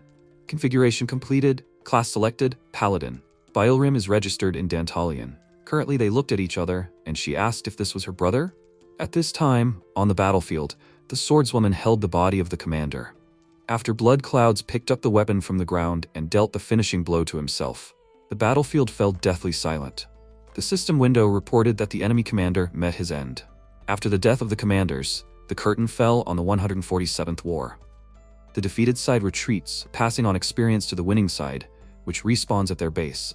An unexpected system window seemed to be damaged, and then reported that the Demon King is descending to take the souls of the defeated faction. An unknown creature in purple flames descended onto the battlefield. After a while, Bylrim asked if he was really her brother. How did he get here? Although, why is he here in the game to begin with? The protagonist noted that he came to save her. The protagonist explained that he and Hyunhee were afraid that something might happen to her, so he couldn't just do nothing, and he wanted to apologize to her. He asks her to come back with him. She reached out to her brother, but suddenly she was fatally wounded. MC watched in horror as his sister fell to the ground. The prisoners tried to come to the rescue, but they were mercilessly destroyed. Belith, the Demon King, said, introducing himself as a Grim Reaper, descended on the battlefield. This time, Bylrim's capsule reported an alarm. Hyunhee looked at this with horror on her face. In the game, Taeyang furiously screamed his sister's name while the demon absorbed the souls of the fallen. He stated that what a coincidence, all these enemies died at the same time. He uses these souls to restore. This time, he should create a frozen territory. Or should he create a territory with cannibal monsters? The protagonist dealt a crushing blow to the demon with his sword. MC shouted furiously, "What did he do?" After a while, Ran looked around while holding her fan. Solomon asked, "Did something happen?" She said that she felt like something was coming. Ran thought, where did she get this feeling? Taeyang is in danger, although it is heading towards them. At this time, the Bylrim capsule signaled an alarm with a red signal while the protagonist dealt damage to the demon. Belith suddenly laughed loudly, and he used his power, suppressing the entire level with his aura. The swordswoman thought, where did such an oppressive aura come from? She can't even lift her head. She feels like death has descended on the battlefield. The Demon King asked with a laugh, his appearance is quite silent, right? Afterwards, he used his power to create a vortex of dark energy. MC shouted in shock, what was going on? Belith said that it had been centuries since he had met someone with such a face. Bylrim went towards the demon. Taeyang thought in horror that her soul was being pulled in. The protagonist rushed forward and shouted while gritting his teeth that he had to take it back. He asked with a terrifying smile, is this what he wants? The Demon King used his powers and shouted with laughter that he could take it. At that moment, the protagonist felt the suffering of the warriors before their death, who clung to their lives until the end. MC thought, with gritting his teeth, that his mind was flooded with the memories of people in their last moments of life. Belith asked, what was that like? Wasn't it delicious? They say the louder the soul screams, the tastier it is. He wants to tell a funny story. People, or rather players, where will they go after dying here? Will they go to heaven or hell? Maybe to a digital graveyard? However, the truth is that they will be forever locked in the game world, becoming materials. Taeyang thought in shock. What is he talking about? He noticed that the levels he had already played were created from the souls of players who had died. Of course, they did not sacrifice themselves for nothing. The game promises them endless power, wealth, and honor beyond all human achievements. It even promises to bring back the dead. In this regard, humans are idiots. They are willing to risk everything for this. His level is an endless circle of war, where the souls of the losers are collected for him, and the souls of the winners return to fight again. 2 commanders of both sides died at the same time in this war, which was unexpected for him. However, he is not disappointed. In fact, he is amazed. He can use their souls to create more amazing levels. Belith held Bylrim's soul in his hand and declared that he can't wait to see what it will be like. I wonder, his soul, what kind of level will it be? The The protagonist looked at the demon angrily. After a while, a light shone in the gloomy sky, which took the form of Beelrim. The protagonist suffered from the horror of the torment of other people's souls who died during the battle. They screamed that they were asking to be released from here. They were in pain, and they did not want to die. MC thought, is this really true? Are players just toys for demon lords? After Taeyang saw Beelrim's shining body and thought, how could they use her sister like this? Beleth looked at the raging storm of souls of dead warriors in surprise. He smiled, and then the protagonist escaped from captivity by using transformation. Beleth happily pointed out that he was half dragon. It was so unusual for humans, but it was really amazing, wasn't it? The protagonist charged at him with his weapon in hand and dealt damage to the demon. Afterwards, the Demon King stated that due to the demon rules, Balrak should have given him a little leniency in their previous fight. He stated using his abilities that, however, according to the rules of the level, he was here to take his soul because he lost the war. The Demon King dealt a powerful blow with dark energy. After a while, the demon's ability reached the fighting human and orc warriors who were struck down by this power. Afterwards, Solomon used his abilities to create an ice barrier. He thought, who is Taeyang fighting right now? Afterwards, Beleth laughed while he fought against MC. Taeyang blocked his blows with his swords, but the demon still managed to deal damage to him. The protagonist was as if in a frenzy. Beleth stated that this must hurt. This is the scythe of the Grim Reaper that even cuts through souls. How does it feel to have his soul ripped out of his body while he is still alive? He dealt a crushing blow to it, and then there was an explosion, and the protagonist's body disappeared. Suddenly, the MC appeared and transformed into a half-dragon. Beleth asked if he was using the dragon's heart to repair the cracks in his soul. He was trying to use the power of a dragon within the confines of humanity. Taeyang stabbed his sword into the demon and then jumped away from it. He asked if this surprised him. It was the soul of a soldier who died in the war 45 years ago. Beleth noted, after receiving each blow from Taeyang, that it was an orc soldier who died due to torture 98 years ago. It was a human soldier who was crushed by a tank 230 years ago. He can attack as he pleases, if he so desires. Beleth said with a laugh that there are so many souls to use as a shield that they cannot be counted. Afterwards, he said in surprise that there seemed to be an unusual soul here. What did he think of it? The protagonist looked at the demon with Beelrim's face in surprise, then blocked the enemy's strike. The system window reported that the lightsabers had been destroyed. Beleth asked, is a lightsaber capable of cutting through anything? What kind of sword did he think existed before this one was created? He dealt a crushing blow to it and noted that although this weapon cut through countless souls, it was unable to cut through his soul. MC furiously said after coughing up blood that he must rid Beelrim of this. The Demon King grinned with malice on his face and stated that humans are such wonderful creatures. At this time, Belia was watching the battle through the broadcast, awkwardly sipping wine from a glass. She remarked with a smile that Beleth should hurry. He should bring Taeyang's soul before her drunkenness wears off. After a while, the bright image of Beelrim watched the battle from the sky. She thought, where is she? She remembered, she was just hit by something. She died without finishing the game. Suddenly, she remembered her brother and thought that now she was talking about this after death. Beelrim heard her brother's screams and called out to him loudly. She thought, seeing him, that her brother was in danger. She needed to get out of here. Suddenly, dark energy began to bind her. Beelrim thought that these were souls, asking to let her go. She needed to calm down. She was only getting worse. At that moment, the soul of the captive grabbed her hand and tried to scream at her. She thought that she remembered this girl who fought with her until the end. The novice knight shouted that she could not lose her light. Beelrim said that she really did have light. Suddenly, her soul shone brightly in the sky. After a while, Beleth swung his weapon and noted that his soul was ripe enough. In that case, he would gladly devour his soul. The Demon King swung his weapon for the finishing blow, but suddenly the souls stopped his weapon. He stared at them in shock and thought with gritted teeth, could it be that the souls of the dead are arbitrarily escaping from the soul prison? Beelrim appeared in the form of a bright light and declared that escaping from prison is her forte. She smiled smugly.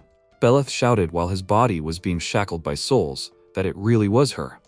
The protagonist looked at his sister's soul made of bright light and tried to say something. Beelrim asked with a smile, why did he let all sorts of trash beat him up? She thought her brother was a fighting game champion. The protagonist asked with a smile, so she watched his matches, right? She indignantly shouted that she watched them sometimes because there was nothing to watch on the video hosting site. Now she wanted to teach this demon a lesson. Could he help her with this? They held hands, and her soul shone even more brightly, enveloping the space. At this time, Beleth confronted the deceased souls and shouted in anger that this can't be. Is this even possible? They must return these souls back to prison. Suddenly, an explosion thundered, which was caused by MC's punch on the demon. Byeolrim addressed the demon, calling him trash, that he must return her beautiful body now. Taeyang was ready for battle, his body covered in a bright light. Belith asked as he received a series of blows from the protagonist. How can a human hit him? The protagonist delivered a powerful punch with his fist to the demon. Byeolrim stated that it was obviously because her soul was currently in her brother's body. MC added, throwing the demon back with his punch, that it was also because it was his fist. She asked in surprise, where did such power come from? He fought with such a body. She is jealous. Taeyang shouted in irritation that she should not let down her guard. She should not take strange poses in someone else's body. The Demon King asked how dare he make him look so stupid.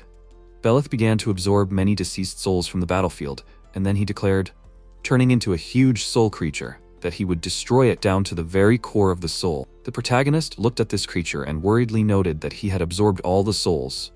He shouted, preparing to strike, that now they were definitely finished. Byeolrim said that he did not have to dodge this blow. The protagonist shouted in surprise, how was he supposed to understand this? She shouted that he should believe her. The huge soul creature dealt a powerful blow to the ground. After a while, MC opened his eyes in an unknown space. Taeyang asked what kind of place this was. Byeolrim said that they were inside Beleth's soul prison. Suddenly, a deceased soul grabbed his leg. The protagonist shouted that these souls were coming again. She said that everything was fine, he could not resist and just give up his body. She could hear the voices of the souls, and they would not harm them. The protagonist asked if she was sure about this. After that, he closed his eyes while his body was being taken over by the souls of the dead. After a while, Taeyang thought, opening his eyes, that it was very dark here. After that, the protagonist saw a bright light ahead, and it was Byeolrim, who shouted that he should follow her. At this time, Belith on the battlefield said in surprise that this could not be. They must stop this. He could not go down any lower. After a while, into the prison of souls. The protagonist, following his sister, went lower and lower. After MC noticed that there was something there, Byeolrim said that it was Beleth's soul. They needed to hurry. They were almost there. The system window reported that the Demon King Beleth was invading the player Taeyang's memories. The protagonist thought after seeing his past that this was their family when they were all together. The protagonist shouted in annoyance that this scum was looking through his memories. Byeolrim thought that after her parents died, she had been running away all this time. However, now she finally realized that her brother had always been waiting for her outside the door. Every time she ran away, she was not alone. She turned to her brother and asked with a smile, maybe it was time for them to end this together? MC looked at his sister in shock, and then said with a smile using his abilities that they should end this quickly. Taeyang prepared to deal a crushing blow to his enemy. At this time, on the battlefield, Belith asked in shock, is this possible? The protagonist and his sister dealt the decisive blow to the demon's soul.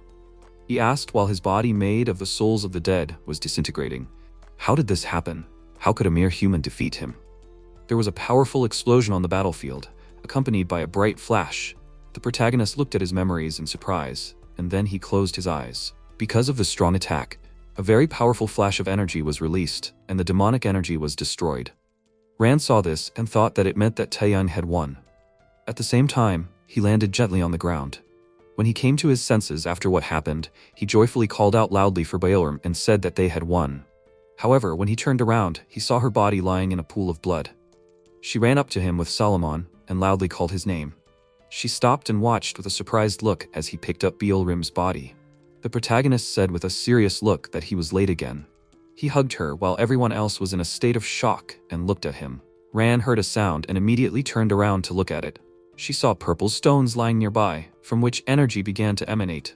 Suddenly, many souls flew out from there, which flew in different directions. All these souls returned to their bodies, which is why they began to come to their senses. Captain Eden's soul also returned to his body. He came to his senses and called Claire, who was holding his head. Because of what happened, he had tears of joy and she called his name. At the same time, Hyunhee leaned her head on the capsule, which was glowing red, and cried. Suddenly, the system began to return to normal, and the color of the glow changed. Byeolrim came to her senses, called MC by name, and said that she could not breathe. He was very happy about this, hugged her tightly, which is why she said loudly that he was going to break her bones now. He should think about her physical condition. At the same moment, a bloody cloud approached him along with other orcs, who looked at them with angry faces. He noticed them, covered Byeolrim with his hand, and thought that it seemed he was going to fight again. He didn't even have the strength to stand right now. Unexpectedly for him, the blood cloud extended his hand to him and said that he was the leader of the orcs, declaring peace with the humans. Taeyeon was surprised by this, but still took his hand and he helped him to his feet. The system announced that the floor was completed due to the end of the war. All the people around saw the rays of the sun appearing from behind the clouds and said that the war was over. The system announced that the mission to win the war was completed. Achievements obtained: suppressing the orcs of 100, hunting the giant orc, rescuing the prisoners, defeating the blood cloud, killing the demon, ending the war, the hero completing the military floor. The sacred skill Demon Slayer was obtained. The protagonist read this with a very surprised expression and thought, did he get this skill by defeating Belith? Unexpectedly, he also noticed that the system window began to be covered with interference, and everyone else was surprised because he disappeared. He was very surprised when he noticed that he was in an unknown space. He turned around when he heard a female voice calling his name. In front of him stood a huge woman who said that she was Dantalion. Does he think that he is worthy of reaching the top of the tower? Does he feel that he is skilled enough to reach the top of the tower? He looked at her and thought that killing Belith and obtaining that skill brought him here. Could this be a hidden path unlocked by killing a demon? Did those damn developers hide such an exit? He said with a serious expression that he did not care about qualifications. He would break through and rise no matter what. She called his name with a small smile and said that he stated it and dissuaded her. The ground appeared behind her, and Dantalion said that she was the system and gate of Dantalion. There was also a timer next to the ground that she pointed her hand at. She directed her energy there, and the timer next to the ground stopped. MC was very surprised by what happened, and she said that all she could do now was slow down the closing of the gate. She was about to say something else, but he asked her to wait and asked if she could tell him how to get out of this game. She said that he already knew the answer. He needed to go to the top of that tower. All the answers he would find there. The space began to light up with bright energy, and he thought that they were telling him about the top of the tower again. After that, he came to his senses and saw Ran, who called his name loudly with a worried look. She grabbed him by the collar, started shaking him, and said loudly that she was so surprised when he suddenly disappeared. What kind of weird thing did he do this time? He asked her to stop and said loudly that he was dragged away. He was surprised that she hugged him and said that she thought he was fighting the demon again. Biolrim let out a loud and displeased cry and said loudly that she didn't mean to be rude, but there were a lot of people watching them. Anyway, what happened? The connection to the game was completely cut off for about 5 minutes. He was about to say something, but he looked down and noticed that there was an object in his hand that was emitting a bright glow. The system announced that it was a hidden card, a demon hunter's divine skill. The hidden card obtained by killing the demon Belith, it was the decree that he could ascend to the top of this tower, was in Taeyang's hands. The warriors who saw his fight on the brink of death saw hope in him. They all knelt before him, and Bloody Mist said that he only had one question. Could he kill the demons of this world if he followed him? He stood up and said that he didn't care whether he was its savior or its avenger. He pointed his finger upward and said with a determined look that his goal was simply to ascend to the top of this tower. He will do this to return to Earth with his family. That's all that matters. He doesn't care about anything except this tower. At that time, Belia broke the glass in her hand out of anger and called Belette an idiot. She asked with a very angry expression. She arranged everything for him, but he still failed? She was so stupid to trust him. She turned around and thought that she needed to retreat now. She needed to erase her memories before he found out. Suddenly, Baal came to her, calling her by name and asking how she was doing. She turned around to him with a very worried look and called him by name. She thought that the special wine she made with her divine power had an irresistible effect. He said that he was grateful to her for the gift, but a good boy shouldn't drink alcohol. He broke the wine bottle and asked, a bad adult who breaks the rules of the game should be punished, right? Belia asked with a worried look why he was saying it so scary. She admits that she was wrong, but it will not happen again, she promises. They had fun together, didn't they? So she asks to forgive her just this once. Baal did not listen to her, attacked, and she screamed loudly in pain. After that, he licked the blood from his face and said that it was still tasteless. He looked at the hologram with the image of the main character. He asked with a smile, what about him? Maybe he is different in some way? In the beginning, there were demons. They existed everywhere, tempting and seducing people, gradually growing. Soon they became infinitely present throughout the universe and through different dimensions. One of them was Baal. He had the ability to transcend dimensions, was free, extremely strong, but alone. For thousands of years, he wandered through countless universes. In one of them, he met Dantalion. He, with his changing abilities, was sometimes an old man with white hair, another day an elderly gentleman, and also a handsome spirit. He was different from other demons. He didn't just collect souls, he knew how to play. Baal liked to play with him. And so the Dimension Tower was created.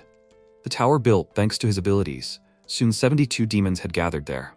For the amusement of their immortal lives, to gain even more power despite their already transcendental might, or for other purposes. A playground needs toys, right? The demons divided Baal's power among themselves, and created doors named after themselves in their own dimensions, where they brought people to the tower. The demon sitting in the office watched the counter on the monitor intently and said that there was still a little left. Once the counter reached 300 million, he snapped his fingers with a wide grin and released a stream of dark energy. After that, the news anchor said that it was breaking news. The virtual reality game Dantalion has suffered a fatal malfunction, resulting in the death of users. States of emergency have been declared in countries around the world, and the current number of Dantalion users is around 300 million. Transcendents are solitary creatures. It was inevitable that he would receive a measured response from 72 demons.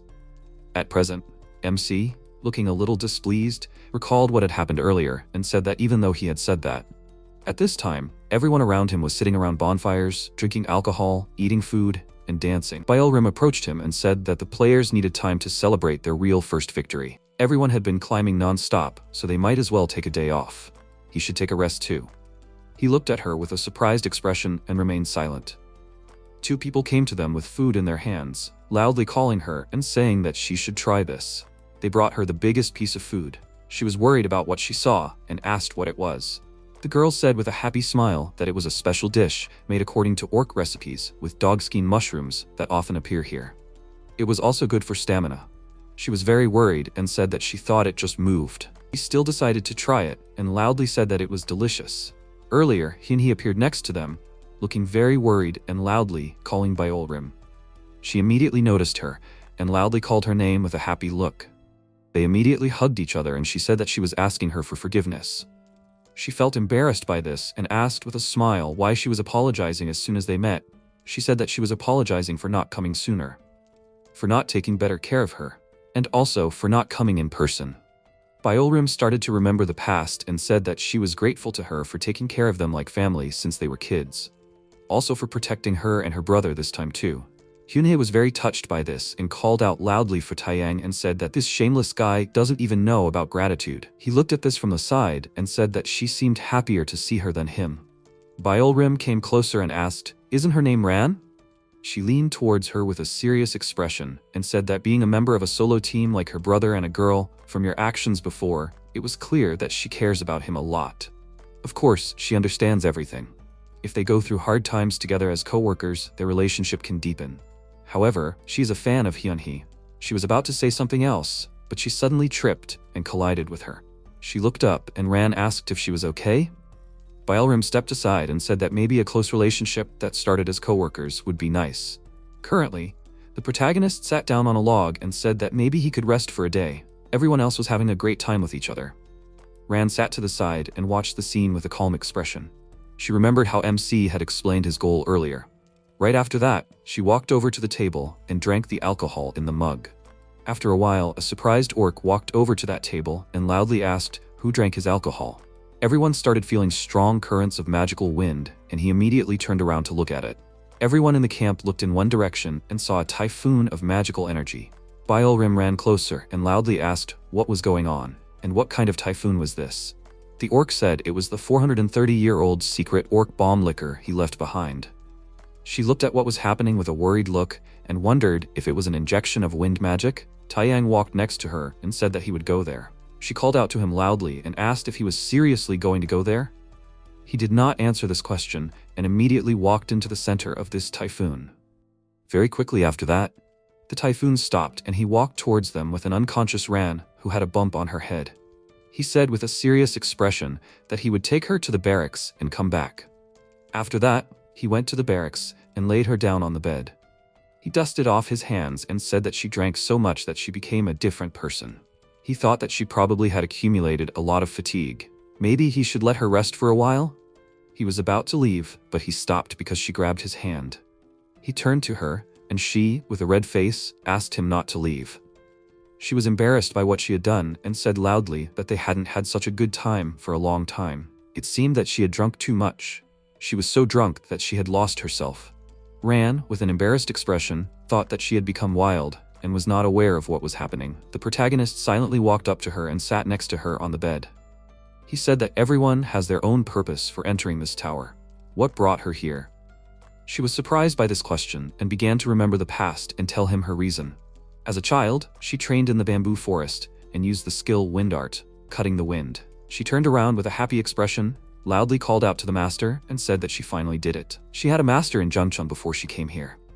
The master was the one who knew the wind of Jungcheon the best. The master was the greatest among the wind masters of Jungcheon. Her master's name was Chongpung. All the wind arts she uses were passed on to her by the master.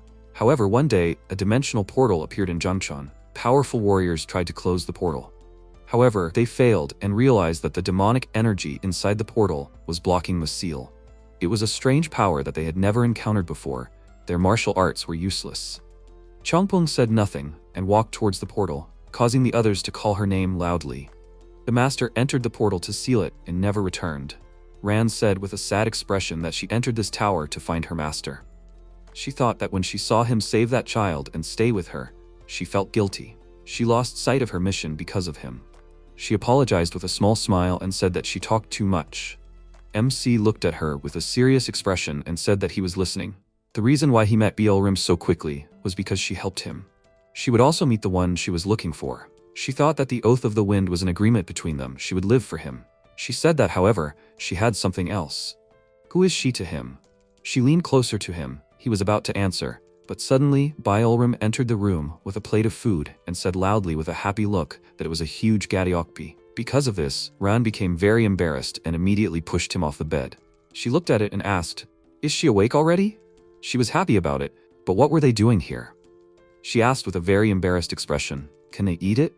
Even though it looks terrible, can she try it too?" She started eating it and said with a surprised voice that it was very delicious. Byeolrim said that she wasn't going to take it away from her so she could eat more slowly.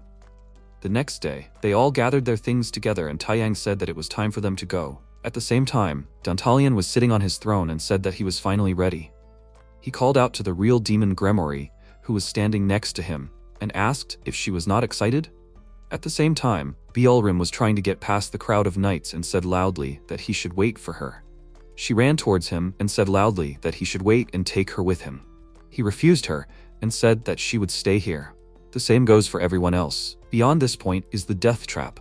They were all surprised by what they heard, and he thought that no one dared to move from the spot. They saw how helpless they were compared to him. She loudly refused and said that she had barely gotten here, risking her life, and finally found him. After all this, he decided to leave her here. She will still go with him. The protagonist said in a calm voice that this is why she must stay here.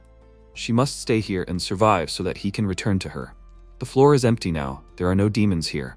But no one knows what they are hiding upstairs, so she must guard this place. Maybe if they are lucky, other players will join them. Byeolrim called him and said that he must definitely survive, he cannot die. He walked on with a small smile, agreed, and said that she does not need to worry. Kyuni looked at her and said that they will be by his side. Salomon approached the gate, but stopped and called her. He threw her something, which she caught. He winked and said with a smile that she should take it. After that, he left, and she looked at what she caught and asked, "What is this ugly thing?" The system announced that the battle floors from the 37th to the 39th had been completed. The entrance to the lounge floor is open. He takes a deep breath and says he hasn't felt such fresh air in a long time. He turns around and asks what's wrong with them. Seriously, what happened between them yesterday? Ran with an embarrassed face said loudly that nothing happened. She looks away and says nothing happened, really. Salomon smiles and thinks he's sure he's screwed up again. He laughs and asks if they can go to the bar and chill out. They all walk into the place together, and MC says, "It looks like no one else has made it this far." Etta put a glass of drink on the counter and said that actually a long time ago a player passed by here. This surprised them very much, and he asked what she just said. He asked if there was someone who walked ahead of them. Who exactly was it? She pointed towards the door with a kind smile that was emitting bright energy. He asked if she wanted him to go and see for himself. He walked up to that door with a serious expression and said that of course they would go. They opened that door, and a very bright light was shining on them from there. The system announced that the transition to the next floor had been activated. They came closer, and Ran was very surprised when she felt a familiar breeze. After passing through the door, she found herself in a bamboo forest where the master called her name. At the same time, Salomon found himself on a snowy mountain, saw Benjamin in front of him and asked, Is this supposed to be a joke? Taeyang opened his eyes and saw that he was in a city. There were crowds of people walking around him, and he said, with a surprised expression, that this couldn't be. Is this really the Earth? The system announced that this was floor 10-1. The quest was to reveal the truth. A girl who was passing by bumped into him and loudly asked what he was even doing. He was confused because of this and apologized. He walked down the street with a shocked expression on his face and looked around. He looked at his reflection in the window and asked if this was really so realistic. He called Hyunhye, who was flying next to him, and asked if this was really possible. She thought with a shocked expression on her face that they had recreated the Earth exactly as it was an hour before Dantalion's mistake. How strong are demons' abilities? The system announced that a quest had been received to execute the developers. A system window appeared in front of them with several dossiers of different people. He turned around and asked loudly, "Is this list really a list of developers?" She said he should wait. Some of them don't have photos, but the rest of the information matches what's written on the internet. She called his name and said it was indeed a developer list. The protagonist gritted his teeth in anger and thought, did these bastards make it so realistic, and now they're asking him to kill someone? Suddenly, the people around them started to ripple, which surprised them a little. One person in the crowd stood out from the crowd with an aura. Hyunhee noticed it and called out loudly and said it was one of the developers on the list. He might miss him. He immediately ran towards him, caught up with him quickly, punched him, but stopped his fist in front of his face. The developer looked at him with a very scared expression and asked what's wrong with him. He looked at him with a shocked expression and thought he couldn't kill him. Suddenly, something flew past him and cut off the developer's head. He turned around and saw a sword stuck in the ground next to him. He looked at the head and wondered, was it a wooden doll? Turned around sharply to the side where it came from and wondered, who attacked it? Suddenly, someone attacked him, knocked him down to the ground, and put his hand behind his back. The strange girl stuck her sword into the ground next to his head with her free hand and asked, "Is he a real player? Or is he a fake?" He turned around, looked at her, and remembered what Letta told him about the other player. The stranger continued to press the sword on his face and said loudly that time was running out, so he should hurry up and tell her. He got angry because of this, grabbed her leg, knocked her down to the ground, and knocked the sword out of her hand. He said loudly with a displeased expression that he was also a player. She got angry too, managed to lift her legs, and kicked him very hard in the stomach. She stood up, dusted herself off, and said that he was rude from the very beginning. He looked at her with a displeased expression and asked loudly who she was and how she got here. She sighed with a displeased expression and said that he looked fine, but clearly didn't understand games or women. She walked up to her sword sticking out of her head and said that her name was Yuri. She took it out, put it back in its sheath, and said that she was the first Dantalian player. After a while, another developer was walking in a crowd of people. He yawned and turned around, but at the same time he was attacked several times and the system notified that the 6th developer had been killed. Very quickly, the 25th and 32nd developers were also killed. She found 2 more developers, killed them, and the system notified that the 24th and 25th developers had been killed. She took out her notepad and looked at it. After that, she looked into a dark alley and said that he should stop following her like a dog and getting in her way. He should just leave, since he's bothering her. The MC came out with a wooden doll head and said that he didn't mean to interrupt her. Yuri turned away and said that he was just following her the whole time. He got angry about this and said loudly that it was obvious that their routes intersected because they were at the same stage with the same task. Hyunhee looked at her and thought that this player was definitely up to something. She seemed to know the exact location of the developers and chose the most optimal route. It was like she knew exactly when and where each developer was going to move. Yuri asked with a displeased look, why doesn't he just sit quietly and wait for her to finish? She looked up with a little surprise and saw Taeyang, who was looking at her with a serious expression. She asked with a slightly worried voice, "Is he trying to scare her?" He asked, "Does she know this stage well, right? He wants to get out of this fake place as soon as possible and return to the real world. Even if she doesn't like him, they should just work together for now." The system notified that this player was proposing to form a party with her. She thought about the real world, but suddenly headbutted him in the chin and said that was too close. After that, she walked away and said that tonight was fake anyway. She threw him a small candy bar and said that he should eat it. He hasn't eaten in a long time, right? After a while, they were sitting on the roof of a building. Yuri was eating a candy bar and said that it tasted so realistic, unlike the targets, who are clumsy mannequins. The other stages are desperately trying to make everything real, even if it means using souls. Doesn't that seem weird to him? Or are they just idiots with a weird hobby?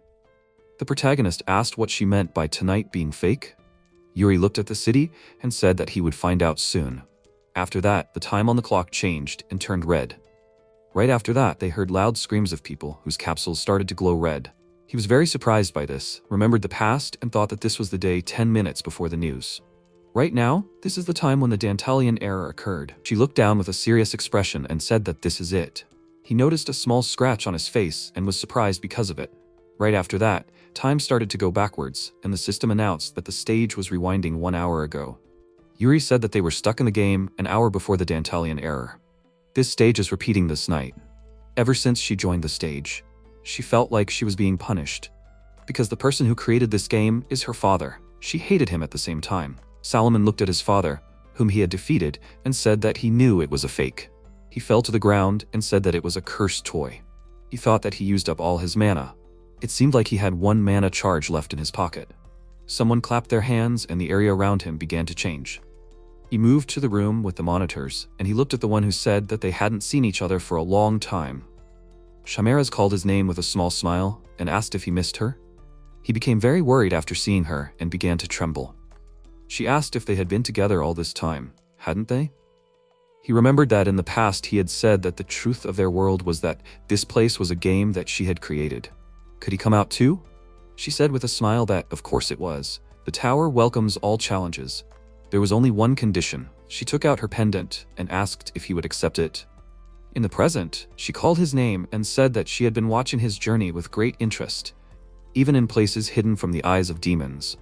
However, it had been a long time since they had last seen each other, but he looked terrible. Solomon said that if she knew everything, she should get some mana potions from his back pocket. By the way, how did she get to this stage? Even for a demon, it is impossible to enter another demon's stage. She laughed and said that he was quite witty. Did he really know that much? She didn't enter, she just borrowed it for a while. Like Benjamin's wooden doll, the main material of this stage is a wooden doll. This is the true Gregory stage. She always had a strange habit of revealing the truth to players, the truth of this dimension tower. His ancestors opened the dimension gates in exchange for steam engine technology from her. The dimension that received the technology developed exponentially, and those who received the technology tried to close the gates immediately, but it was too late. His hometown was soon open to the dimension and absorbed into the tower. Solomon said that he did not care about the past. He tried to climb up and said that he wanted to know what they knew. The top of this tower, he wanted to see it. Chimera's agreed with a smile and said that this is why she liked him. She took a mana potion from his pocket and said that however, with the human body, there are limits to understanding this dimension. She will expand his abilities. He looked at her in surprise and asked what she meant. She inserted the potion into his mouth and said that she had a request in return. After that, she leaned towards him and quietly said something in his ear. He was very surprised by what she just said. At the same time, Yuri remembered her past that same day. She walked into the lab and called out loudly for her dad. She asked loudly why he didn't answer her calls. He had to come home, Mom had another attack. Then she saw some capsules and a screen with the name of the game. In the present, she said that ever since she was little, her dad was obsessed with developing virtual reality games. Even when her mom suddenly got sick and couldn't even walk. And then, 5 years ago, the day Dantalian was released into the world, her dad disappeared without a trace. With her mom and nothing left, she lived here. The only place her dad left was Dantalian. Once upon a time, she defeated a monster with her sword with a serious expression. Dantalian appeared next to her, called her name and said that she survived. All the answers she seeks are at the top of the tower. She must climb to the top of the tower and conquer everything. She ran up to him really fast, put her sword to his head and said he just had to answer one question. Is her father alive? Currently. Yuri said she had finally gotten to this point, but no matter how many times she killed them, she couldn't get past the stage. She had repeated that night countless times. It seemed like this was her final stop. She was so sorry. What did he think about this? She jumped off the roof and asked if it would be over if she died here. MC quickly ran up to her and said loudly that she had to wait. He jumped onto the railing and caught her hand. He said she shouldn't talk like she had been through enough in the world. No matter how bad reality was, the real thing was better than a fake. It was better to be alive than to die. Suddenly, a huge explosion occurred on the ground, which caught his attention. Yuri looked at him with a smile and asked if he would take responsibility for this. Unexpectedly for him, she grabbed the hem of his clothes, pulled him towards her, and they started falling together. He was very surprised by this and asked loudly, "What is she even doing?" She looked at him with a big smile and asked loudly, "Seriously, he doesn't even learn how to land in the game?" After that, they both were able to land on their feet after falling from a huge height. Suddenly, the system started notifying that developers with different numbers had appeared. A huge monster appeared in front of them, and the system notified that a developer with an unknown number had appeared. Yuri threw a sword to Taeyang, and he caught it with a surprised expression. The system notified that she had accepted the offer to join a team. She took out 2 other swords, looked at him and asked with a smile, "It's time to see his skills, right?" He looked at that monster and asked loudly, "What is this?" She said that it was a bunch of wooden pricks from the developers who weren't killed last night. What a careless demon, this is incredibly rude. He wondered, so she killed the developers alone? She asked, "This monster is quite big, isn't it?" The monster struck the ground with its fists very hard and released a wave of energy, but they jumped up and dodged this attack. Many rocks were thrown at them, but they moved quickly and dodged it. The protagonist asked loudly, "Where is this monster's weak point?" She said loudly, "The main developers are wooden dolls attached to its head and shoulders. He should aim there." The monster grabbed a car with its huge paw, which it immediately threw at them. Because of this, a huge explosion occurred, but they both ran through it. They both ran under this monster and cut off both of this creature's legs with powerful sword strikes. Yuri loudly called his name and said that he should help her. He knelt down and she stood on his hands. The system notified that the leaves of the great mechanism were quickly folding. The recovery time was 12 hours. Leia receives the quickly wind up first stage buff. After that, she jumped on the monster and stabbed her 2 swords. Immediately after that, she stabbed her sword into the monster's head. However, it didn't die and opened its mouth wide. She was very surprised by this, but suddenly MC hit the monster's head next to her on the other side. He looked at her and said with a smile that she had weakened her defense. Yuri pulled out her swords and said that he shouldn't get too confident because she had more kills than him. The system notified that the unknown developer had failed to be killed. He asked with a surprised look, "Is the floor not finished yet?" He thought with a serious expression that there was still something left that they had to find. Suddenly, he heard a familiar voice calling his name. They both turned around and looked at the destroyed building next to them. Yuri said with a serious expression that this was the company that developed Dantalian, Giga Games. They climbed inside through the window together. They walked through the destroyed building. She called his name and said that she knew what he was thinking. There was no one here. She had explored this place more than anyone else since she entered the floor. Even every little mouse. They came to the capsule room, where he heard the voice calling his name again. Taeyang thought he had heard it before. That voice, the Dantalian system. He looked down and noticed a bright energy that was visible from underground. He walked up to the place, and she asked what he was doing. He didn't answer that question, and started tearing off the part of the floor where he saw that energy. Yuri was surprised by that, and asked loudly why he suddenly started doing that. She asked in surprise, "Is this a virtual reality capsule?" The system announced that it was a prototype of a virtual reality capsule. He said that he heard that her father was also a developer. He disappeared 5 years ago when Dantalian opened. What if the place he disappeared to is not the Earth, but inside the game? She was surprised by this and extended a trembling hand towards this prototype. The capsule opened, and they saw that there was no one inside. They looked at this while Dantalian was sitting behind them. The protagonist was very surprised because he called his name and said that he was glad to see him again. He also called Yuri by name, but she was not very surprised by this. He suddenly turned around, called loudly, and asked why he was here. He began to slowly turn towards him and asked, "Doesn't he know this?"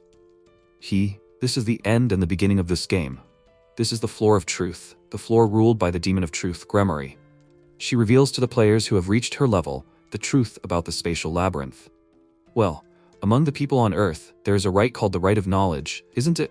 Without the help of mana or chi, it is rare to find a dimension where technology is so advanced. They developed a way to capture the human mind using only electricity, without resorting to magic, purely with technology. Yuri said that they created full immersion technology. To be more precise, it is the core technology of virtual games, connecting the player's mind with the virtual reality. Dantalian said with a smile that she said everything correctly.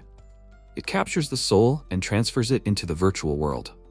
It is almost like using spatial movement magic, but without using magic or mana. By adding a little magic, he used it as a door connecting the Earth and the spatial labyrinth. This is the story of how he created a spatial door on Earth. Once the door opened, everything went as usual. The game became incredibly popular and the number of concurrent users reached 300 million.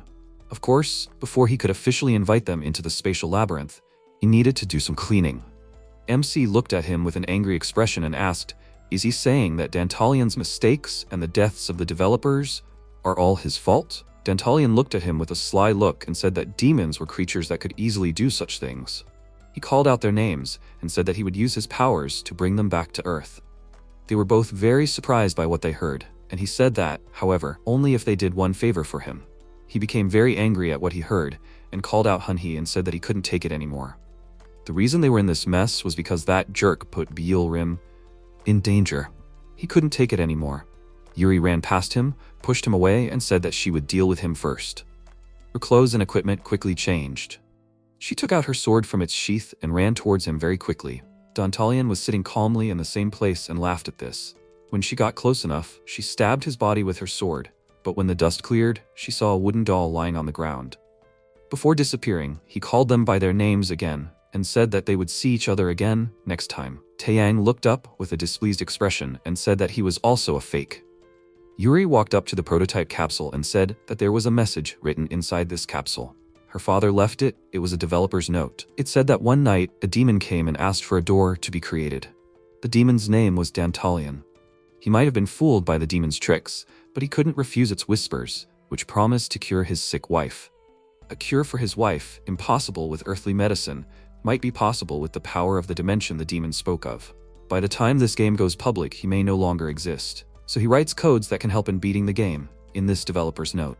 For the last player to beat this game and for his daughter, Yuri. She read it all out loud and began to cry. She took her sword and stabbed it into the prototype capsule. Because of this, the location around them disappeared and they found themselves in an empty white room. The system announced that the developer punishment quest was complete. Floor 10-1, Find the Truth Past. The protagonist was surprised by what happened and said that they had passed this floor. He looked to the side and noticed Salomon, who was sitting in the same room with kiss marks on his face and neck. He also noticed him and said that it seemed like he came out in one piece. He looked at him with a confused look and asked why he looked like that. Earlier, Chimeras leaned over to him and told him that he didn't have to be afraid, just open his heart and accept her. Currently, he said that it seemed like his abilities had expanded greatly. However, who is that next to him? Yuri walked up to him, put her hand on his shoulder, said her name, and said that she was his childhood friend, a friend who promised to get back together. He began to look around and asked, "Come to think of it, where is Ran now?" Earlier, when she passed through the portal, she was surprised by what she saw and said that this was her hometown, Changchun. Then Shongpung called her, who called her name with a calm expression. She was very surprised when she saw her, started crying, and loudly called out to the teacher. Her childhood self ran next to her, and the teacher said that she told her that if she went too far, she might get lost. She apologized and said that there was a flower growing on that hill that she thought she would like. She wanted to show her this. The real Ron wiped the tears from her face and asked, "Is this a memory from her childhood?" The system announced that Stage 10-1, Find the Truth. The task is to catch the wind. She read it and asked, how should she do it? Suddenly, a stream of wind flew past her, which angered her, and she wondered, what kind of wind is this? After a while, the wind flow brought her to a city where she practiced with other people. Ran continued to follow the wind and thought that when she was young, she learned these martial arts from her teacher. The wind continued to follow her and her master, just like when she was a child. What did it want to show her? She reached the hot springs and saw her master, which made her embarrassed and said loudly that this was unacceptable. Later, they came to a room where Chongpung braided her hair and said that she would become a great windmaster. Between the grass stalks, beyond the Changchun hills to the clear sky, let its wind reach every corner of the world. Until then, she must not let it stop. This is her wish for her. President Ran was touched by what she heard and continued to watch it from the side. She felt something, turned around and saw a huge silhouette of a monster. A huge snake crawled into the city, causing panic and forcing people to run away. Zhongpeng walked towards that monster and said that she should hide in a safe place. She stopped in front of that monster and took out her 2 fans. She waved her fan with a serious expression and used Wind Art, Silver Blade, Whirlwind Strike. This attack of hers was so powerful that it cut that monster into many pieces. Immediately after that, the townspeople came to her, thanked her for saving her, and asked about her well-being. Ran, from the present, looked at this with admiration and thought that the teacher was very strong. She killed that monster with one blow. She was very surprised when she noticed that her teacher was wounded in the stomach. Despite this, she waved her hand to the townspeople and left. And she looked at this and wondered where she went with such a serious wound. They reached the forest, where Chongpeng fell to the ground due to severe bleeding from the wound. She was very worried about this, and loudly called out to the teacher. She was very surprised because she saw Andromalia approach her teacher, stop and look at her. She said that she had returned to her again. Isn't the power she gave her enough? Chongpeng tried to get up and said that there were more and more powerful demons appearing in the world. Her power was no longer enough. She needed much more power to protect this world. She crawled towards Andromalia and kissed her toes. She looked at her with a sly smile and agreed. She snapped her fingers and a gate appeared behind her, emitting an ominous aura. Ran looked at what was happening with a shocked expression and thought that it was a dimensional gate. So, Master is the reason for the gate in the sky to open? She was very surprised because she noticed Andromalia looking at her with a smirk. The gate behind her opened and dark energy burst out. This energy reached the city and the residents started screaming loudly because of it. She turned around with a surprised expression and said that the sky was filled with demonic wind. She also felt an even greater flow of dark energy and turned around. She saw that this energy was coming from Chongpeng, who stood up. Ran couldn't believe what was happening and with a shocked expression called out to the teacher. She took her big fan and went out to her with a serious expression. The teacher looked at her with eyes filled with dark energy and said that she would protect them. She released several powerful waves of dark energy. She hid behind her big fan and thought that the teacher's mind was captured by the wind of the dimensional labyrinth. She wouldn't hear her. First, she needed to get to the forest where she could stop the wind that enslaved the teacher. She tried to run away, but Chongpeng watched her with a serious expression and took the fighting stance she used to fight the monster. She swung her fans and released a very powerful wave of energy around herself. Ran dodged this attack by flying up with her fan. She looked down with a worried look and thought that she was cutting down the entire forest and had become stronger than before. The evil wind coming from the dimensional gate was giving the teacher strength. Chongpeng looked at her with an indifferent expression and was about to attack. She used one of her techniques and released a powerful stream of energy. She tried to defend herself with her fan, but the energy was so strong that it broke through her defense. Because of this, she fell to the ground and started coughing up blood. Her hairpin broke, her hair fell down, and she thought she had become strong enough. However, as expected, she still couldn't surpass the teacher now. Her journey with the wind ends here. She remembered how the teacher had said earlier that her wind was bright. Ran grabbed her hairpin, which had fallen to the ground next to her. She picked up her fan, started to get up, and said that her wind was also strong. However, only she and her wind could save the teacher. She managed to get to her feet and looked at her with a serious expression. Suddenly, Chongpeng's body was engulfed by a powerful energy, causing her to scream loudly. A powerful typhoon had appeared in that place. She looked at it with a serious expression and thought that after the teacher's body was captured by the wind, she herself had become the wind.